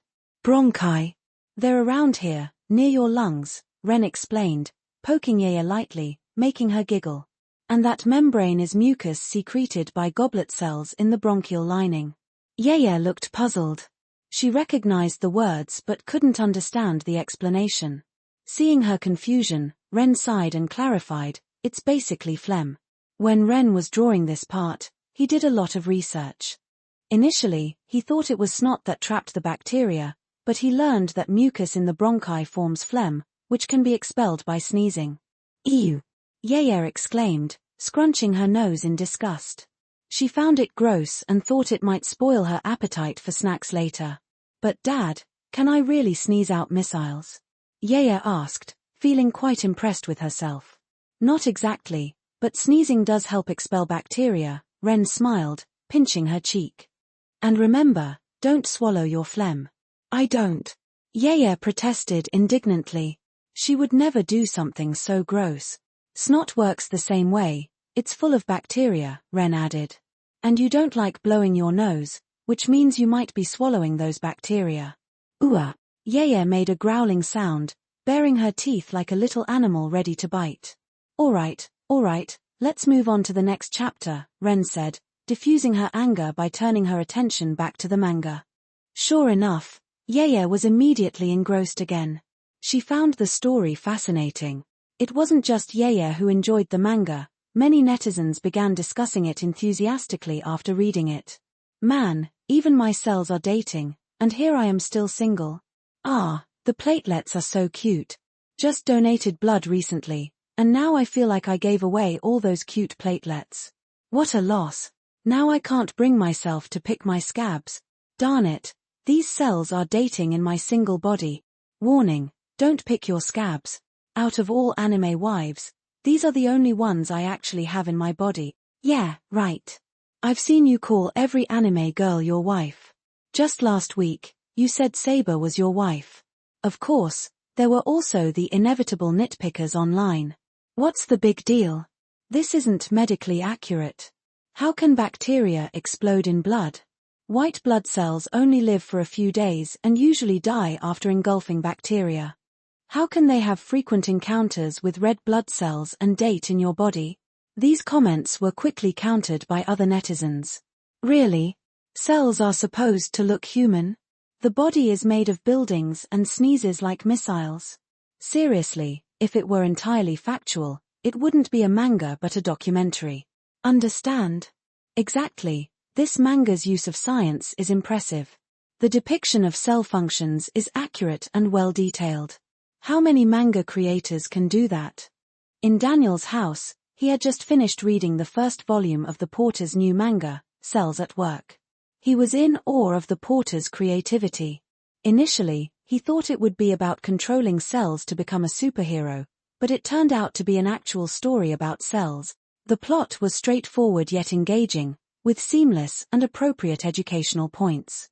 The Porter had personified cells with vivid personalities and appearances, red blood cells as cheerful, clumsy girls, white blood cells as cool and serious guys, and platelets as adorable little children. The manga balanced entertainment and education, teaching readers about cell functions and body mechanisms in an engaging way.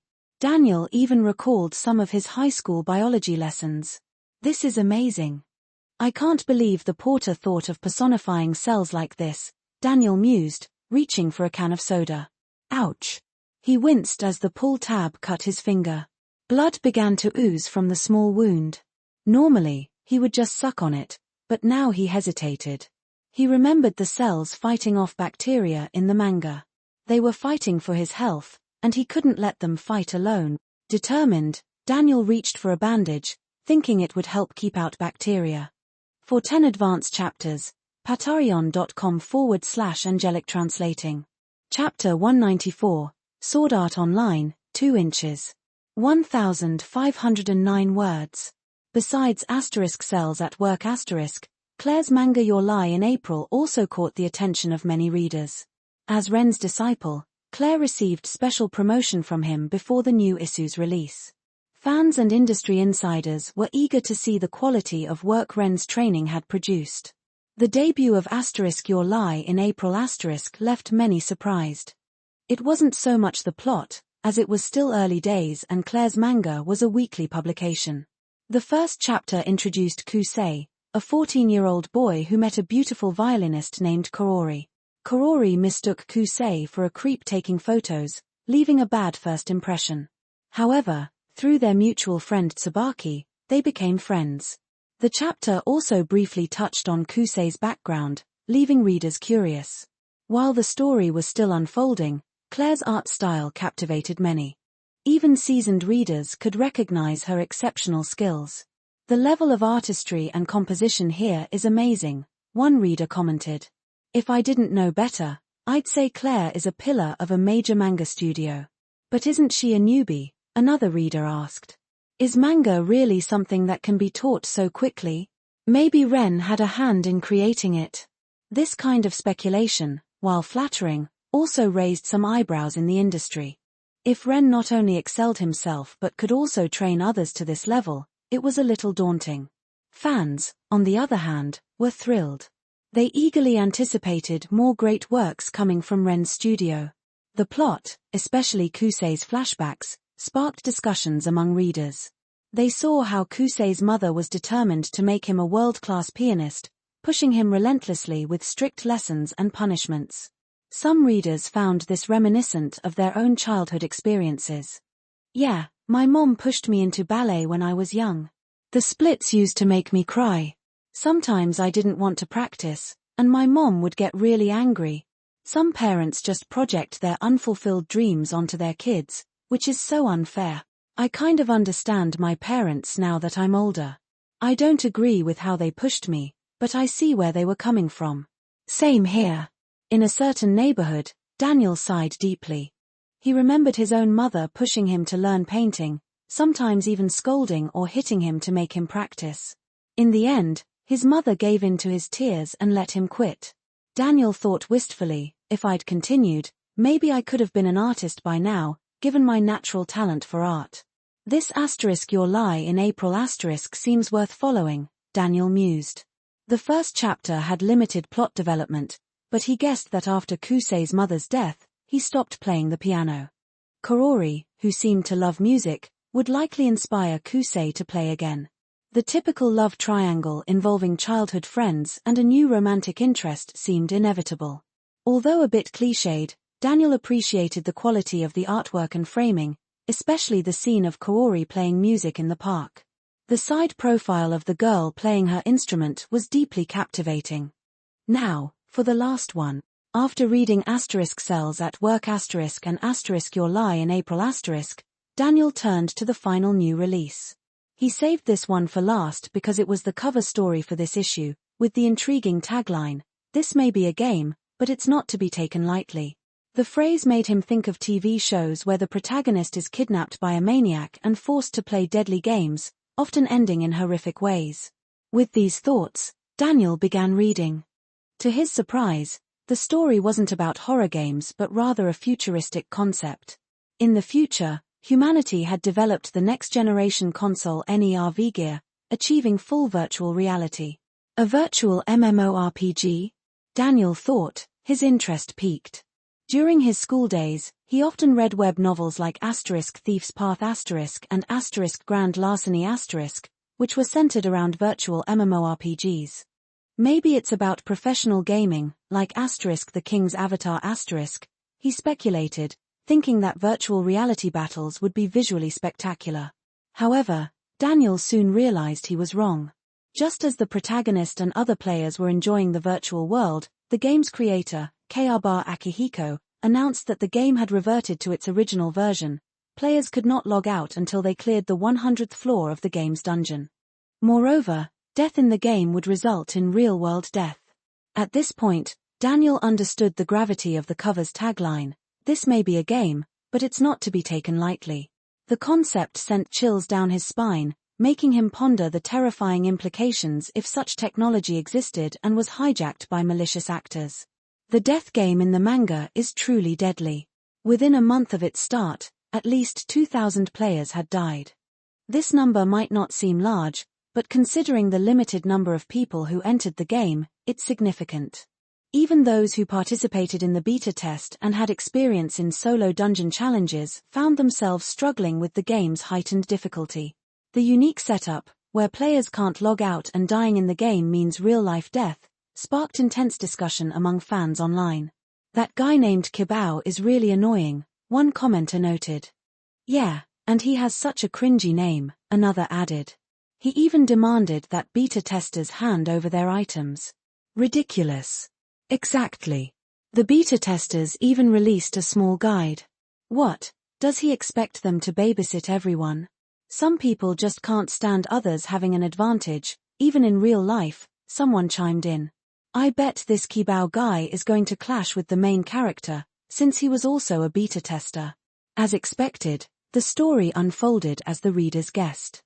After Diaval discovered the first-floor boss's location and called for a boss strategy meeting, Kirito met Asuna and teamed up with her. However, during the battle, the boss's attack pattern changed from the beta version, and Diaval was killed, leaving Kirito to deliver the final blow and claim the rare item. Kibao, the same person who had earlier voiced his complaints at the meeting, accused Kirito of letting Diaval die. Kirito, who had received the rare item, became the target of the group's suspicion and resentment. Readers felt the frustration and injustice Kirito experienced, especially towards Kibao. In the original story, Kirito tries to deflect the group's animosity by dramatically declaring himself a beta, a combination of beta tester and cheater. However, in this version, Ren took it a step further. Kirito donned the rare armor dropped by the boss, and without warning, swiftly moved in front of Kibao. He began striking Kibao repeatedly, catching everyone off guard. Kibao, unable to defend himself against Kirito's superior gear and skills, was left with only a sliver of health. Other players, initially rushing to help Kibao, quickly retreated after seeing Kirito's aggressive stance and realizing the real risk of death in this game. Kirito, after thoroughly thrashing Kibao, coolly ascended the staircase to the second floor, leaving a stunned and silent crowd behind. He had not only physically beaten Kibao but also effectively silenced the others who might have challenged him. That was amazing, fans reacted online. He put Kibao in his place. Finally, someone dealt with that guy. Why didn't Kirito just kill Kibao, though? One fan questioned. Probably because, even though it's a death game, Kirito knows there's a line. Killing would have consequences once they escape the game. True. He's a hero, not a murderer. This intense scene solidified Kirito's status as both a lone wolf and a protector of other beta testers, willing to shoulder their hatred to keep them safe. Fans praised this unexpected twist, highlighting Kirito's cunning and strength. Meanwhile, Claire, Ren's student, was basking in the positive feedback for her own work, Your Lie in April. She was deeply grateful to Ren for his guidance, knowing that her success was largely due to his support and teaching. She recalled her hesitation about pursuing a career in manga, worried about the intense competition and high standards. However, Ren's mentorship had been invaluable, not only improving her skills but also boosting her confidence.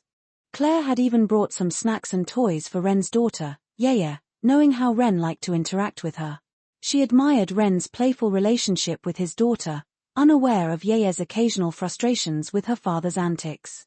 Ren, on the other hand, was content and excited about the evening ahead, where he hoped to finally enjoy some nutritional supplements, as he humorously put it. He chuckled at the thought of how his wife, Jada, might feel about his cheeky plan. If only he could say, surprised, "I'm cheating," without causing an uproar. With the successful release of the new manga and the positive reception from both the industry and fans, Ren felt confident and pleased. He looked forward to seeing how his latest works, including the intense Sword Art Online story, would continue to captivate readers. For 10 advanced chapters, patreon.com/angelic translating.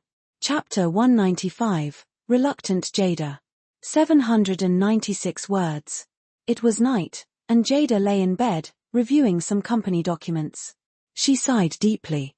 He actually did it. Jada felt both embarrassed and annoyed. When she set conditions for Ren, she just wanted to challenge him and make him give up his unrealistic idea of nutrient supplementation. But she didn't expect Ren not only to create an educational work but also a hugely successful one. Now, all the online comments were praising Cells at work. Honestly, Jada felt proud when she saw those comments. After all, it was her husband. But now, she was unsure what to do. Even though she told Ren to watch over Yeye doing her homework, she knew it wouldn't last long. Once Ren was done, he'd probably come to bed wanting his nutrient. What to do? Should she really let him have his so-called nutrients? Jada imagined a horrifying scene in her mind, making her shudder. No way, I can't possibly let him have that, whatever nutrient. She leaned against the bed, lightly biting her lip. Just thinking about it made her tremble. If she actually went through with it, she'd die of embarrassment. Maybe she could set more conditions? But Jada quickly dismissed this idea, knowing Ren wouldn't agree. She needed to divert his attention, but ordinary distractions wouldn't work. For a guy like Ren, it had to be something that fit his interests. Jada started thinking deeply. Her eyes accidentally landed on her wardrobe, and she paused. After a moment, she quietly went to the closet and rummaged through a locked box inside. This box contained Ren's secret stash. She picked up a piece of clothing and felt a rush of embarrassment. It was just too mortifying. However, dressing up wasn't as bad as letting him touch her. With that thought, dressing up seemed more acceptable. Fine, I'll go with this, she decided, biting her lip. But looking through the clothes, she felt stuck. There were too many options, and Jada looked at her belly. Most of the outfits that covered her up wouldn't fit. After much deliberation, Jada found a sailor outfit at the bottom of the box. It covered her top well, with only her belly exposed. The long white socks were fine, but the skirt was a bit short. Still, it was the most acceptable option. Jada decided to wear it. A moment later, she stood in front of the mirror, striking a few poses. She felt a small sense of pride. She still looked pretty good. It's just. Jada touched her belly. It was too big now. Who knows if she'd get back to her pre-pregnancy figure. Oh well, she'd deal with that later. For now, she had to get through tonight. Steadying her nerves, Jada lay down on the bed, waiting for the enemy to arrive. Meanwhile, Ren was checking Yaya's homework. He raised an eyebrow. Holding Yaya's head still, he glanced at her. Most of it's correct. But a heartbeat takes 3 hours for 10 beats. You've successfully killed me. Huh? Yaya looked puzzled. Ren pointed at her homework, and she awkwardly scratched her head. I accidentally wrote the wrong answer, hey. She stuck her tongue out playfully, quickly fixing her mistake. But Ren wasn't letting it go. You want me to die young? I'm only in my 20s. Is living too much to ask? Oh, come on. I said it was a mistake. Yaya protested, pushing Ren out of the room. Get out. I want to sleep. With a click, the door shut behind him. Be more careful next time. Ren called out, smiling as he hummed a tune, bouncing down the hall toward the bedroom. He could finally get his nutrients. Thinking about what was to come, Ren was practically skipping with excitement. Reaching the bedroom door, Ren took a deep breath and pushed it open, shouting, Honey Tilda, are you ready for our deal tonight? His voice trailed off as his eyes widened. There was Jada, dressed in a sailor outfit. The white thigh-high socks made her legs look even more alluring, and the short skirt added a mysterious appeal. But, why was Jada suddenly dressed like this? She had always refused to wear the outfits he bought. Honey Tilda. Jada blinked her eyes at him, just as she was about to speak.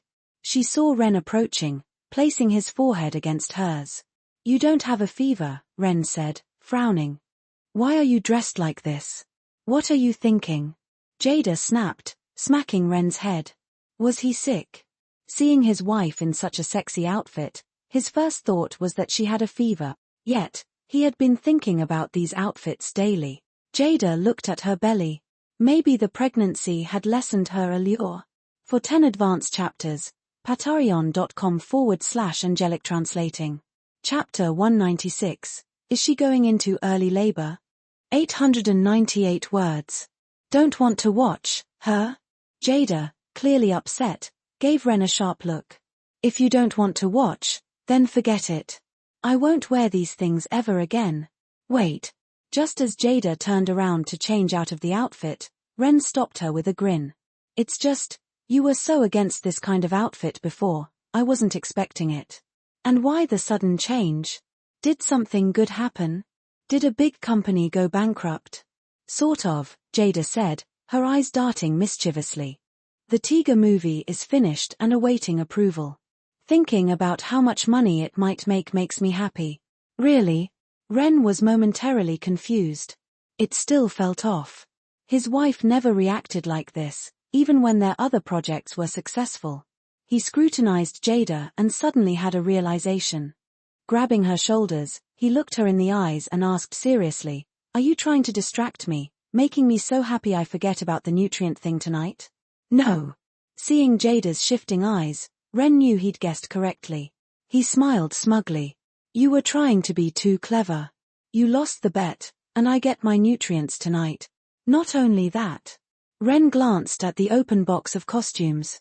Since you tried to trick me, there's a penalty. You jerk, Late at night, the once noisy bedroom became very quiet. The floor was littered with Ren's favorite outfits. Jada's face, as soft as a baby's, still had a blush. Suddenly, her calm expression turned to a grimace. She let out a muffled groan and then opened her eyes wide, feeling intense pain wash over her body. It was a pain she remembered well, making her cry out, Honey, honey. Ren, startled, jumped out of bed and turned on the bedside lamp. Seeing Jada's pale, pained face, he panicked. What's wrong? I think I'm having contractions. It feels like labor. Jada clutched her belly, the pain causing her to curl up slightly. Labor. Without hesitation, Ren called 911. No matter what, he knew he couldn't handle this alone. What's going on? It's too early. Did I hurt you today? Ren was frightened. He knew the baby wasn't due for a few more weeks. If Jada was going into labor now, it meant an early delivery. He knew from the pregnancy books he'd read that premature babies' organs aren't fully developed, and they often face high risks of complications or even death. I don't know. Jada, also aware of the risks, was overwhelmed with fear and began to cry. Don't worry, don't worry. Ren tried to comfort her, though he was scared too. If he panicked, it would only make things worse for Jada. Dad, Mom, what's going on? Yaya, yawning and rubbing her eyes, walked into the room, looking confused. She had been sound asleep and was woken up by the commotion. Sorry, sweetie, Ren said, trying to keep calm. Mommy's stomach hurts. We're going to the hospital. Get dressed and pack your school bag, okay? Okay, Yaya replied, still sleepy but now a bit excited. She'd never been in an ambulance before. She quickly ran back to her room to get ready. Ren stayed by Jada's side, holding her hand. Don't be scared, I'm here with you. Okay. Jada whispered. A short while later, Yaya, now in her school uniform and carrying her backpack, came over to the bed. Seeing her mother in pain and sweating, she felt worried. Imitating how her mother would care for her when she was sick, Yaya took out her small handkerchief and wiped Jada's forehead. Mommy, does it hurt a lot? Looking at her daughter's concerned face, Jada felt touched despite the pain. She gently placed her hand on Yaya's head. It hurt a lot, but having you here makes it much better. Really? Yaya smiled, then put on a mysterious expression. Then I'll make you feel even better. She placed her small hands on Jada's belly and started chanting, pain, pain, go away. After repeating it several times, Yaya looked at Jada with hopeful eyes. How is it, Mommy? I saw this in a lot of cartoons. Yes, much better, Jada said, smiling at her daughter's innocence. The tension in the room lightened a bit. Not long after, the flashing red lights of an ambulance appeared outside, and the sirens blared. Ren quickly ran downstairs to let the paramedics in. Jada was lifted onto a stretcher and taken to the ambulance, with Ren and Yaya following. So this is what the inside of an ambulance looks like, Yaya said, wide-eyed and curious. However, she knew not to touch anything and soon grew bored. Ren, sitting beside her, noticed and softly said, Yaya, if you're tired, you can sleep for a bit. After all, she had school tomorrow, and Ren didn't want her to be exhausted. Okay, Yaya said, stifling a yawn. She looked at her mother, worried. Dad, will Mommy be okay? Don't worry, Ren reassured her. By tomorrow morning, you might have a little brother. Really? A brother? Yaya's eyes sparkled with excitement. But then she remembered Ren's words about dark circles and looked concerned. I don't want to be an ugly sister. With that, she quickly snuggled into Ren's side. Before long, in the warmth and safety of her father's arms, Yaya fell asleep. For 10 advanced chapters, patreon.com/angelic translating. Chapter 197, Bleach Ends. 732 words. Hello, son, how's Jada doing? Did she give birth? Ren's mother asked over the phone. He had to inform his parents about Jada's early labor scare. It's fine, Mom. The doctor said it's just false labor contractions, Ren replied. False labor, also known as Braxton Hicks contractions, are irregular uterine contractions that occur a few weeks before childbirth. They are more common in women who have previously given birth, which Jada hadn't experienced with their first child, Yaya. Oh, thank goodness. As long as everything's okay, Ren's mom sighed in relief. She didn't quite understand the medical terms but knew from Ren's tone that Jada was fine. Make sure you take good care of your wife, understand? Got it, Mom, Ren assured her before ending the call. He felt a weight lifted off his shoulders and headed back to the room where Yaya was sleeping. Since it was late and the hospital was a good distance from home, Ren decided to stay overnight rather than return home. Thankfully, there were available rooms in the hospital. As he lay down, Ren breathed a sigh of relief. It had been a false alarm. Although he eagerly awaited their child's arrival, he wanted a healthy baby. Even though they could afford medical care, he'd rather not have their child endure any suffering. Perhaps due to the exhaustion from the day's events, Ren soon drifted off to sleep. The next morning, Yaya woke up, rubbing her eyes. She excitedly shook Ren awake. "Daddy, where's my little brother or sister?" Having fallen asleep on the way to the hospital, Yaya was unaware of the situation. She still remembered Ren saying that her mom might give birth. Ren yawned. It was a false alarm. "Your mom had something called false labor contractions." "Huh? What does that mean?" Yaya looked puzzled by the medical term. Seeing her confusion, Ren thought for a moment and explained, "It's like when you want to play before finishing your homework, and your mom or I catch you. Your brother or sister was trying to come out early, but your mom kept them inside." "Oh, I get it," Yaya said, shaking her fist playfully. "My brother or sister is naughty. They made me miss my sleep. Daddy, when they come out, we have to scold them." "Sure," Ren chuckled, patting Yaya's head. "Now, let's have breakfast and get you to school." "But I haven't brushed my teeth yet." "Let's buy some toiletries first, then head to school." The scare had shaken Ren up. After this incident, he was extra cautious, even going so far as to sleep on the floor to avoid disturbing Jada. As a result, he hadn't thought about supplementing his nutrients. During this time, Ren's manga, *Bleach*, was nearing its conclusion. While the series had the same name as the original, Ren made significant changes. For instance, the Zanpakuto were replaced with Chinese-style tang swords, and the setting was adjusted to fit a more Chinese aesthetic. The most notable changes were in the final battle of Karakura Town. In the original, both sides fully mobilized, with the Soul Reapers setting up a defensive formation and Aizen's side holding the upper hand. Ren adjusted the strategy to a more tactical one, emphasizing protecting the pillars that maintained the swapped locations between the real Karakura Town and the Soul Society. In this version, the characters had more interactions and strategic maneuvers, enhancing the story's depth and stakes. The final showdown with Aizen also differed. In the original, the protagonist often powered up just in time to defeat the villains. Ren chose to change that pattern. After Ishigo trained in the Dang-ai to master the final Getsuga Tensho, Jin betrayed Aizen and used his Bankai to attack him. However, Aizen's Hogyoku saved him, and he killed Jin. In Ren's version, Jin played a more significant role. The poison on Jin's Kamishini no Yari, developed with Moyui Kurosuchi's help, temporarily paralyzed Aizen, weakening him significantly. Ishigo and Jin delivered a final blow together, weakening Aizen and disrupting the Hogyoku's evolution. This allowed Urahara and Ishigo to seal Aizen successfully.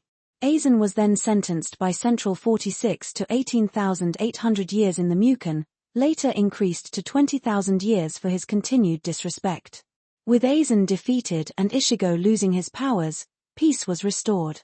Thus, *Bleach* came to an end. For 10 advanced chapters, patreon.com/angelic translating. Chapter 198, The Tale of Jiraiya the Gallant ends, 2 inches. 1,783 words. The ending of Bleach has left many readers feeling sentimental. Just like fans of the series in another timeline, these readers have grown deeply attached to the story. *Bleach* has ended. Such a shame. Like other shonen series, this one also had the main character's plot armor. Otherwise, Aizen would have easily defeated all the Soul Reapers. Yeah, it doesn't make sense. Aizen's crazy regeneration abilities were somehow neutralized by a mere poison. I think it was fine. At least it wasn't predictable. I thought Ishigo would just overpower Aizen after training, which would have been boring. But Jin truly cared for Ranjaku. All those years of following Aizen were just to take back what was stolen from her and fulfill his unrequited love. Yeah, Jin's death was well done. Honestly, he didn't appear that often, so my attachment to him isn't as strong. But just look at what happened with *Naruto star. The porter is getting flamed. Serves him right. How could he kill off Jiraiya? As the comments suggested, *Naruto** fans were furious with the porter. After a long series of updates, the story had finally reached the arc where Jiraiya infiltrates the Land of Rain. Upon entering, Jiraiya discovered that the leader of the Land of Rain was his former student from the time he earned the title Legendary Sannin.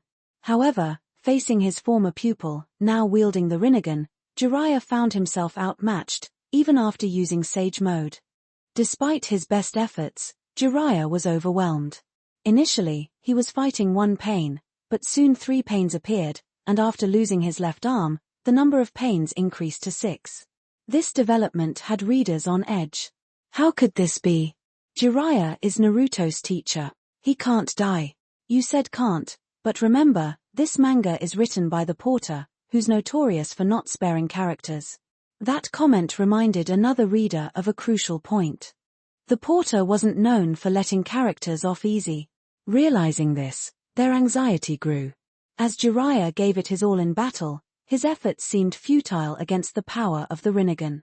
Even after his throat was crushed, he pushed through, bringing a glimmer of hope to the readers. Could it be that the porter was showing mercy this time? Could Jiraiya escape? Unfortunately, the porter, or rather Kishimoto, dashed their hopes. Instead of some miraculous escape, Jiraiya used his last moments to carve a secret message into a toad's back. He was then struck down and sank into the water. The tale of Jiraiya the Gallant ends here. A fitting conclusion, I suppose. As Jiraiya sank, a smile appeared on his face. Was he smiling because he had initiated a new chapter, the tale of Naruto Uzumaki? Or was it because he was finally free from his burdensome life? Most likely, it was the former. Damn it. Porter. Fans erupted in outrage after reading the latest chapter. They killed off my pervy sage. The flashback scene of Jiraiya's life made me cry. Heartbreaking. I can't believe I cried over the death of a pervy character at my age. Indeed, both in this timeline and the previous, Jiraiya was a beloved character. He wasn't a main character in *Naruto**, but his own assessment of his life was that he never truly succeeded at anything. His life was filled with unfulfilled endeavors, writing his book, chasing after Tsunade, finding the prophesied child, and trying to bring back his old friend Orochimaru. In the end, even his life ended without much fanfare, with his death being described in the tale of Jiraiya the Gallant. Yet, despite all this, many fans saw him as one of the coolest characters in the series.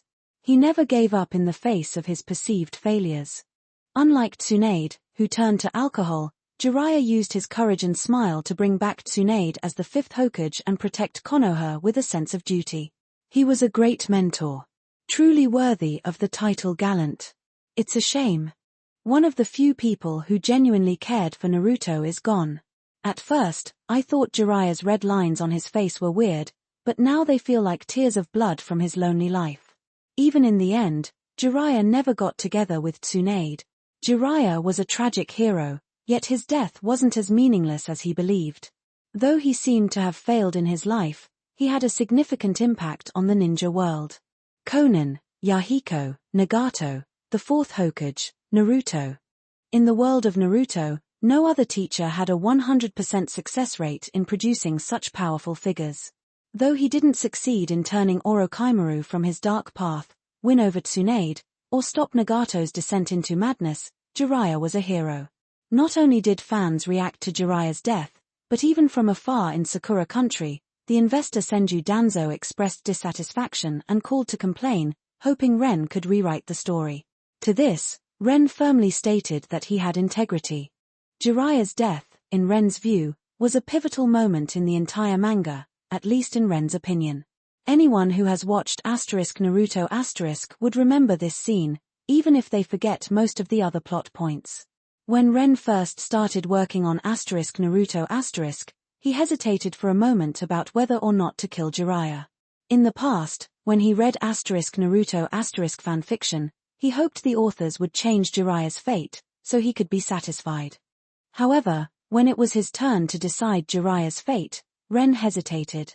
From the bottom of his heart, Ren wanted Jiraiya to be there as Naruto grew up, to see him get married and have children, to see Naruto become Hokage, to reunite with Tsunade and Orochimaru, and more. But Jiraiya's death was a destiny foretold. The Toads predicted that Jiraiya was the guide for the Child of Prophecy, and his choices would lead to the destruction or revolution of the ninja world. Jiraiya did guide the Child of Prophecy, not with his words or actions, but with his death. He solved the mystery of Pain's 6 paths with his life, leaving hope and a chance for Naruto and Konoha. Jiraiya demonstrated his ninja way with his life, giving Naruto one last lesson, and his death eventually led to the defeat of Pain. If Jiraiya didn't die, many subsequent plotlines couldn't unfold. Imagine, during Pain's invasion, if Jiraiya, Tsunade, Kakashi, and Naruto faced the 6 paths of Pain, 4 of them would have been more than enough to deal with the enemy. With Jiraiya and Tsunade knowing Pain's secrets, they could potentially defeat one of the Pains easily. Thus, Pain's invasion of Konoha wouldn't have been so impactful. Additionally, Orochimaru's later character development was influenced by Jiraiya's death. So, Ren ultimately decided to kill Jiraiya. While Bleach reached its conclusion and Jiraiya's death shook the fans, Your Lie in April continued to progress, laying down more hints and details. Claire handled these intricate aspects remarkably well, even Ren had little to critique. The changes in background shadows matched the characters' emotions. Piano-playing details were so precise that even fans who loved hands couldn't resist. Even minor characters were well drawn, with expressive faces and richly detailed scenes. Fans praised Claire and, by extension, acknowledged Ren's teaching abilities. As a result, many fans continued reading the story. In last week's 4th chapter, Kusei was struggling with his inner demons, leading to his failure in the competition as he couldn't hear the piano. Although Kusei and Kaori's later performance moved many in the audience, by competition rules, stopping mid-performance meant disqualification. Would they continue the competition? With this question in mind, many readers turned to today's 5th chapter, only to be caught off guard by the opening scene. Instead of the expected competition setting, they found themselves in a hospital. Kaori was lying in a hospital bed, causing many readers to feel a sudden sense of foreboding. No way, no way. Is this going to be one of those cliché teenage love stories where the girl has a terminal illness? Or maybe a car accident? Readers speculated wildly. But fortunately, through the dialogue between the visitors and Kaori, they learned that she was hospitalized due to anemia, which eased their concerns. It would have been disappointing if the story had taken a typical tragic turn at this point. The story continued. Due to the disruptions in the competition, Kaori lost her chance to advance to the finals. Kusei felt deeply guilty, believing that if Kaori hadn't chosen him as her accompanist, she might not have been disqualified. This left him in a state of deep depression for some time. However, while Kusei was walking home from school, Kaori unexpectedly appeared in front of him, playing hopscotch with some children. After some playful antics, Kaori made her request for a get-well present and Kusei's apology. She wanted him to enter the piano competition. Faced with Kaori's request, Kusei felt lost again, doubting his abilities. Despite momentarily escaping his childhood trauma during the previous competition, he hadn't fully broken free. We're only 14, let's just jump in with both feet, like this, jump. With these words, Kaori leaped off a bridge. Next to this scene, Ren had Claire write a disclaimer, warning readers not to imitate the action, recalling an incident from his past life where a similar scenario led to trouble for a certain franchise. Seeing this scene, many fans felt moved by Kaori's actions and her words. Yeah, we're only 14. If only I had taken a chance when I was young. Pursue your dreams while you're young, and go for it. Some readers commented online. Kaori's actions seemed to have a similar effect on Kusei, helping him come to terms with his feelings. He also jumped off the bridge after her. As the two smiled at each other in the water, many readers felt their hearts touched and thought, this is what youth is all about. However, some readers had an epiphany. Whoa, this feels kind of sweet. Sweet? How? I think Kaori was waiting here on purpose. If you look at how Kusei felt guilty and down after Kaori lost her chance to advance, and then see him smiling after this scene, doesn't it seem like Kaori's plan worked? Yeah, I feel like Kaori likes Kusei. In the second chapter, it seemed like there was a love triangle with Watari, but now it seems Kaori might have just said she liked Watari to get closer to Kusei. Definitely. Under the tree, when Kaori said, "From now on, you'll be my friend A," I had the same feeling. For 10 advanced chapters, patreon.com/angelic translating. Chapter 199, Chapter 199. 1117 words. Of course, with Claire's manga Your Lie in April receiving great praise, the popularity of cells at work is also continuing to rise. This series has managed to attract fans of all ages. It's important to note that many manga series target specific audiences. For example, some people like action-packed series, while others prefer something more heartwarming. Some series appeal more to female viewers, while others are more popular with male audiences. However, Cells at Work doesn't particularly target any specific audience. It's a type that nearly everyone can enjoy. Although the series is episodic with not much of a continuous storyline, the cute cells, especially the platelet, have attracted a lot of fans. As Ren predicted, nobody can resist the cute platelet. Moreover, the story from the last issue, Chapter 7, left readers wanting more.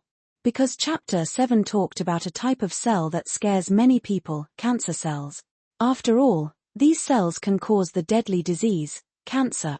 In Chapter 7, the first cancer cell was created due to a replication error. From birth, it was constantly attacked by various cells and witnessed the murder of its friends. The cancer cell, along with the white blood cells, killer T cells, and NK cells, went to the cancer cell's nest. After splitting up with the white blood cells and killer T cells, the NK cells uncovered the cancer cell's true identity. When the true identity of the cancer cell was revealed, many readers were shocked. Because they were familiar with this look. Isn't this just like Kaneki from Tokyo Ghoul *? Both have one eye and similar abilities. Kaneki's ability is to have a tail-like appendage, and he has several of these. In Cells at Work the cancer cell's ability also resembles these tail-like appendages. But most importantly, it's about fate.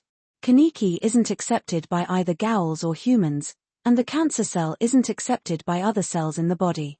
The cancer cell felt sad that it was being hunted just for being different and intended to spread to more areas. Why do we have to be killed? What wrong have we done? We were just born here. This was the cry from the heart of the cancer cell. Even though it overpowered the NK cells, white blood cells, and killer T cells with overwhelming strength, it was defeated by the reinforcements brought by the red blood cell. It was severely wounded by the activated NK cells and eventually killed by the white blood cells.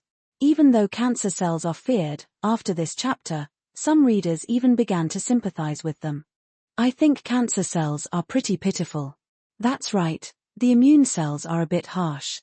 However, these comments were quickly dismissed by others. No matter how harsh the immune cells are, they're protecting you, while the cancer cells, no matter how pitiful, will kill you. Seriously, sympathizing with cancer cells?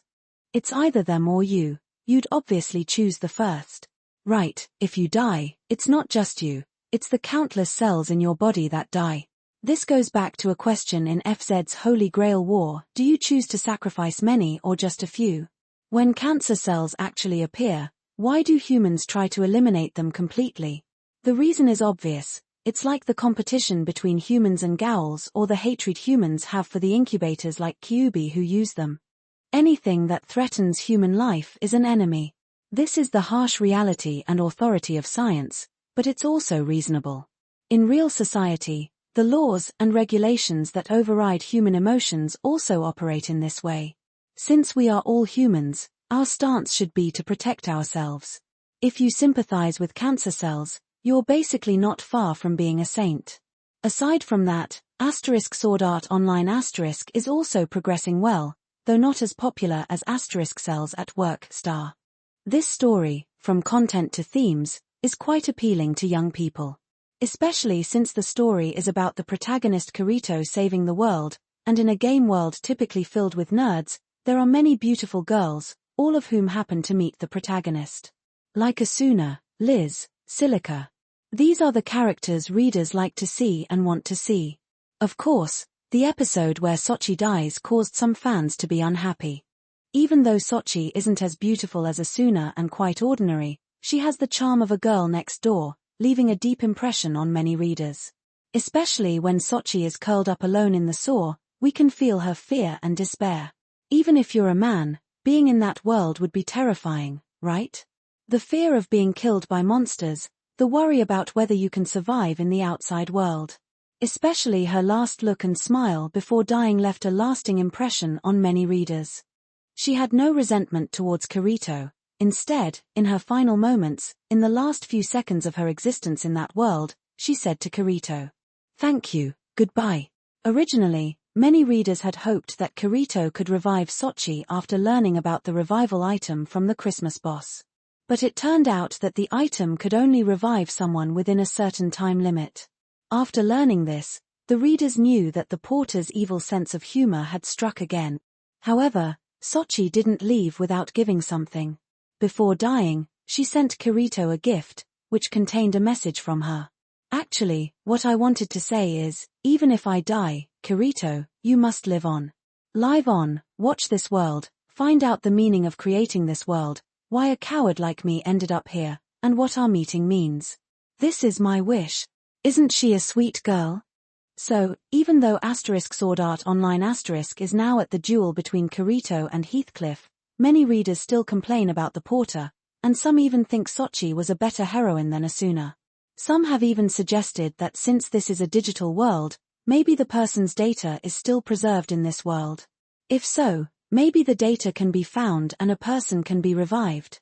So, they are looking forward to a happy ending from the porter. Author's note, not translator. Regarding the comments, I'm also quite conflicted. If I write more about the manga, some people disagree. If I write less, others complain. Some want more daily life content because this is a story about a doting dad. I'm not sure how to strike the right balance. While writing, I'm constantly debating with myself on how to get it right. For 10 advanced chapters, patreon.com/angelic translating. Chapter 200, The Final Holy War premieres. 1,100 words. Overall, the popularity of Ren's current serialized works is steadily increasing, with their appeal unfolding more and more with each new chapter. But aside from these works, there's another thing that readers are excited about, the long-awaited release of the movie Ultraman Tiga, The Final Holy War. Yawn tilde, did we really have to wake up this early? Felix yawned as he complained to Daniel beside him. Wouldn't it be more fun to watch it at night? What kind of diehard fan are you if you don't watch the Tiga movie as soon as it comes out? Daniel waved his hand. Besides, I plan to watch it multiple times. Then, I'll go on the forum and brag about it. Last year, I had to watch Space Dandy several times just to barely beat that guy. This time, I've made an agreement with him to have a showdown after watching it. Felix rolled his eyes at the sight of Daniel, whose enthusiasm was practically burning. Clearly, he didn't understand the two-dimensional world. In Felix's original plan, today was supposed to be a day off. He thought he would sleep in to make up for the lack of sleep from the past few days, have a luxurious lunch in the commercial district, and then watch the movie in the evening. That was what a rest day was supposed to be. Unfortunately, Daniel didn't think so. He pulled Felix out of bed early in the morning. If I had known, I wouldn't have agreed to watch the movie with this guy. Felix, who had agreed to watch the movie with Daniel because he didn't know many people in the city, now regretted it. But seeing his friend's enthusiasm, he couldn't bring himself to spoil it. Besides, since he was already up, he might as well watch it. He was actually quite interested in the Tiga movie. According to the promotions, this movie would reveal some secrets from Earth's ancient civilization. In the TV version of Ultraman Tiga the mysterious ancient civilization introduced from the very first episode had captivated all the fans. Originally, everyone thought that the secrets of the ancient civilization would be gradually revealed in the TV series. However, apart from a small part of the plot mentioning the ancient civilization, it wasn't brought up much afterward. This left many fans with numerous questions about the ancient civilization. Excuse me. At this moment, Felix suddenly felt something bump into his leg. Before he could turn around, an apologetic voice reached his ears, prompting him to respond, "It's okay." As he looked up, he froze. It was a family of 3, a child sitting in a wheelchair, wearing a shirt with Ultraman Tiga on it, accompanied by 2 adults, likely the parents, who looked tired and had dark circles under their eyes. "Can I help you with anything?" Felix asked instinctively, seeing the scene. No, we're fine." The man, who seemed to be the father, forced a smile. "Thank you for your kindness." As he spoke, the man turned to the child in the wheelchair. "Xiaopeng, how are you feeling? Are you comfortable?" The child replied weakly, "I'm okay I felt a bit uncomfortable earlier, but I felt better thinking about seeing Tiga." "You silly kid." The woman, probably the mother, looked at her child with a pained expression. "Didn't Uncle Ren say he could play the Tiga movie for you in the hospital? Why did you insist on coming to the cinema?" "I wanted to spend my last moments watching a movie with Mom and Dad, and I didn't want to stay in that place forever. I wanted to come out and see things." The child shook his head slightly, looking up at his parents. Hearing the child's words, the couple paused, then gently patted the child's head and continued pushing the wheelchair towards the cinema. Felix watched the child, feeling puzzled. Why does that kid look familiar? Isn't he the kid who was on the news recently? Daniel's words made Felix realize, as he looked at the family with a sympathetic expression. Yes, that kid was Xiaopeng, Ye's former classmate. He wanted to enjoy the fun of watching Tiga in a cinema with his parents, not spending his remaining days in the hospital. As the audience settled in, the movie Ultraman Tiga, The Final Holy War started playing on the big screen. South Pacific. A warship cut through the waves, slowly approaching an island shrouded in dark clouds. On the deck, the captain, Iruma, gazed at the island and murmured, "So, this is where the evil god and Ultraman lie dormant, the R'lyeh ruins?" "Yes." The leader of the TPC research department chuckled, "Don't be fooled by its gloomy appearance, it's not scary at all. There are even some beautiful spots on the island. I imagine if this place were developed into a tourist attraction, it would draw in lots of visitors, right? I wouldn't want to come here as a tourist." Captain Iruma frowned, "A sleeping ruin should stay asleep. I don't want to be here either, but what can you do?" The higher-ups insisted we come here to investigate the secrets of the giants. Humans shouldn't tread here. As they got closer to the island and eventually landed, joining the investigation team underground, the captain felt an ominous premonition. Here, director Andrew created a very oppressive atmosphere through camera work and transitions. The sky in the entire movie was overcast, and once underground, it felt like the investigation team was submerged in shadows. So, not only Captain Iruma, but even the audience felt an ominous foreboding. When the stone door was blown open, revealing 3 Ultraman statues behind it, the audience showed expressions of surprise. As expected, not only were there the giants transformed by Tiga and Dinah, but also other Ultraman statues. "No doubt, these 3 giants will definitely come to life," Daniel whispered to Felix. Felix nodded in agreement. Aside from the eerie atmosphere suggesting something was about to happen, the design of these Ultramen clearly indicated they were not on the good side. Just from the design patterns on their skin, it was clear these weren't good guys. By the way, if I remember correctly, the statues seen in the trailer were indeed huge, right? They didn't seem like special effects. Daniel suddenly thought of something and turned to Felix. "Yeah, I heard Pika Comics invested heavily in building them, supposedly to create an amusement park." Remembering something Pika Comics posted on Weibo, Felix explained. For 10 advanced chapters, patreon.com/angelic translating. Don't forget to like and subscribe to KUMO-AUDIOBOOK.